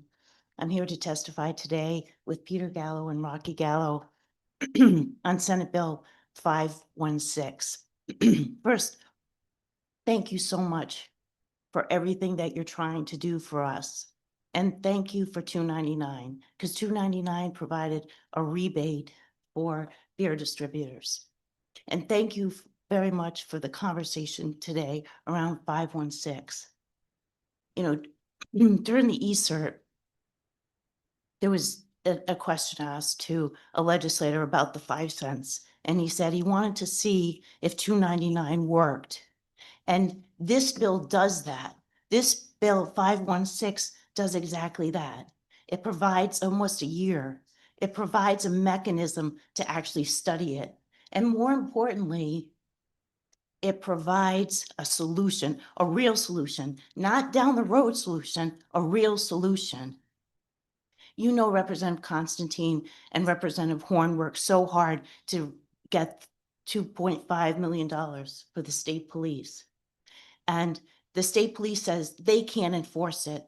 DEEP can't enforce this. No one really can enforce this because a container looks the same in all surrounding states. The same barcode, the same add-on barcodes. It's really not enforceable.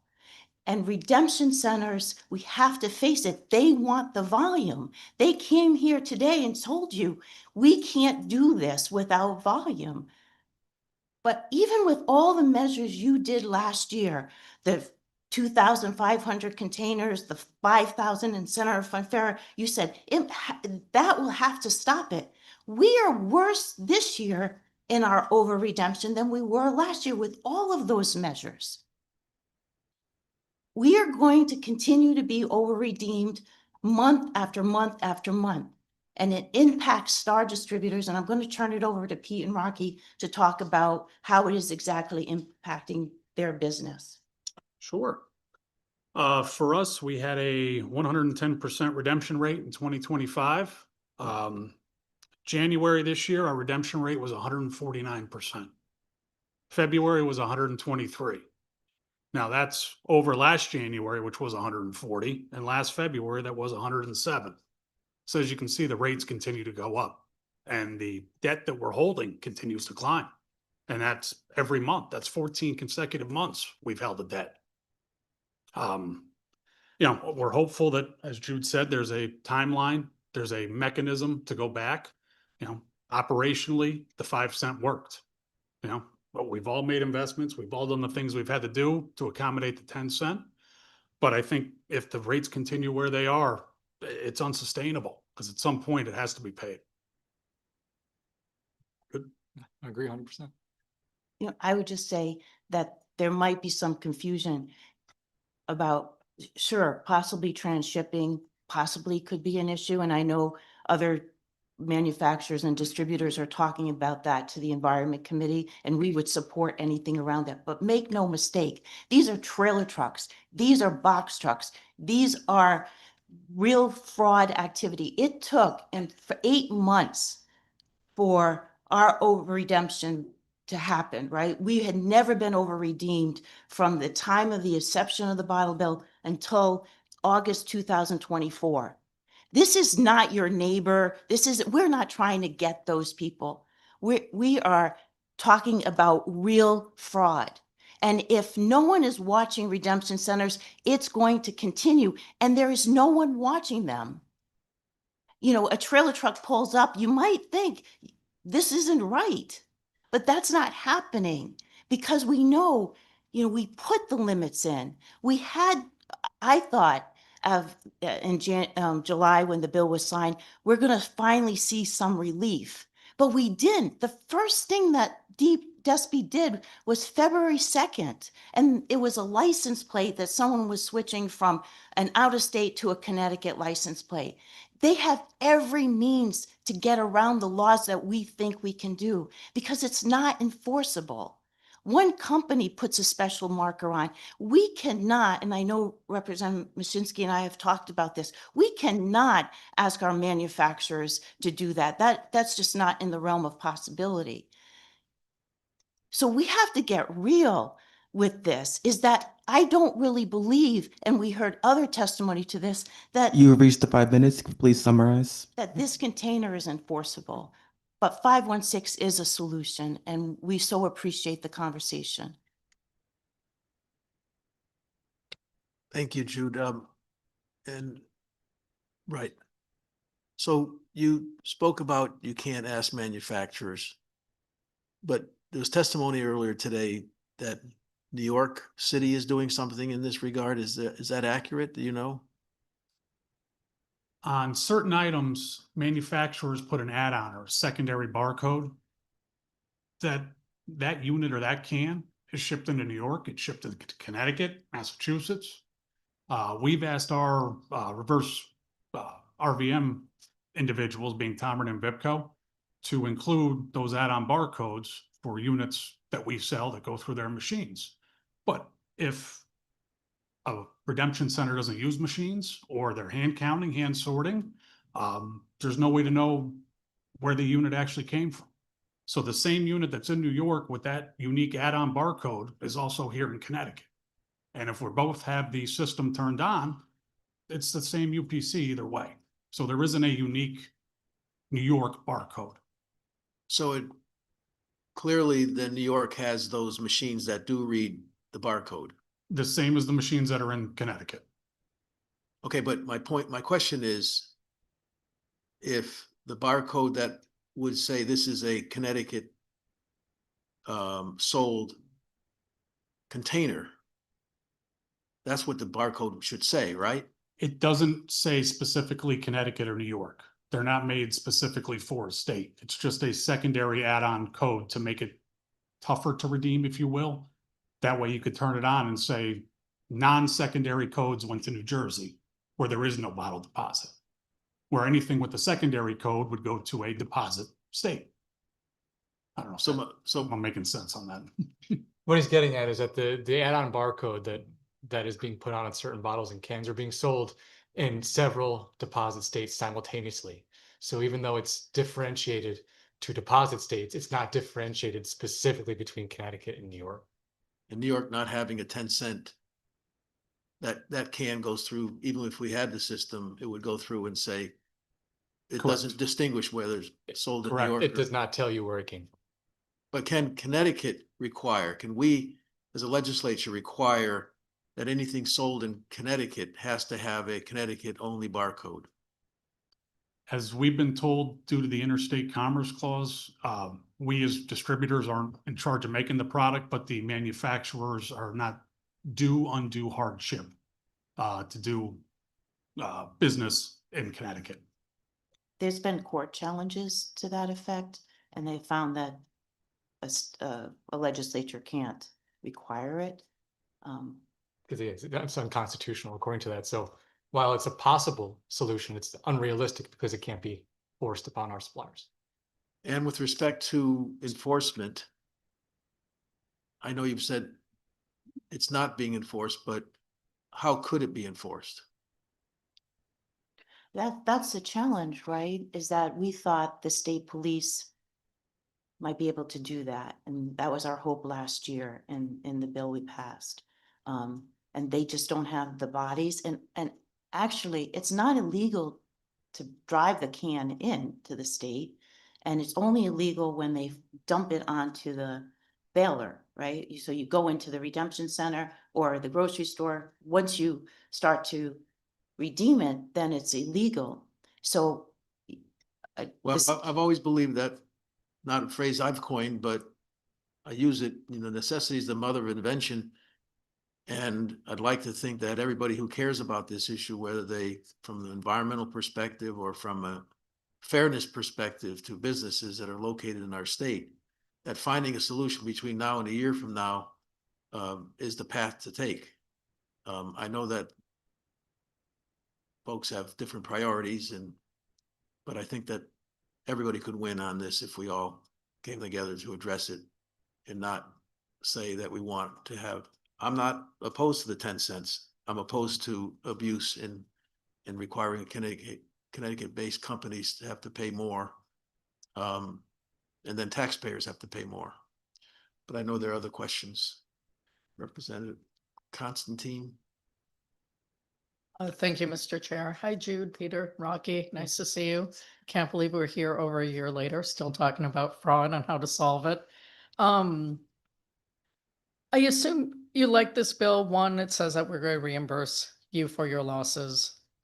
Two, are you looking at the 10 cents down to 5 cents, which, as Senator Fanfara said, no one wants to do, because we have seen Connecticut residents themselves increase their own recycling rates when all of a sudden, they realize it's a little bit more money, or let me go donate to the local charity that's collecting.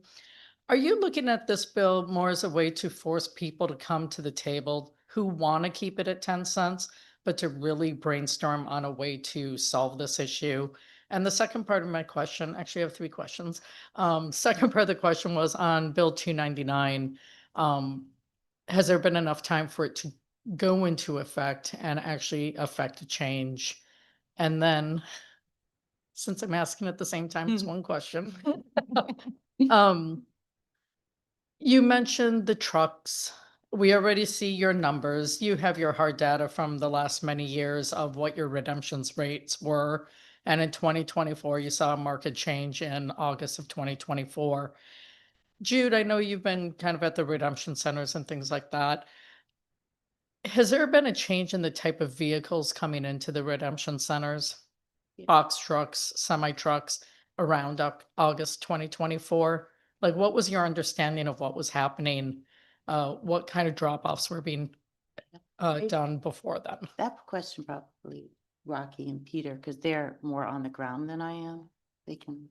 I guess I would start at the first question is, I think it was said earlier, runway. There's runway in this bill, and it gives time for the parties to come together to see if there can be a solution to be had and a way to stop the fraud that's in front of us. I think it also gives us a deadline, which there is a time-bound need for a solution. And if we can find a way to make it work, then I think we can make it work. And to your second point, yes, those that have been over-redeemed need to be made whole. That is paramount to making this continue to run.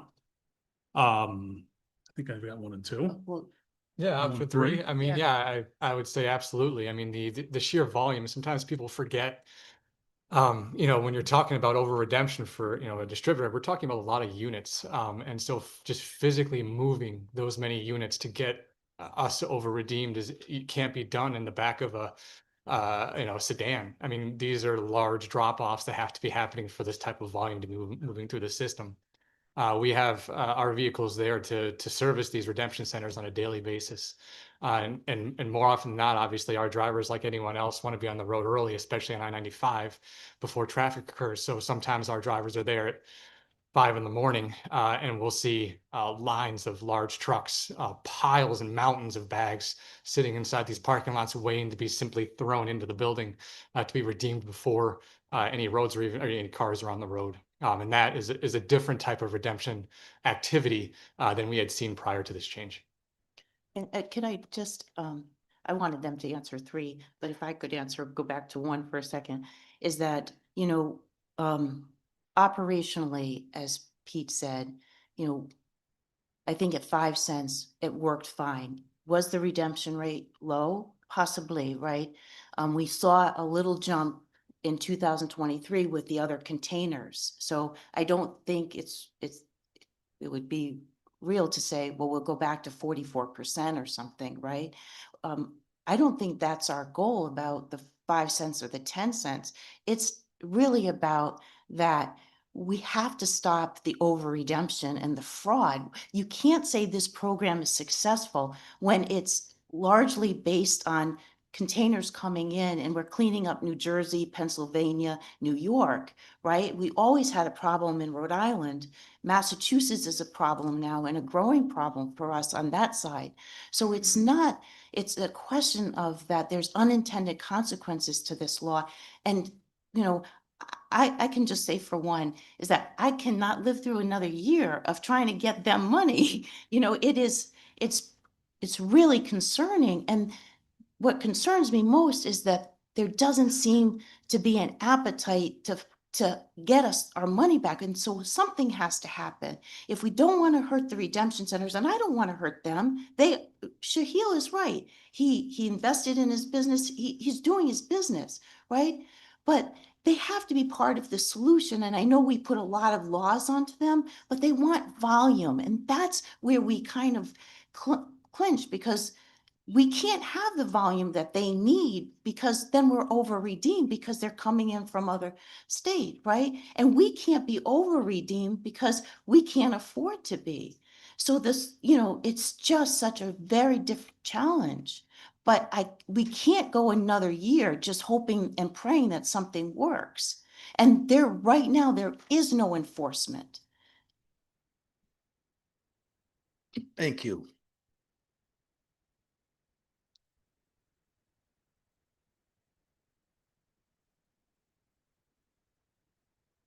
It's been so long that I forget to look to my right. I'm Representative multitasking. Beach. Thank you, Senator. And thank you, Jude, for coming out. I'll be brief because I know we have our time and question limits here. You mentioned, and just so that everyone can understand how bad the situation is, 25% roughly redeemed in January and 42% over redeemed in February. 49 and 23. Say it again, I'm sorry. 49 and 120. 120, okay. That would work. 149 and 123. Okay, so I've got it crisscrossed. What does that represent in terms of dollars and cents to you? That is roughly 6 million units that we were over in those 2 months. 6 million So units. that's $2.6 million. And That's over the 14-month period. yeah, I mean, it's crazy, absolutely insane. So if I do, I'm sorry. No, by all means. If I add 2025 and 2026 together, it's over 20 million units we were over redeemed. So do you think what we're proposing here is at least moving in the right direction? I do. Okay. yeah, because we take an opportunity to really look if something's working, Mhm. but not coming back next year with starting all over again. You know, Senator Lopes, and he's worked so hard on this, and Representative Parker, as you know, and, you know, Senator Lopes will say it's like whack-a-mole, and we do this, and then, you know, and then something else pops up. And quite frankly, that's not fair, and we can't do that. And, you know, and I hear also the discussion from the redemption centers moving to, well, distributors are the problem because of trans-shipping. And, you know, we have these machines that can tell the barcode and they'll just spit them out. And some of that stuff just isn't true. You know, I mean, there might be trans-shipping, and we could absolutely address that. But the fraud is really a criminal activity coming from New York, which we don't have any control over. Well, thank you, Jude, for bringing this out, and certainly, hopefully, we'll be able to perhaps get this through and at least start somewhere, because it does need to be fixed. Thank you, Senator. Thank you. Anyone else? Can't see that far. Representative Mashinsky. Thank you, Mr. Chairman. Jude, it sounds like you know what kind of vehicles the New Yorkers who are committing fraud arrive in. It sounds like you just described the types of trucks. Yeah. Can't we just direct law enforcement to interview those truck drivers? That's why I like you, Mary, because we're on the same page on this one. That's exactly it. And when we got the state police, you know, the state police became involved, we sent them a list of places that we know we see these trailer trucks, 5:30 in the morning at this one establishment, right? So could you go there? Could you look at that? And nothing, Mary, nothing. No, they don't happened. want to do it, obviously, but if we took that money that we set aside for enforcement and gave it to a new enforcement squad, you could direct them to the likely fraud drivers, correct? Targeted areas, if you will. Yeah. Possibly. Yeah. So I think we haven't tried that yet. So Well, we have tried that, right? what, with enforcement to arrest people? With the state police, we provide, so you're on the right track. We provided them because, you know, at first it was a question of like, where is this happening? What, you know, in 2024, we were going to hire our own private investigator and, right? And, but we didn't really know what was happening. But then by 2025, like I said to Rocky the other day, someone saw a trailer truck and he's like, that's normal. I see it every day. Right. So absolutely that there's that information today of where this is happening. And we provided at the beginning of the Yeah, that's correct. funding. Okay. But it's also important to remember that, you know, this isn't just a couple trucks. I mean, and we're talking about millions and millions of units. I get it, but I'm figuring if we had one or two big arrests and they lost their truck and got heavily fined, I think it would make a difference to the, you know, word of mouth would spread. We agree. Thank you. Thank you, Mary. Anyone else? Thank you. Thank you.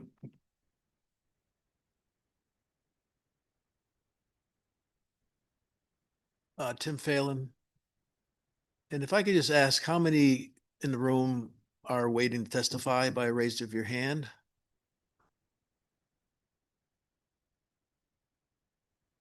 And if the committee administrator, the clerk could gather those names, we'll try to focus on the people who have been here and return to the remote list after that.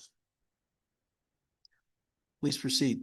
Thank you, Senator Fonfara, Representative Horn, Representative Paletta, other members of the Finance Committee. My name is Tim Phelan. I'm the president of the Connecticut Retail Network. We are a statewide trade association representing some of the world's largest retailers and the state's Main Street merchants. I'm here to testify in favor of Senate Bill 1 and Senate Bill 2. I've submitted my written testimony, so there's no sense of me reading that. I just wanted to make a couple of quick comments and then happy to answer any questions you might have. First, on Senate Bill 1, this bill clearly helps with the issues around affordability. And while we recognize that consumers are resilient, they do face some serious headwinds, but they still remain bullish, including dealing with these potential headwinds that are coming, things like continuation of tariffs, inflation, high rise in gas prices. But this bill, Senate Bill 1, along with the previous bill this committee heard, House Bill 5536, will help offset those headwinds that consumers will be facing. So we appreciate the committee for raising this bill, and we look forward to working with you as it moves throughout the process. And on Senate Bill 2, this bill obviously dealing with tourism. Simply put, retailers, tourism is good for the retail economy. So any diversion of funds that go towards increasing those efforts around promotion and getting people to come and visit Connecticut, they come and visit Connecticut, they will shop in Connecticut, and that's a good thing. So thank you for your time. I'm happy to answer any questions anybody might have. Questions for Mr. Phelan? Thank you. You're welcome. Come back anytime.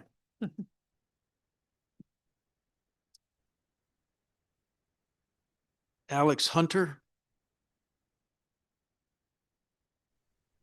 Hello, my name is Alex Hunter. I am a resident of New Haven and an MSW student at Southern Connecticut State University, and thank you for this opportunity to testify in support of SB 02, an act supporting local commerce, specifically the provision dedicating a portion of the meals and beverage tax to the tourism fund to support arts, culture, and tourism programs across Connecticut, and returning the remaining revenue directly to municipalities where it was generated.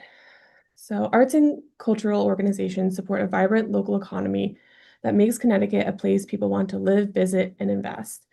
The 2023 Arts and Economic Prosperity 6 report, produced by Americans for the Arts, found that in New Haven County specifically, the arts and culture sector drove an additional $34.8 million of indirect spending.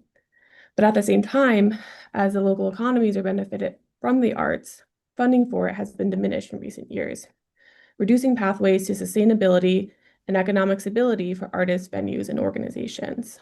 I support this bill because it creates a mechanism for the indirect economic impacts of the arts and culture industry to be reinvested back into itself, creating a prosperous and reinforcing cycle, and creates an economy that improves the state's capacity to imagine and be inspired, crucial ingredients to envision a better and more vibrant future for Connecticut.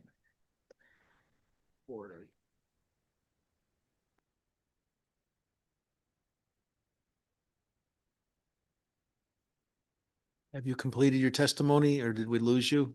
Nope, I'm completed. Okay, your questions for Ms. Hunter. Thank you much.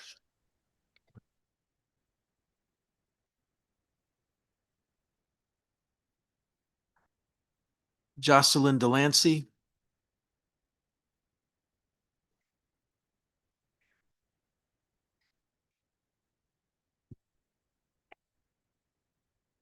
Good afternoon. My name is Jocelyn Delancey. I'm the Vice President of the Connecticut Education Association, representing over 40,000 educators across the state of Connecticut.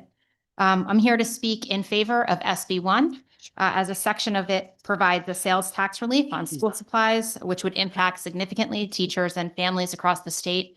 I think I can share, even in a well-resourced community like the one I teach in, school supplies are something that are the first to go when it comes to district spending and often rely on teachers to pay the price to ensure that their students have the tools that they need to be successful. So we really hope to encourage something that would allow for this to be easier for them. And I think we'd also love for you to consider at some point some sort of tax incentive for public school educators. We think that that would allow for a better recruitment and retention.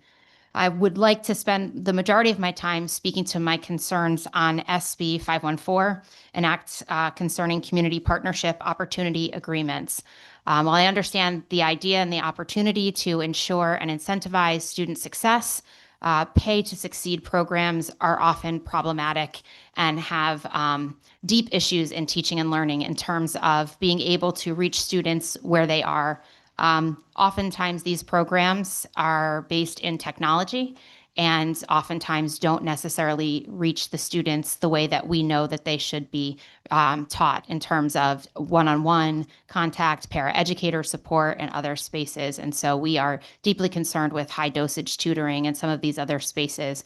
When we incentivize student success, we've seen levels of corruption in terms of administrators working to make sure that students are succeeding, often at the expense of their social emotional well-being and educator supports. So we are not in favor of this. We do believe there are other partnership programs that would be supportive, like community schools and working with other groups. So we have some deep concerns about this bill and would like to have deeper discussions about ways that we can advance student success, but without incentivizing it and allowing for investors to make money off of the backs of our school communities. Thank you. Representative Menapace. Thank you. And I appreciate CEA coming to talk about this. I know you had talked about similar issues that you had in education, but I was wondering because as a public school teacher, I've seen some of the issues that you're referring to with kind of the technologies we already have. And now with the implementation of AI, I think there's a lot of concern that this could get significantly worse, which you kind of mentioned, especially as you said, the kind of the manipulation of student outcomes. And I was hoping that you could elaborate on that for us.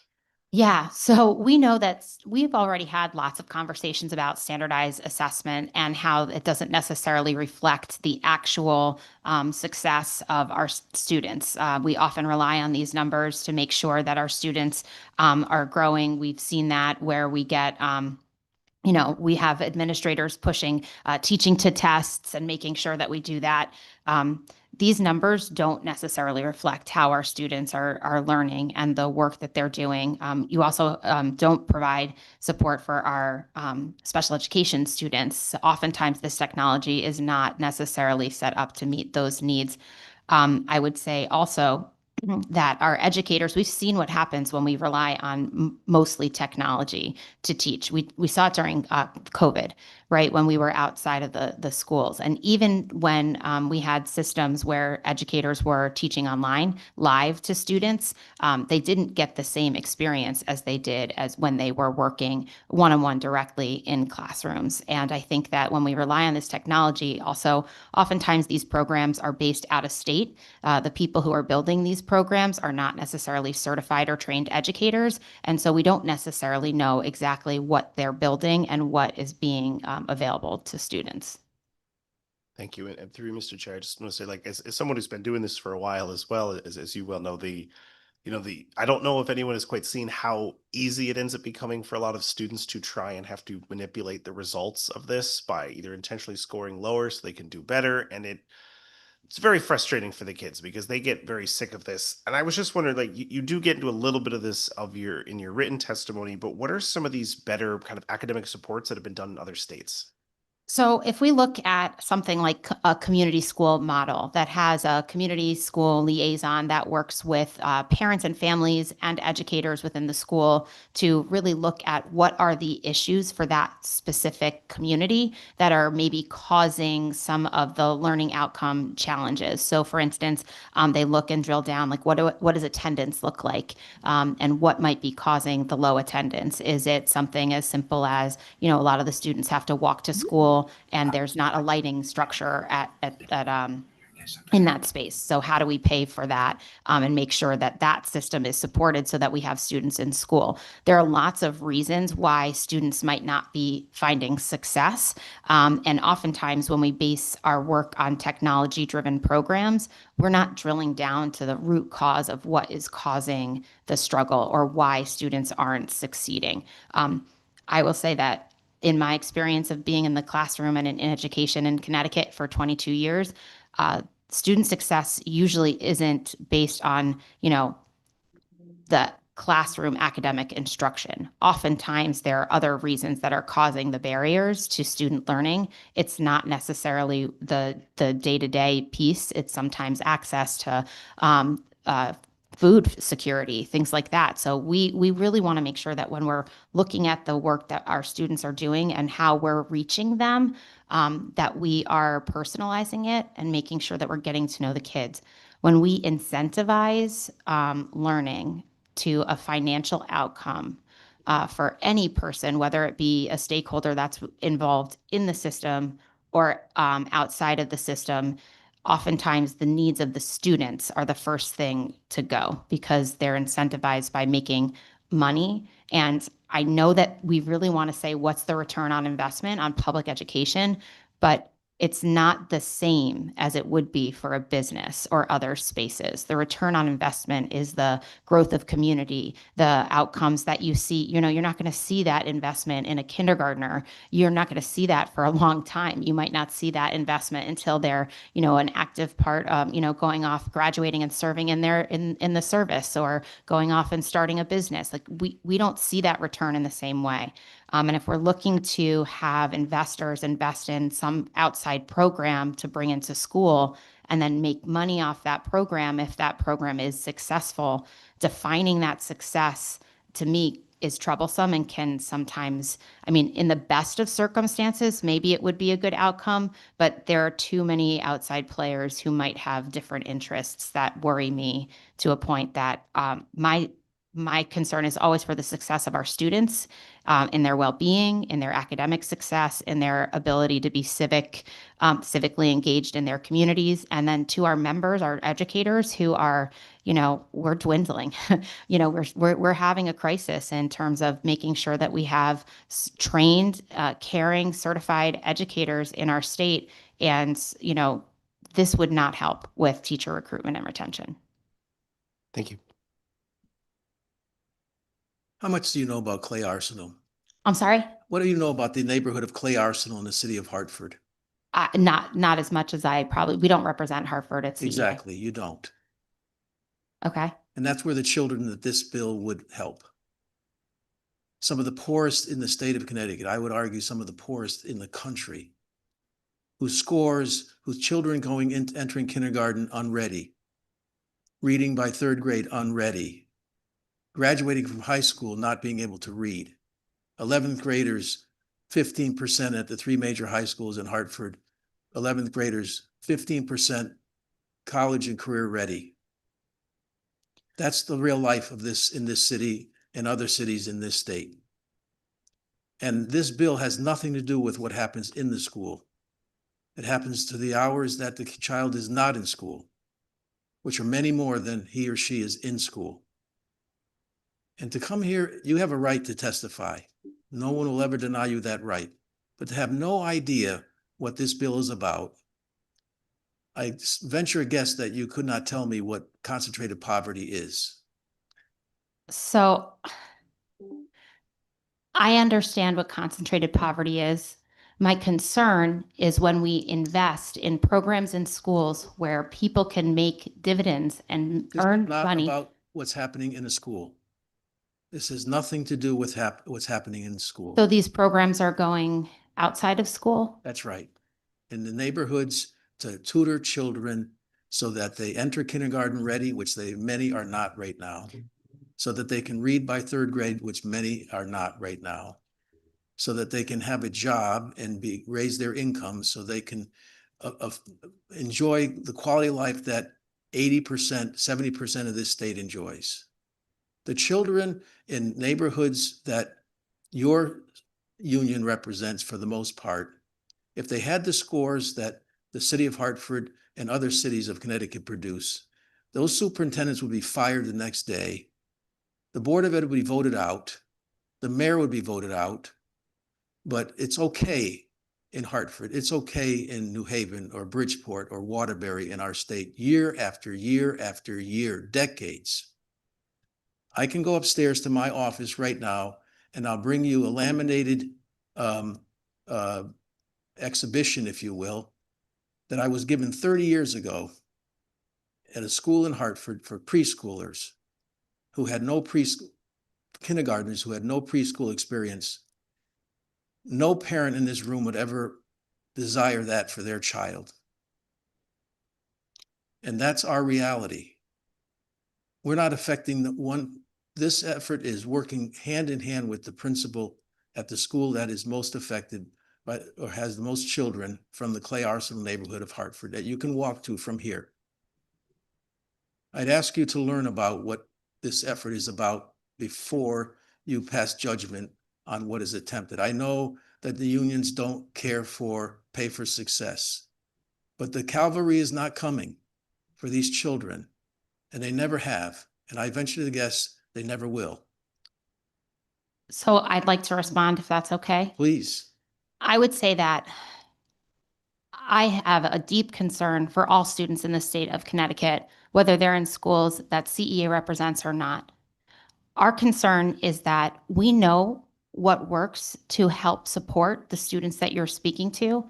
It's building relationships. It's spending real dollars on making sure that they have all of the tools they need from birth all the way up through past 22 in our public school settings, and making sure that they have the tools and resources and access. And so I respect and understand that this plan is one way that you feel that our students or those students will get access to the quality education that they all deserve. I think I have a different idea of what that could look like and what support should look like. And so we represent Bridgeport, we represent Danbury, we represent a lot of schools that struggle in terms of their student success rates and test scores. I believe that our students are way more than a test score. And my fear, it wasn't a judgment, it is a fear and a caution, is that when we start to drive results based off of test scores, we're losing sight of what it really means to support and care for these students. And that is what I am feeling. I apologize if you felt this was a judgment on a specific program or space or idea. I have seen where some of these programs have caused harm. And so that is my experience. If there's a plan to support these and avoid some of the cautions in terms of incentivizing and bad actors, then, we can have a greater conversation. I just think that there are other ways that we can support students in high poverty to allow for them to find the same care and support and success that all students in our state deserve. So I thank you. Thank you.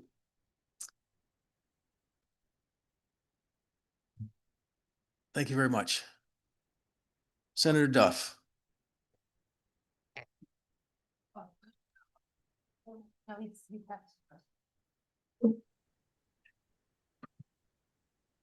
Hello, Senator Fonfara and Representative Horn. Can you all hear me okay? We hear you fine. Please proceed. Great. Thank you. And hello to Senator Fazio and Representative Paletta, members of our committee and ranking members of the committee. I'm here just to talk briefly about Senate Bills 1 and 2. I won't go through my testimony because I'm sure that you've heard a lot and they're trying to end on this day before it gets dark on a Friday afternoon. But I wanted to come in and just talk briefly about Senate Bill 1 and Senate Bill 2 and why they are our Senate Democratic Caucus priorities.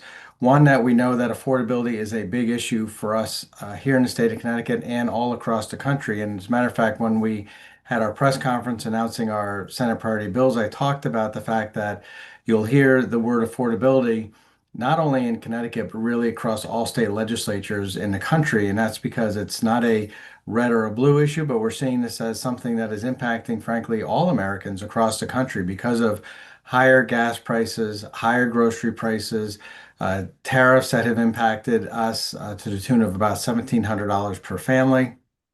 And we're seeing just prices continue to go up every month. And we've seen the inflation report say that our annual inflation could be over 5% this year. So it's important for us to, while we can't impact the entire country, we can certainly impact our corner of the world and here in Connecticut. So there's just a few things that we can do that I think are important.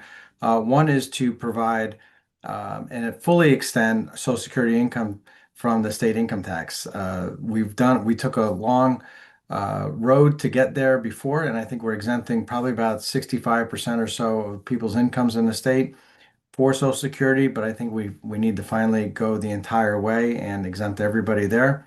Raising our existing property tax credit, creating a renter's tax credit so that folks who are renting, because we know that the high cost of rent these days because of housing constraints, $1,000 credit will be very helpful. Eliminating the sales tax on clothing under $100. Many of us remember when that changed prior, when we had deep budget deficits. But this is something that I know many families would appreciate by being able to eliminate the sales tax on clothing. We're also looking at eliminating tax on school supplies and other means. And on Senate Bill 2, helping our businesses to eliminate sales tax on electricity here in Connecticut is something that I know CBIA has been in favor of, and that we're hoping that that will help ease the burden for them and redistributes the restaurant tax to be split by the towns, something that I know many of us in the Senate Democratic Caucus, and I'm sure the House Caucus as well, have been in favor of by providing some of that back to our communities and a bit of sales tax sharing, and then splitting that with our hospitality industry. That has been really important to do so that we can spend the money we need for our hospitality industry that will actually bring us back a lot of dollars. Generally in tourism, you spend $1, you may get $7 back. Some estimates are higher than that even, and I think that's going to be important. And then creates an Indian Trade Commission, which is similar to the Puerto Rican Commission that we have, and also the Ireland Trade Commission, which are important these days, especially where some of our national relationships have been strained, but we can make strong state to nation relationships and have trade bills, have trade agreements as well.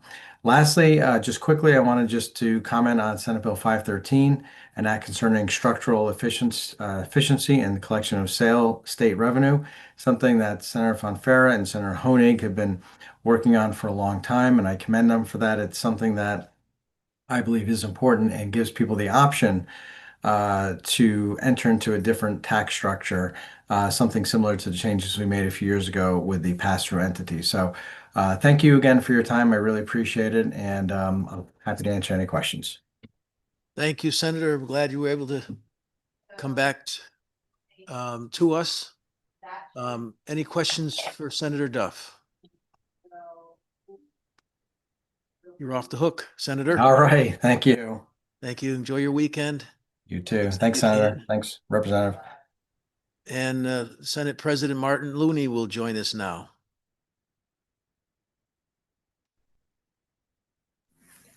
Thank you. Mr. Chairman, thanks for the opportunity to testify here today. Senator Fonfara, Representative Horn, and Ranking Member Senator Fazio and Representative Paletta. I'm Martin Looney, Senator from the 11th District, and I'm here to testify on the same bills that our Majority Leader just spoke to you on. I think important issues for our state, our Senate Democratic Caucus. First of all, it's clear that high interest rates and the lack of affordable housing or increasing insurance rates have really put a tremendous strain on Connecticut. The tariffs imposed by the Trump administration are really wreaking havoc in our economy. And most recently, we've seen the increase in the cost of gasoline and oil and petroleum products because of the undeclared war. And Senate Bills 1 and 2 are really a significant part of our affordability agenda to try to do something about this. In Senate Bill 1, we exempt all clothing under $100 from the sales tax starting on July 1st of this year, and exempts all school supplies, including backpacks, lunch boxes, notebooks, pens, pencils, crayons, rulers, papers, starting July 1st of 26. And this does not include computers and electronics. We also exempt all residential appliances that meet the or exceed the Energy Start standards from a sales tax, also beginning with the next fiscal year. We also exempt all food items under Section 2 that are sold in grocery stores that are intended to be taken out, consumed off premises, and this would be something that would be important also with an opportunity for a new revenue stream for municipalities and also for tourism. Also in Section 3, we raised the property tax credit from $300 to $400 as a maximum beginning in January 1st of 27. And then breaking some new ground in an area that we know is so important, that so many people are desirous to avoid being in nursing homes at all costs, trying to struggle with care provided at home. And Section 4 would create a family caregiver income tax credit for 50% of the eligible expenditures that are incurred by a caregiver in that year. Tax credit would be capped at $2,000. And if multiple people in a family serve as a caregiver, they can share the credit. This is important. Section 5, creating a renter's tax credit. Again, so many people we know are struggling, paying far more than 30% of their income in rent and housing expenses, and that's supposed to be the threshold of affordability. They would have to be renting for an entire year, would have to be their primary residence, can't be dependent on someone else's tax return, and the person would have to be under $50,000 in income as an individual or $100,000 for a married couple filing jointly. And finally, we also we would eliminate all of the remaining income tax on Social Security starting in January of 2027. This is important because, as we know, that the people who are taxed currently, their Social Security is partly taxed, are somewhat middle income people in Connecticut, but still, with age goes medical expenses and other kinds of things that they also may be struggling. And the exemption, total exemption on Social Security might be the tipping point between helping people stay in Connecticut and think about moving somewhere else where the tax is Social Security is totally exempt. So these are key elements. Then also Senate Bill 513. Again, wanted to commend Chairman Fonfara and Senator Honig for their efforts on this bill that will give access for state residents to enter a different kind of tax structure, somewhat similar to the changes that were made a few years ago on the pass-through credit, pass-through entities tax, the PET tax that was done after the federal tax change of 2017. And this bill would allow employees to voluntarily enter this alternative system, and it would benefit them on their federal tax liability. And want to thank Chairman Fonfara, Senator Honig for their work on this issue. And these bills, I think, along with some others on your agenda, do really constitute an affordability agenda that would be important to the people of our state this year. Thank you so much for the opportunity to testify. Thank you, Senator Looney. Always good to have you testify before the committee that you chaired at one time. And Thanks. I chaired the committee from 1997 through 2002, and it was a great part of my career, and I learned a great deal during those 6 years. Well, we prefer to have you here in person, as you know, but you're probably in a better place. But are there questions for Senator Looney? I know that Senate Bill 1 is packed with items, as is 2, but are there any questions? Appears not. But we know, Senator Looney, we have a job to do here in the Finance Committee over this weekend. For those of you not on it, enjoy. But we'll be working hard to come up with a package that we'll be voting out, and clearly work will commence or continue after that. But looking forward to work with you, Senator, on getting the best package out that we can.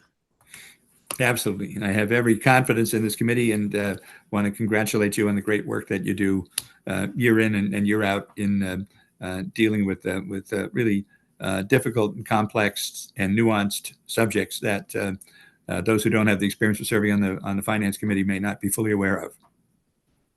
Thank you, sir. We will now return to those interested in testifying who are in the room, and the first is Art Corey. When did you become chair?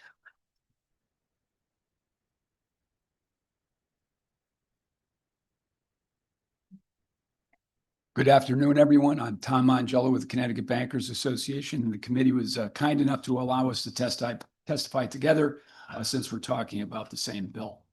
Chairs Fonfara and Horn, ranking members Senator Fazio and Representative Paletta, and members of the committee. It's great to be here today. We don't get to the Finance Committee very often. We're usually in banks, but it's great to be here. So once again, I'm Tom Mangello, the president and the CEO of the Connecticut Bankers Association. Art Corey is our executive vice president and general counsel. I never travel without him. It's always a good idea to have an attorney with you.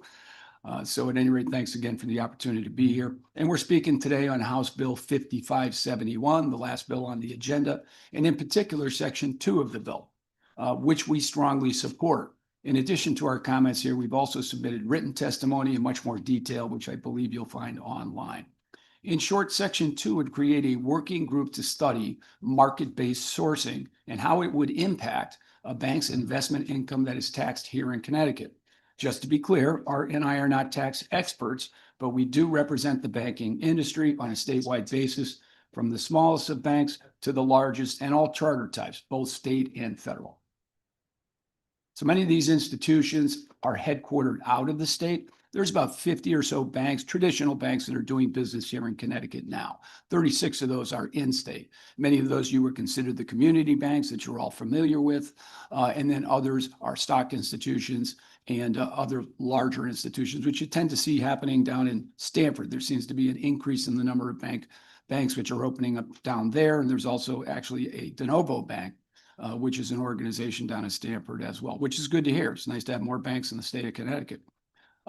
Regardless of their size, out-of-state institutions or those that are headquartered right around the very borders of our state have a meaningful presence here in Connecticut. They employ residents, they invest in infrastructure, and they contribute to all the various tax bases, whether you're talking about property taxes, payroll taxes, and obviously corporate income tax. Collectively, our banks employ over 17,000 people in the state of Connecticut. Almost all our banks appreciate the fact that this bill considers studying this issue first, and first is the key thing. Because it's complex and it has potentially significant impacts on different types of banks. On behalf of our CBA members, we believe it's imperative that a thoughtful exploration of this taxation approach be fully completed before any type of a proposal to change the existing tax structure be brought up. Section 2 does just that, with clear timelines and delivery deadlines by the next legislative session. And we, on behalf of our banks, urge the committee's support. It would be critical that the working group, if approved, that its study does not unintentionally favor one type of institution over others. The financial industry, I think, as everyone knows at this point, is incredibly diverse. It includes community banks that I mentioned, regional banks, national institutions, credit card banks, and increasingly digital banks and fintech organizations as well. We're very concerned that if the working group is not if the working group is not done, not put into place, and some other tax structure is, without that working group doing a careful analysis, there's going to be unintended, unplanned tax consequences, which could negatively impact a number of our financial institutions. As you know, tax policy is a major consideration where businesses and banks choose to locate, where they choose to invest, and where they maintain and create jobs. If we do a new tax approach in the future without careful consideration and all its impacts, we're not just changing tax policy, we could be affecting the state's competitiveness, not only now, but for several years to come. With that said, we'd be happy to take any questions that you may have today through you, Mr. Chairman. And thank you very much again for the opportunity to be before the committee. Thank you. Chair Horn. Thank you, Mr. Chair, and thank you for being here. I guess a couple of questions. One, have you looked at how other states have handled this issue? Do you have any particular reflection on how well or badly it's been handled in other jurisdictions? So we have heard some of the bad. Massachusetts, because I guess that was a pretty negative result where you had winners and losers in the same industry.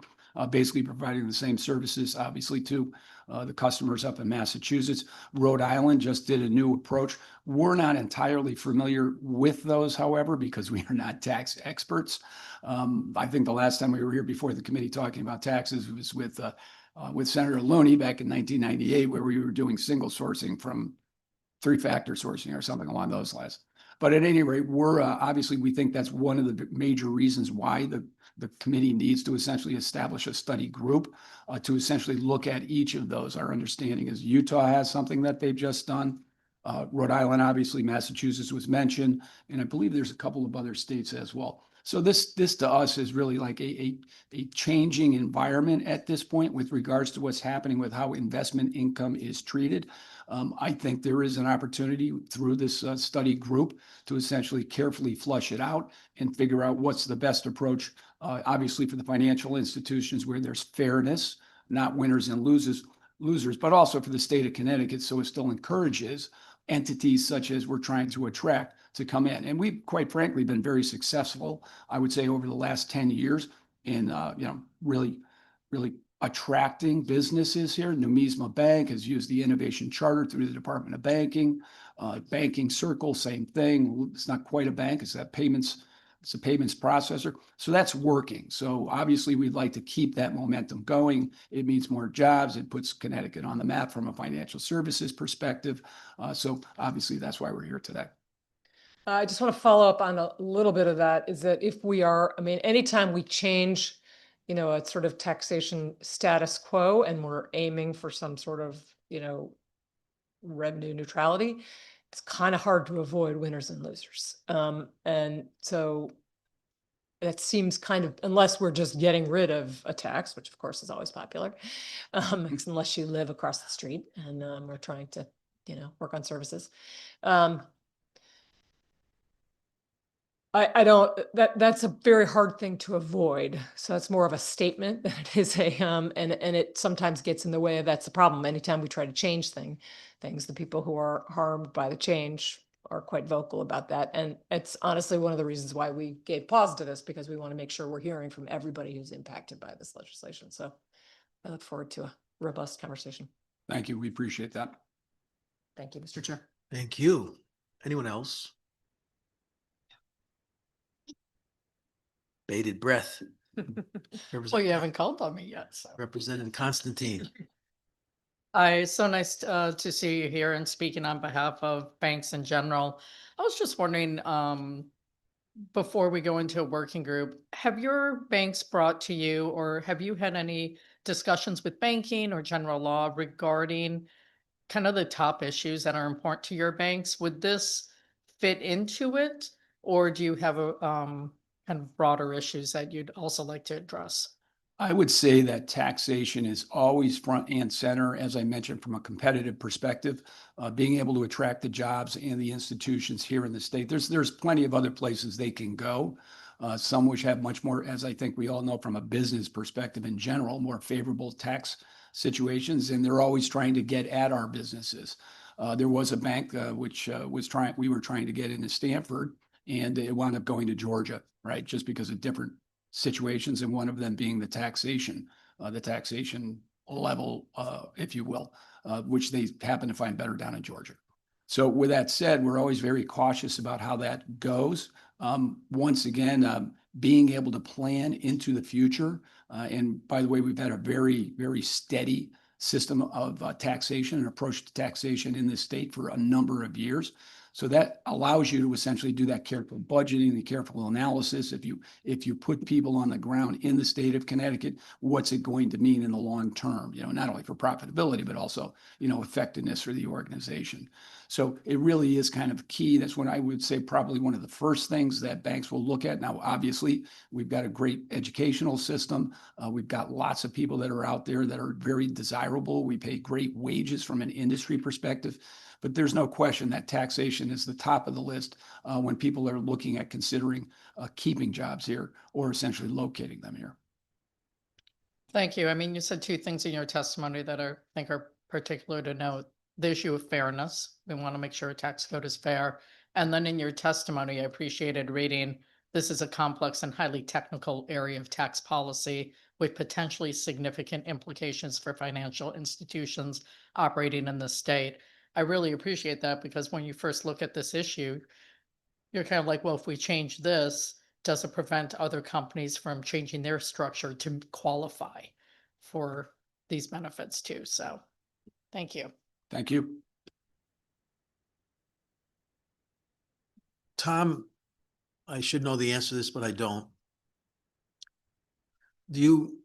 Are there banks still headquartered here that would feel differently in your association than maybe majority of your members do? Yeah, that's a great question. Based on the survey of our membership that we did, there's 36 that are headquartered here.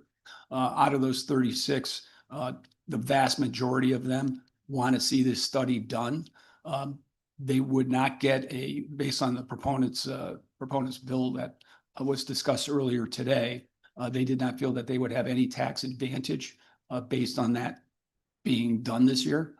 So that's why I think, once again, it's important to do the study to essentially see how it really ferrets out to the different institutions here. Most of those banks are community banks, obviously, as you know, having been the former chairman of the banking committee way back when. 100 years ago. At any rate, yeah, so those institutions would not be negatively or positively impacted by some type of a major change. Thank you. Anyone else? Thank you. Randy Collins. Thank you. Thank you, everyone.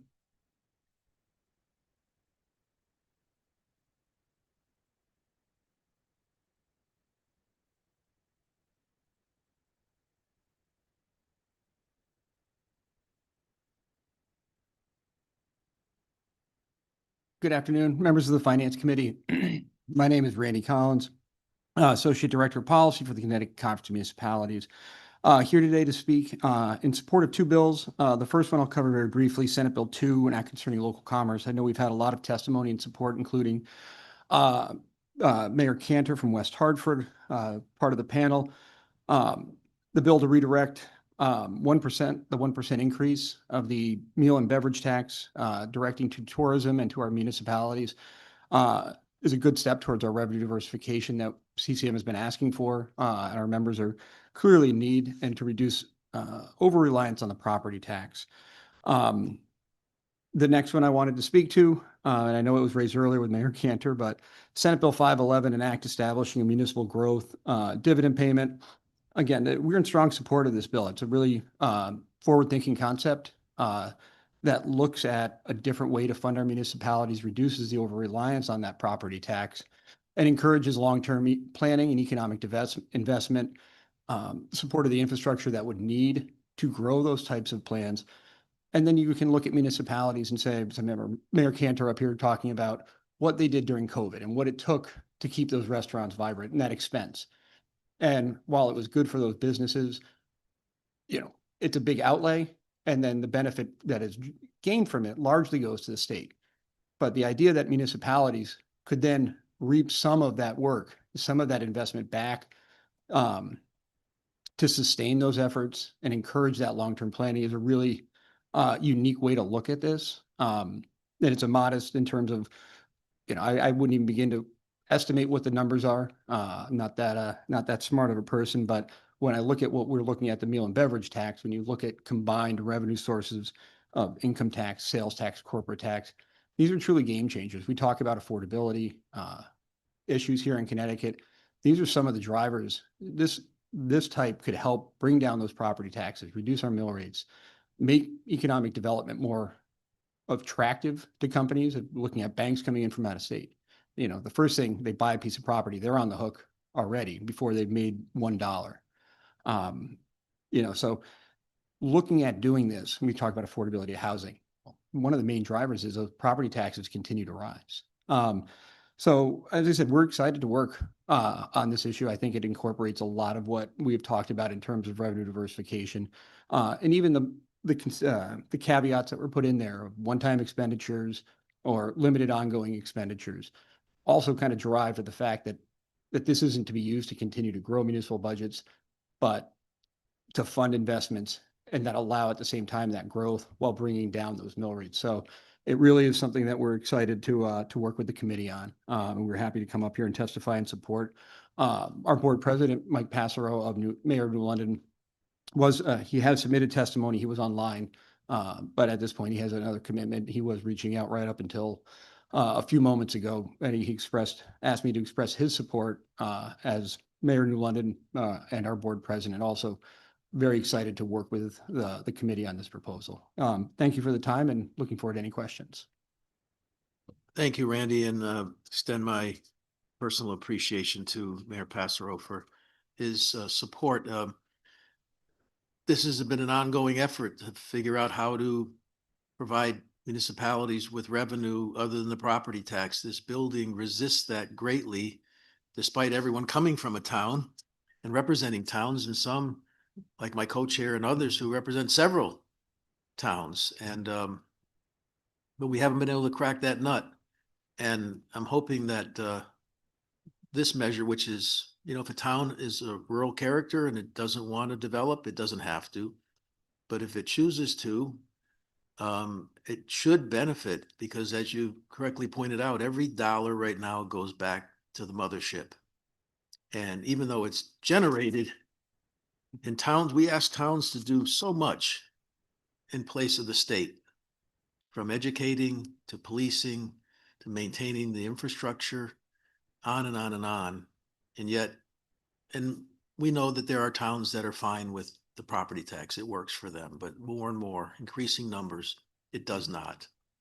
I have one town where the mill rate is over 40 now, and I consider that to be the canary in the coal mine in terms of determining, how it's a well-managed town, but it's a bedroom community, and it's difficult to generate the revenue that another town that might have a lot of commercial or a lot of industrial can do. So I appreciate your comments regarding that bill. Anyone else? Thank you. Thank you, Senator. Appreciate the time. Liz DuPont Deal.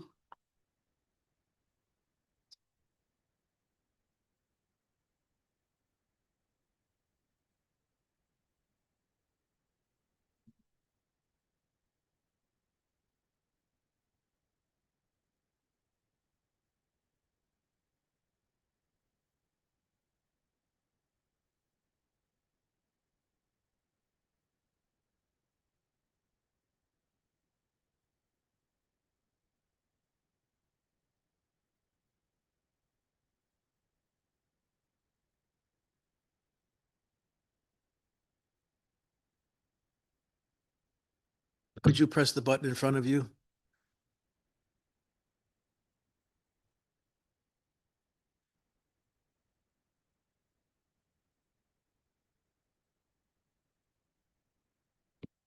Thank you. One moment, sorry.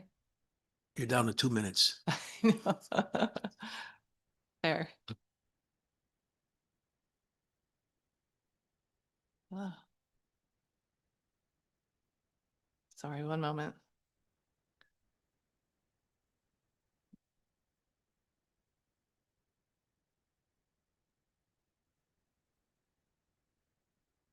You know the subject. You don't need to read anything. No, it should. Oh, I'm so sorry. Oh, here we go. Okay. Good evening, Senator Fanfara, Representative Horn, and members of the committee. My name is Liz DuPont Deal. I'm with the Connecticut Citizen Action Group, and we testify today on behalf of our members from throughout the state on a number of bills, which I will elaborate momentarily. Sorry.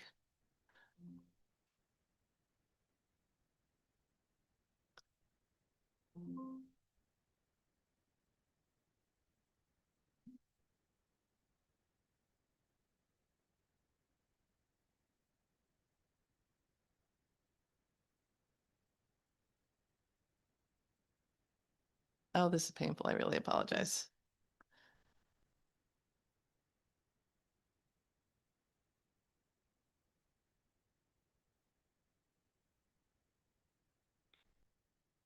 Would you like us to go on to another witness and then come back to you? Please, I truly apologize. I'll be very That's fine. fairly. Thank That's you so fine. much. We're here. Thank you. So we'll return now to the list and Bill Middleton. Okay. Chris Regan.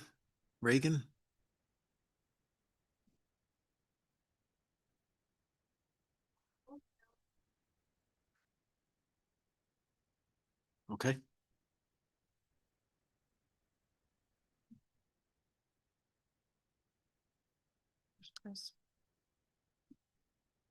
If Chris wants to go. Can you hear me? Yes, we can. All right. Thank you, Senator Fonfara, Representative Horn, and committee members. I'm Chris Regan. I'm the chairman of the Connecticut Tourism, Eastern Regional Tourism District, 41 towns. Second vice chair of Connecticut Tourism Coalition, and general manager of Olmsted Village, which has 53 tenants and 550 workers that we represent at the village. We're in support of SB2, which I think is something that hopefully we can get money back into tourism and reinvest it back into something that is a revenue generator, not an expense to the state of Connecticut. And I think the way you have it set up where municipalities will benefit, I think it will help immensely as we drive more tourists to our area, more revenue. So the term heads and beds will be in everybody's forefront of their minds, because it's going to generate revenue to the towns. It's going to generate revenue to the state, back to the state of Connecticut in return, which, estimates are 9 to 1 is the return when you invest $1 into tourism. I testified on the House Bill 5443 and gave a scenario about the average daily rate in the state of Connecticut versus New England. Massachusetts is $230 a night. Rhode Island's $218, and Vermont's $186. Connecticut's $152. If we spend more money, that ADR, if we get into whatever Rhode Island's doing, Massachusetts, based on where Connecticut is, especially in the basketball sense, we want to be number one. We should strive to be number one in tourism in New England. And there's no way we shouldn't be number one. We have all the attributes of, coastline, the restaurants, the attractions, museums, the history, the 2 world's largest casinos. It's got a lot of hidden gems in the state of Connecticut that we should be proud of, and we should be marketing it, not cutting the funding. This is something that I think we should be striving to do better in revenue back to the state of Connecticut. We're 48th in the United States on tourism spending, which is unacceptable in my mind. There's revenue that comes into the state of Connecticut that's driven by the tourism sector. We ask that it be put back into the tourism market. I thank you for your time. I don't want to take the rest of your time up. If you have any questions, be happy to answer anything. Thank you for your testimony, sir. Questions for Mr. Regan? Thank you. Thank you. Bill Middleton.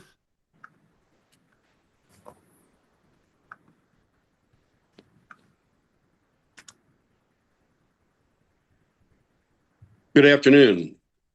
Can you hear me okay? Yes, we can.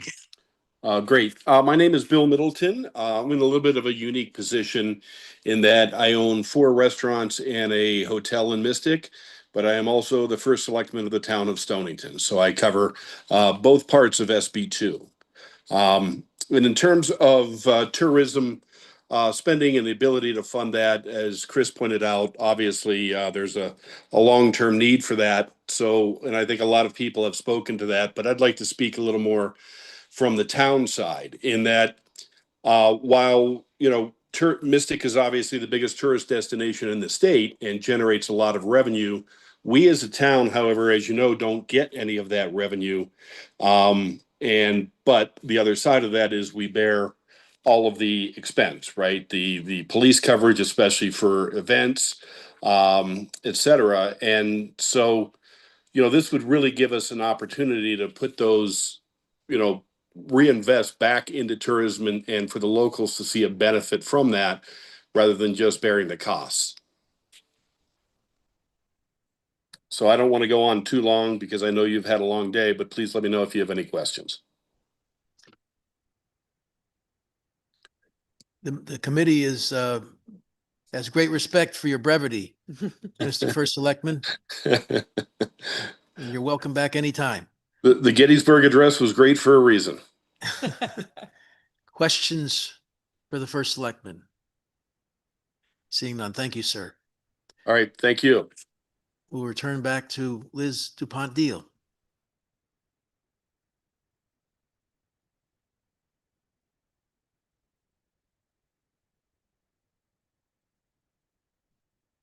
Thank you for your patience, and I shall endeavor to continue the brevity trend.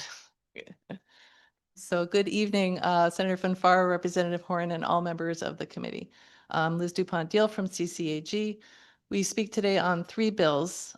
First, we want to speak against SB 516 and support the comments of Connecticut LCV and others.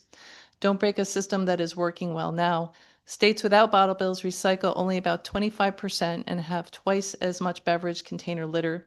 We are not confident that the proposed process would effectively address fraud and believe this bill would serve to roll back Connecticut's deposit value to only 5 cents, which would be a massive step backwards and give us more plastic pollution, reduced recycling rates, higher costs for municipalities, and potential job losses.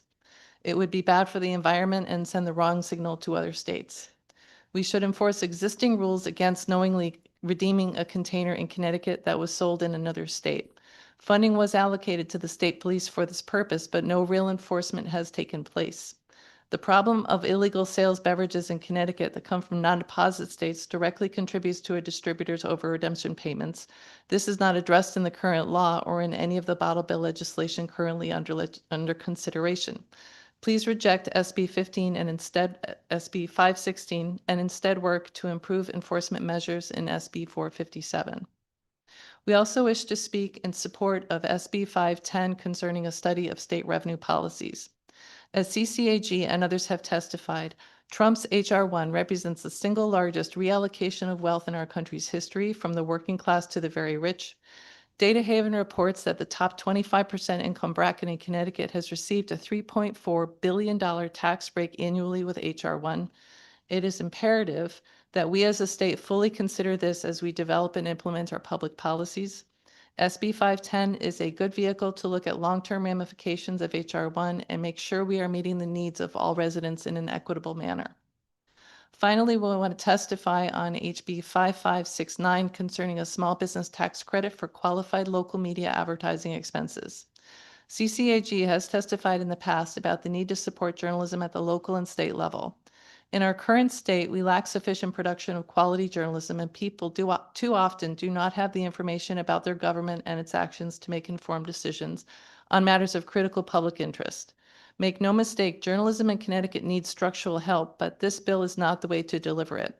As written, this bill would benefit large media outlets and not the smaller ones that most need it. In today's environment, a bill that helps small publishers directly would be the best way forward. Thank you for your consideration, and I welcome any questions. Questions for Ms. DuPont Deal? Seeing none, thank you. Thank you. Have a good evening. You too. Representative Gresco. Thank you, Mr. Chair. Good afternoon, Finance Committee, Representative Gresco, District 121, Stratford. A couple years back when we passed Public Act 21-58, that increased to 10 cents our redemption value. We're told and believed that New York was going to follow us, as were Massachusetts. They had bills in their legislature. Rhode Island was going to establish it, and then unfortunately they have not followed suit. And to be honest with you, New York is probably making a good buck off of this going forward. We can't accurately say what our Connecticut redemption rate is because of the cloud that is over us with other people coming in, as you've heard. Now, when we first went to 10 cents, the redemption rate bumped up from the low 40s to the high 40s to the low 60s. So the locals were the word was getting out, but then the word got out of state bound, right? And that's the problem. So I like Senate Bill 516 because it gives us some data as to whether or not our strategy for enforcement is going to work. Look, I spent a lot of my 2021 getting this bill passed. I can say from an environmental point of view, it's been a huge success. Old cans and bottles are made into new ones like the manufacturers wanted. My Coke bottle made with 100% recycled materials, cheaper than virgin materials and less litter. However, Connecticut would be doing itself a favor to not face a lawsuit turning over redemption and subsequently potentially jeopardize the entire bottle bill system. If Connecticut ultimately reverts to a deposit of 5 cents, keep the handling fee for at what it is now for redemption centers and grocery stores the same. Keep the items that we expanded to, the iced teas, sports drinks, coffee drinks. It just, eventually maybe sunset it so that people have time to have paid a dime and go and get their money returned, and they will be happy. Some say this is a major step backwards. I feel customers know now what items are redeemable, not just beer and soda bottles and cans and water bottles. The technology has really expanded and makes for a quicker in and out experience. Once you get up to the front of the line, you're done in 5 minutes. Once you get to a machine, you've got the bag them and leave them method now with your account credited. I believe all the positives stay, but the unintended problems cease with a potential return to 5 cents. The only thing I would say is we would have a trigger that if the other You have states reached around 3 us minutes. went Could to you please 10, summarize? if the other states went to 10, we would go 2. That's it. Thank you. Thank you, Representative Gresco. I would like to reiterate that the goal of the legislation is not to go back to 5 cents, but to hopefully drive some innovation to figure this out so that we're not continuing to attract out-of-state bottles and cans. And if that is accomplished, then 10 cents would remain. But sometimes you need a little bit more light shine on something to get the attention of those who might find a solution to this, and I hope we can. Questions for Representative Gresco? Seeing none, thank you very much. Thank you.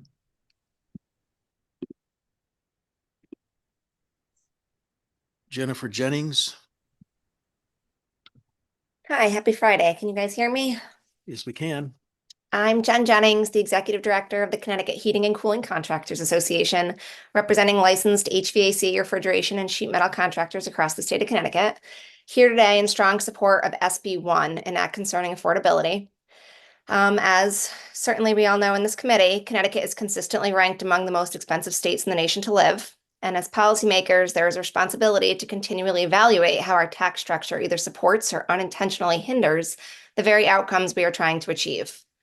Over the years, this legislature has made meaningful strides in advancing energy efficiency and affordability initiatives through programs like Energize Connecticut, rebate structures, and alignment with federal incentives. These are strong, thoughtful policies, but in order to fully realize their impact, we must also address the barriers that prevent residents from accessing them. One of the most immediate and practical barriers is the upfront costs of equipment. Heating and cooling systems, furnaces, boilers, heat pumps, central air, and water heaters are not discretionary purchases. They are essential systems that directly impact health, safety, and quality of life here in Connecticut.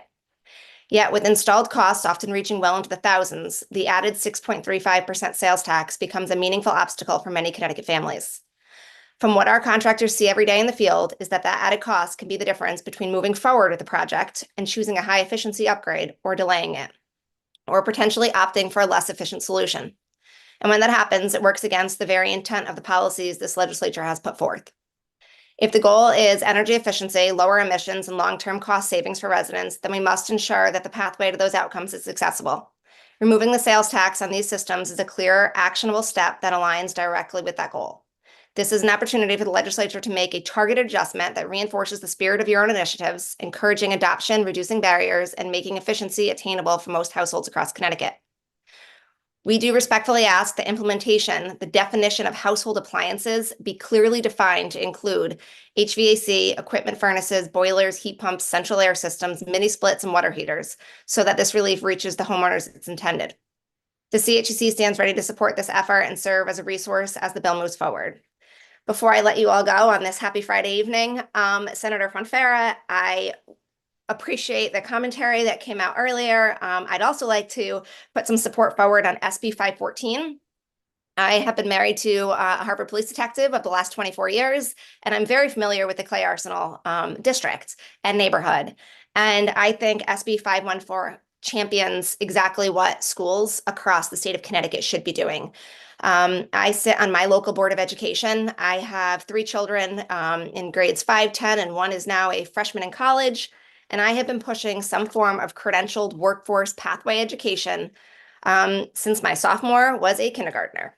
To get skilled trades education, something that credentials these kids in high school, gives them a choice and option that is not college. It could be EMT certification. We have a fire shortage, a law enforcement shortage. It could be skilled trades, getting them access to 120 hours of Department of Labor credentialed curriculum. You reached the 3 minutes. You could please summarize. I could keep going, but wonderful bill, and I look forward from a trades perspective to see how we could support that as well. Thank you very much, and thank you for your husband's service to our city. Are there questions for Ms. Jennings? Thank you very much. Thank you.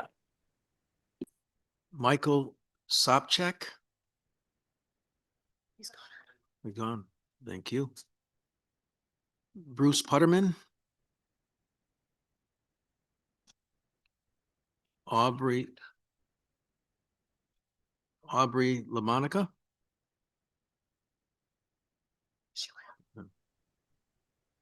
Jenna Peduzzi?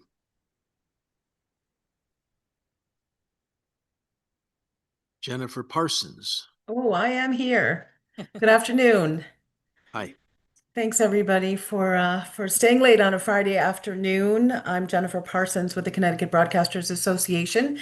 Senator Fonfara, Chairwoman Horn, Ranking Members Senator Fazio, Representative Paletta, members of the Finance, Revenue, and Bonding Committee. You have my written testimony, so as I know, we are all trying to finish up our Friday, so I will be brief today as well. I just, on behalf of the FCC licensed radio and television, radio stations and television stations serving communities in Connecticut, we stand in support of HB 5569, an act concerning a small business tax credit for qualified local media advertising expenses.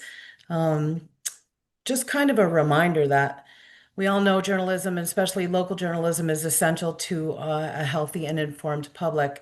But today, local broadcasters are navigating a rapidly changing media landscape marked by a lot of increasing costs, declining advertising revenues, outside problems, including big tech,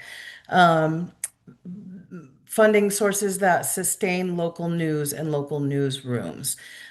Despite these challenges, Connecticut's broadcasters continue to invest in expanding local news coverage, often increasing the number of hours of live local programming to better serve our audiences, which are you guys.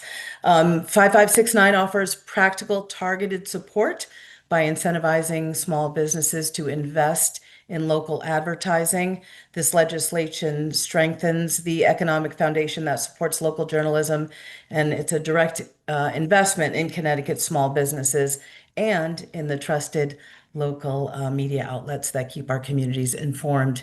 engaged and obviously safer. So local businesses are advertising locally. Everybody benefits. Connecticut benefits from smaller businesses to stronger local newsrooms. And for these reasons, we support HB 5569 and hope that you will support it as well. Thank you. Questions? Thank you very much, Chair Horn. Thank you, Mr. Chair, and thank Hi. you for being here. Nice to I see you. wanted to thank you for your testimony on this. We've wrestled with several approaches to try to provide some help here. And one of the reasons why this approach is in this bill is because it keeps the legislature in particular out of having to define what journalism is, which is not our job. But it does, there's been some other testimony about this particular structure the benefits flow more to the bigger organizations and less to the smaller nonprofits. And I wonder whether you could comment on that. Well, I mean, unfortunately, as is the way of the world, right? So many of these companies are owned by larger groups. But if you look through Connecticut, there's still quite a bit of private and small newsrooms. And I know that you have been trying to help out your print up in the northwest corner. You know, it is a challenge for sure. However, we're still here in Litchfield trying to support a local newsroom. TIC, although it's owned by a big company, is still trying to support a local newsroom. Yeah, and I don't know what the answer to that is, other than I know you do have some guardrails in the bill that talk about numbers of employees and dollars of tax credits, et cetera. You know, hopefully maybe that can help to narrow it down so that we can be sure that the monies are going to help local businesses that are then able to advertise on and in local print and local broadcast. Thank It you. is a challenge, no doubt. Thank you for your work keeping us informed and Working hard. Go Huskies. thank you, Mr. Chair. Oh, yes. Tip off. Thank you. Yep. Anyone else? Thank you. Thank you. And I understand that Bruce Putterman is available.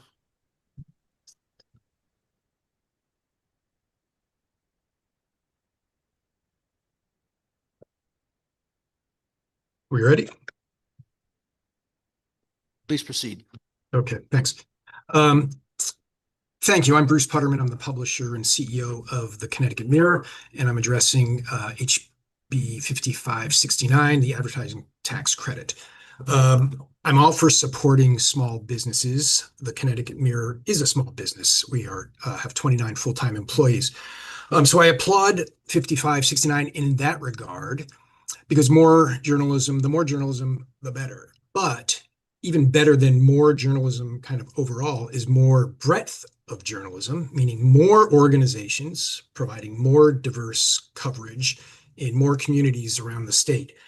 And I think if the state wants to contribute to that goal, then financial support should be distributed to more newsrooms and not concentrated among the newsrooms who already have the deepest pockets. So at that level, 5569 is problematic for a couple of reasons.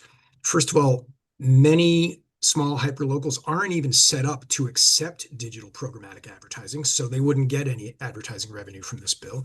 Secondly, the advertising agencies that place digital direct advertising are actually disincentivized to place small advertising buys on lots of websites. In fact, just the opposite.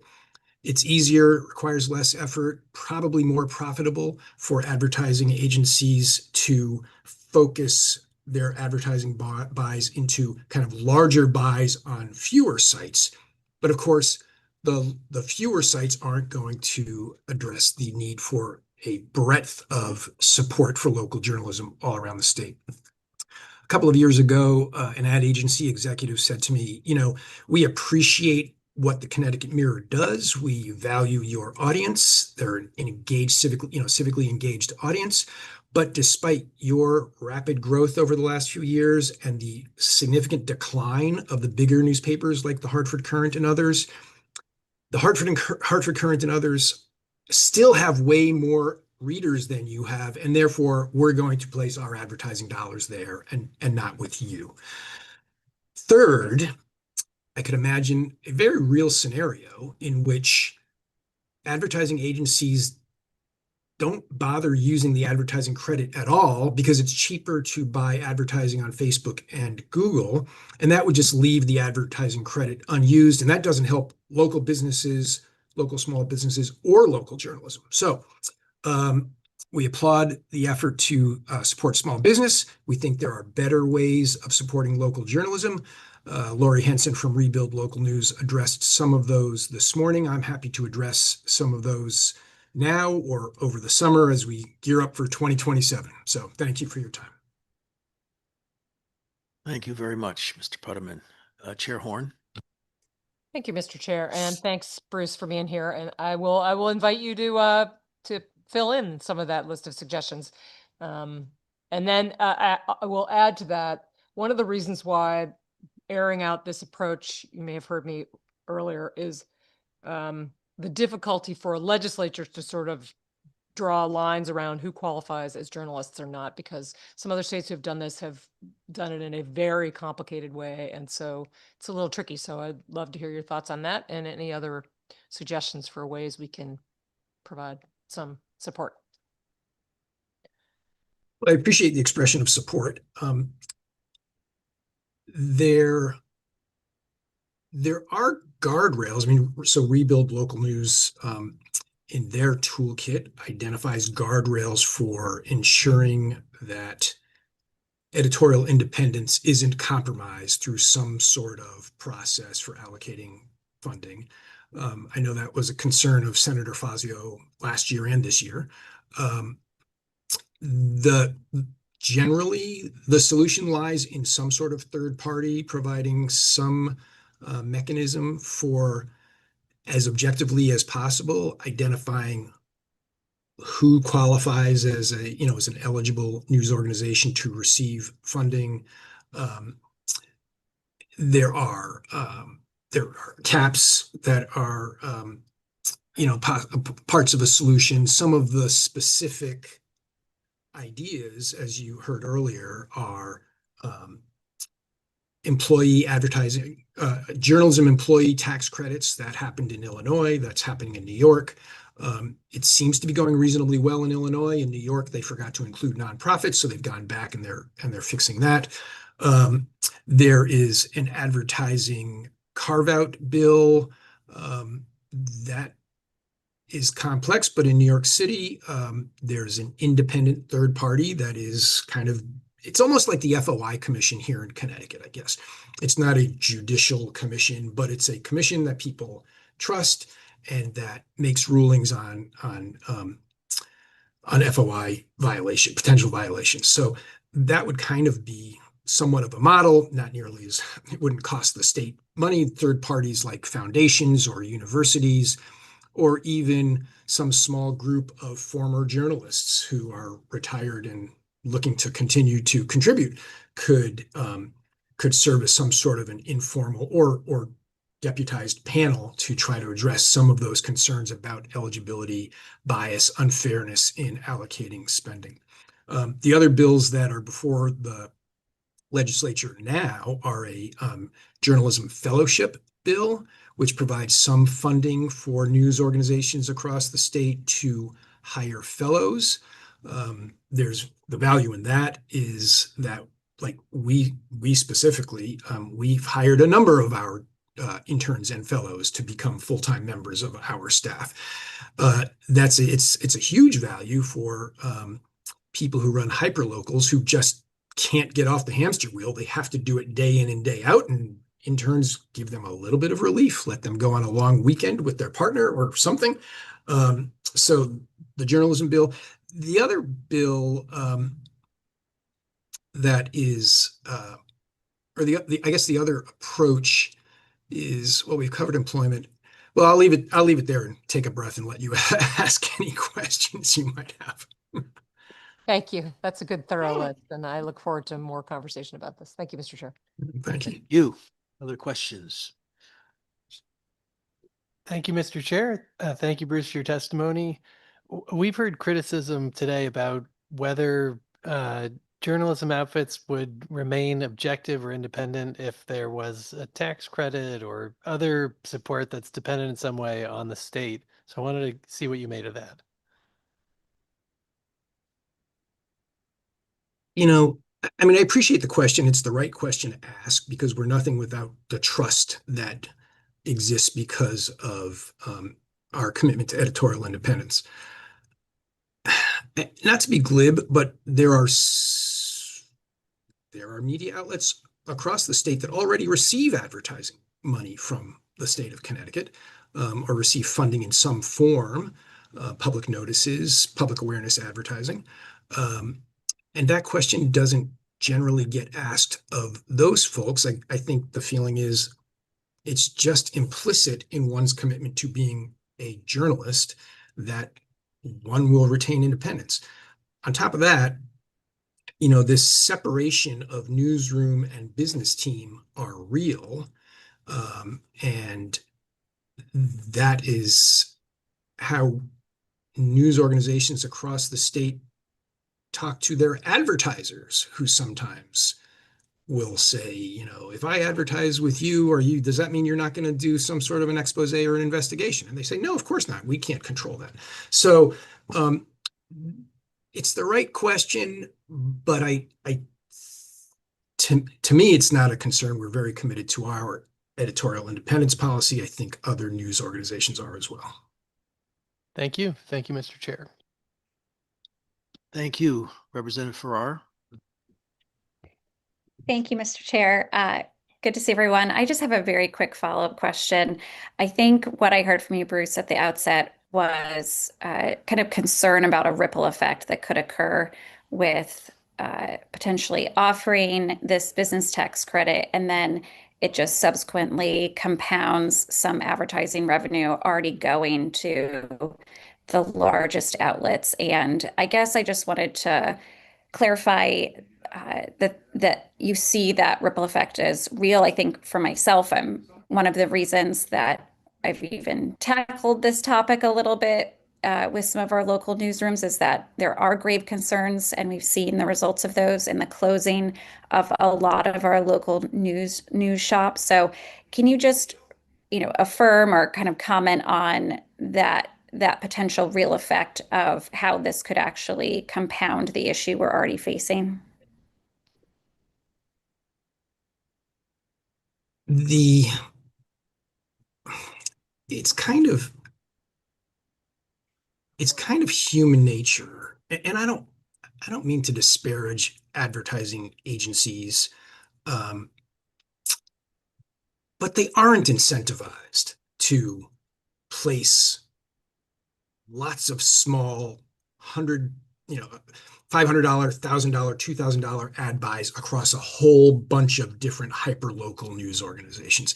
It's just not what they do. It's not profitable for them. To me, that's the ripple effect. There would need to be some sort of a stronger incentive or mandate for them to do that. And as a result, the money is ultimately going to go to the bigger guys. And that are already, to be clear, no one in this world is well-resourced, but some of the bigger journalism players are better resourced. And certainly from a sales perspective, I mean, that's where their a lot of their investment of dollars resides. So yeah, it is we struggle, and we're a well-known news organization, and we struggle to get people to pay attention to us because we are too small a buy for them. Thank you for pointing that out. And thank you to the chairs for the opportunity to ask that as well. So thanks, Bruce. Appreciate it. Thank you. Thank you. Anyone else? Thank you very much. Mike Noel. Hello there. Can you hear me okay? We can. Okay, great. Good afternoon, Chair Fonfara, Chair Horn, and members of the Finance Committee. My name is Mike Noel. I'm a Public Affairs Director for TOMRA, headquartered in Shelton, where we have about 100 employees. And I'm here, unfortunately, to oppose SB 516. The bill is intended to reduce fraud in Connecticut's bottle bill. We share that goal. Fraud undermines fairness and raises costs for beverage companies. But this bill addresses that concern by broadly reducing participation in the entire bottle recycling program, rather than by directly targeting illegal behavior with the proven solutions. In doing so, it would significantly reduce recycling performance and shift costs onto municipalities and unfairly punish companies playing by the rules. For those who are not familiar, TOMRA provides a range of collection technology, logistics, and clearinghouse services for Connecticut's bottle bill, like the Clink bag drop program you heard about. We operate in every U.S. deposit state and nearly every deposit system worldwide, so we've seen how this very issue has been addressed elsewhere. We have invested heavily in Connecticut as the program modernized. Since bottle bill modernization began in 2021, Connecticut has doubled the number of return locations, supported more than 1,600 jobs, and diverted over 5 billion containers from landfills in the environment. Fraud's a real challenge. That's why we have consistently called for stronger enforcement, shared evidence with state police, and deployed technology to prevent out-of-state barcodes and repeat redemption. But reducing the deposit value back to a nickel would increase landfilling in municipal costs, greenhouse gas emissions, and litter while weakening job growth. The bill is also a missed opportunity to pursue targeted solutions. We do not have faith that the e-cert passed earlier this session will eliminate over-redemption. The good news is there are solutions to illegal behavior in the deposit program, and the first is defining a bottle bill security task force to find out how to follow trucks across the border. If beverage companies do not voluntarily add state-specific barcodes, this is the only way to prove cross-border redemption has occurred. And it's not as complicated as it sounds. We have multiple leads for authorities to follow from specific locations outside the state. A few symbolic busts will go a long way to deterring this unchecked behavior, like we've seen in New York. This would cost a fraction of the unredeemed deposit revenue that is generated by the bottle bill each year. And second, Connecticut conducts zero enforcement of companies selling beverages that are free riding in the program. When those containers are redeemed at a return location, the wrong distributor is charged, contributing to over-redemption. The answer for this is adopting an auditing program to make sure all companies selling deposit beverages are playing by the rules. We recommend California's approach because it is self-funded due to the penalties collected. I urge you to oppose SB 516 and instead work with your Environment Committee colleagues on SB 457 to advance real constructive solutions. Thank you. I'm happy to answer any questions. Thank you very much. No questions.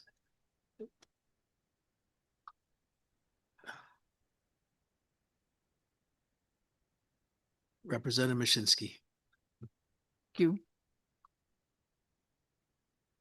Mike, you recommend the California version. Does Department of Revenue Services do the enforcement in California, or who does it?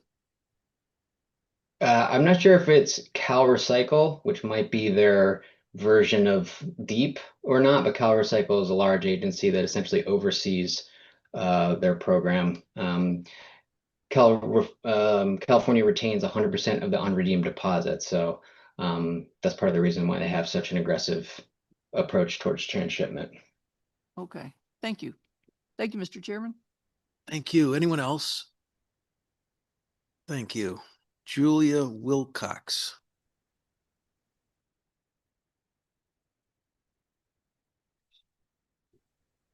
Good afternoon, Senator Fonfara, Representative Horn, and distinguished members of the committee. My name is Julia Wilcox, Senior Public Policy and Division Advisor with the Connecticut Community Nonprofit Alliance. The Alliance is the statewide organization representing the nonprofit sector. Community nonprofits provide essential services to over 500,000 individuals and families in Connecticut every year and employ more than 118,000 residents. Thank you for the opportunity to testify in support of Senate Bill 2 and Act supporting local communities, or local commerce, excuse me. This legislation acknowledges the importance of the arts and culture industries and the creative economy in Connecticut and provides desperately needed support as they continue, even in 2026, to rebuild from the devastating impact of the COVID-19 pandemic. The legislation recognizes the need for increased investment in the tourism fund, which provides critical funding for our state's cultural organizations. In 2025, the National Endowment for the Arts and other federal agencies initiated severe mid-year funding cuts and grant terminations for thousands of organizations nationwide, following federal proposals to eliminate these agencies. Many Connecticut arts organizations faced abrupt losses of hundreds of thousands of dollars, forcing program reductions. You have my detailed written testimony, and I'd like to focus on just a few key points, if I may. First and foremost, the creative sector drives nearly $14 billion to Connecticut's economy. State investments in the arts are an investment in the Connecticut economy, our cities and towns, and quality of life for all of our residents. Studies have shown that each dollar invested by the state returns at least $7 in economic activity for the state. Second, according to the most recent study conducted by Connecticut by the Americans for the Arts, each year the creative economy in Connecticut provides $954 billion in economic activity and encompasses 17,000 jobs supported by this activity. And finally, the proposed legislation will begin to address the cumulative effect of long-term budgetary cuts to the arts and culture sector by supporting funding for the Connecticut Office of the Arts and Connecticut Humanities through an increased investment in the Connecticut Tourism Fund. And I would encourage you to review the economic studies that are linked in my testimony for a comprehensive understanding of the creative economy. And I believe there was some conversation this morning about the Connecticut's investment in the creative sector versus our neighboring states. And I believe that the reports that are linked on the first page of my testimony will provide some insight. And with that, I will end there with a most sincere thank you for all of your support of the creative economy and all you do. Thank you, Julia. Thank you. Questions for Ms. Wilcox? Thank you. Thank you. And a Finance Committee day would not be complete without Bree Deatley testifying. Is she still? I am. There you are. Thank you, Mr. Chairman. Twice in 12 days, I feel honored to be batting cleanup and don't want to stand between you and the UNC game any longer than I have to, but I am here on behalf of the American Beverage Association. I am a consultant to them. My name is Bree Deatley. I work for Breezeway Consulting in Somerville, Massachusetts. We are in support of Senate Bill 516, not because it is by itself an anti-fraud measure, but it is complementary with the other anti-fraud measures that we are extremely grateful for the efforts of this committee and others in putting forth SB 299, the work that's ongoing in the Environment Committee now on SB 457, which we're also supporting.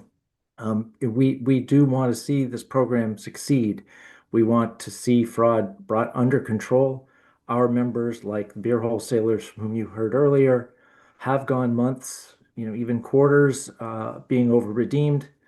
That means that they're paying out 13.5 cents in handling fees and refund values on containers that were never sold in this state. That's not sustainable for our members. Their losses, too, are accumulating. And we've put a great deal of effort, as has the legislature, which we greatly appreciate, into coming up with expanded enforcement options. And we would like to see those work out. Both the redemption of out-of-state containers, the cross-border fraud, and the issue of full containers coming into the state for sale. I don't agree with Mike Noel's concept that there are a lot of free riders on the system. I don't think our system is really structured that way. It's too easy to catch them because so many of the returns are scanned and we know whose returns are coming back. But really the issue is people going out of state, buying things at wholesale, and then bringing them into Connecticut for sale without ever having the deposit charged on them.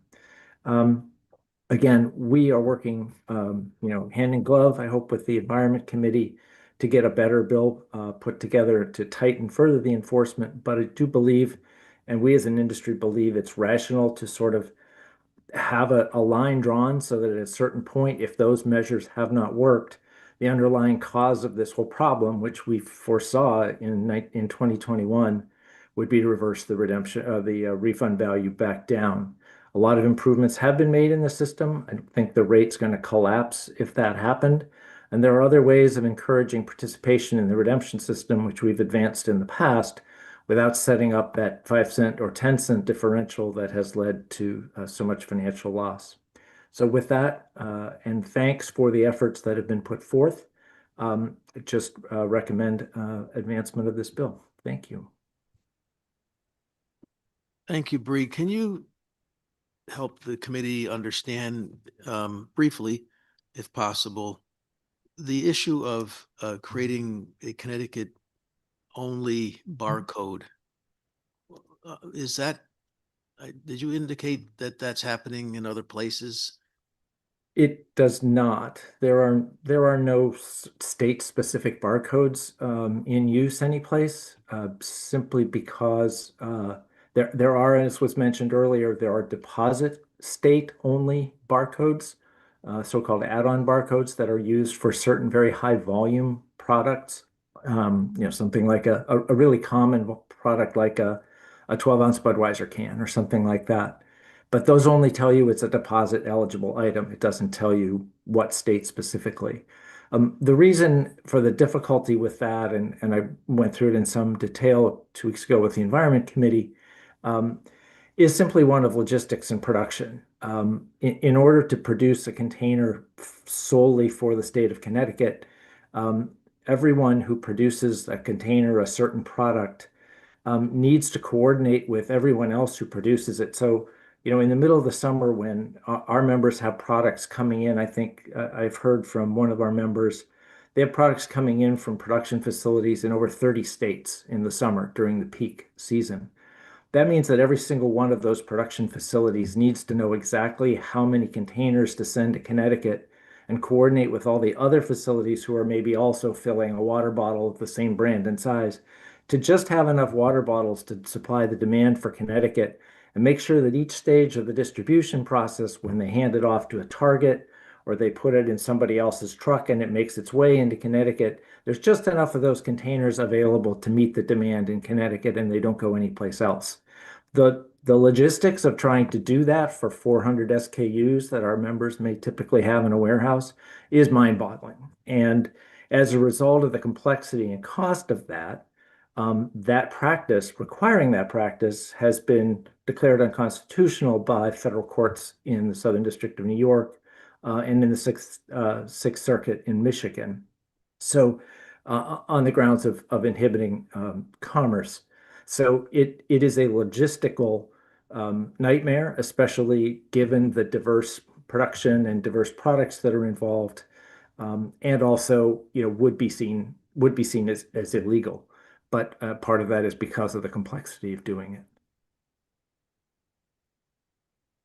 Not to belabor it, but I find it interesting that, and that's just new to me, I just learned this recently, that a cigarette wholesaler or a wholesaler of cigarettes goes through an elaborate process to place a stamp on each pack of cigarettes.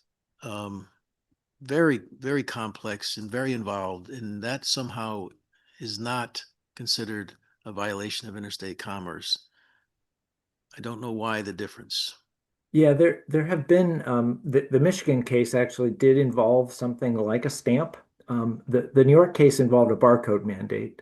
The Michigan case actually involved a stamp or a special mark in addition to the barcode that was going to be used.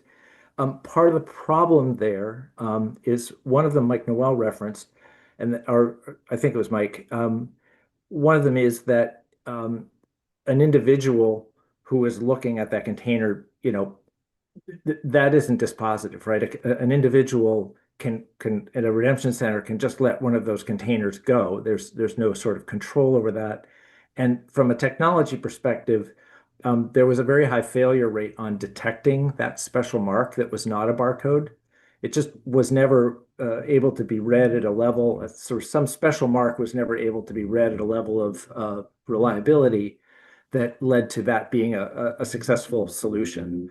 Again, not to be glib here, but this is a chronic problem and has been for 55 years in deposit systems in this country and for longer in some other countries. And it is a problem that continues to elude a simple solution. Enforcement really is the answer. California's program has about 250 state employees and a $65 million budget for its administration. They have the resources to do enforcement. They deploy their agriculture department and their agriculture inspectors, as well as their highway staff, their state patrol, all in service of looking for trucks coming into the state with empty containers in them. So they do a lot of enforcement work there. No other state expends that level of effort, doesn't have the resources. Thank you for that. Anyone? Thank you very much. You're welcome. And it appears that actually we aren't down to the last, second to the last. Harold Foley. Now we're down at last. And Senator Gordon, I believe, is lying in wait. Good evening, chairs, ranking members, and members of the committee. I guess I get to round out ending the hearing, and hopefully you guys will be able to enjoy the rest of the evening. So I appreciate you letting me come on in and testify. I'll be quick because I've already submitted written testimony, but I do want to support in favor of House Bill 5770, a bill regarding trying to create a dairy tax credit sustainability program, similar to a bill I proposed last year and a bill, Senate Bill number 98, I submitted this year. I want to thank the committee for bringing this up and taking this up. I know you've heard a lot of testimony from various people at different times about this, so I won't belabor the point. I represent Northeast Connecticut, 35th District, and we have a lot of dairy farms up there, including in my own town of Woodstock, where I joke we actually have more cows than people in my town. But this is something extremely important to try to help long-term dairy farmers who clearly need the help, and hopefully this program, similar to what they do in Massachusetts already that works well, will be of help to them long term. It's not easy being a dairy farmer. You don't go into it to make money. Some years you actually lose money, especially due to the crazy federal milk pricing system that sometimes is not helpful for dairy farmers.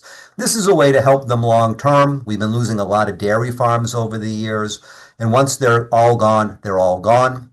We'll lose economic impact for the state, a lot of local jobs in our communities, and also access to local milk and dairy products, which is certainly extremely important. And as someone who has been drinking milk all my life, I can attest to the fact how good milk is. So I am very much in support of it, and I would encourage the committee to look favorably on this, and hopefully we'll be able to get this through the legislative session and to be able to enact. And last but not least, I just want to highlight, I believe in Senate Bill 1, the section about a caregiver tax credit. It's something that has been near and dear to me, and I certainly have been advocating for it this year. I've had a bill, SB 75, similar to what's coming through the committee. I'm glad to see something is coming through the committee, and I would encourage support of it. As you heard from people who testified on behalf of AARP, there is a clear need for it, especially during times of ongoing affordability crisis in an aging population where a lot of children are caring now for their elder parents. I can speak to it, having to care for my elder mother and my wife having to care at times for her elder parents. And there does need to be help for them as well, because there is financial strain, especially if working people are having to take time off from work You have reached 3 to minutes. care Can you please for summarize? aging parents. So I do support that section of the bill as well, and I appreciate the opportunity to testify. Thank you for that. Thank you, Senator. Questions for Senator Gordon?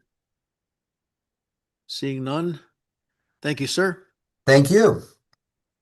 And unless there's someone in the audience here who wishes to testify but has not indicated, then we are hereby adjourned.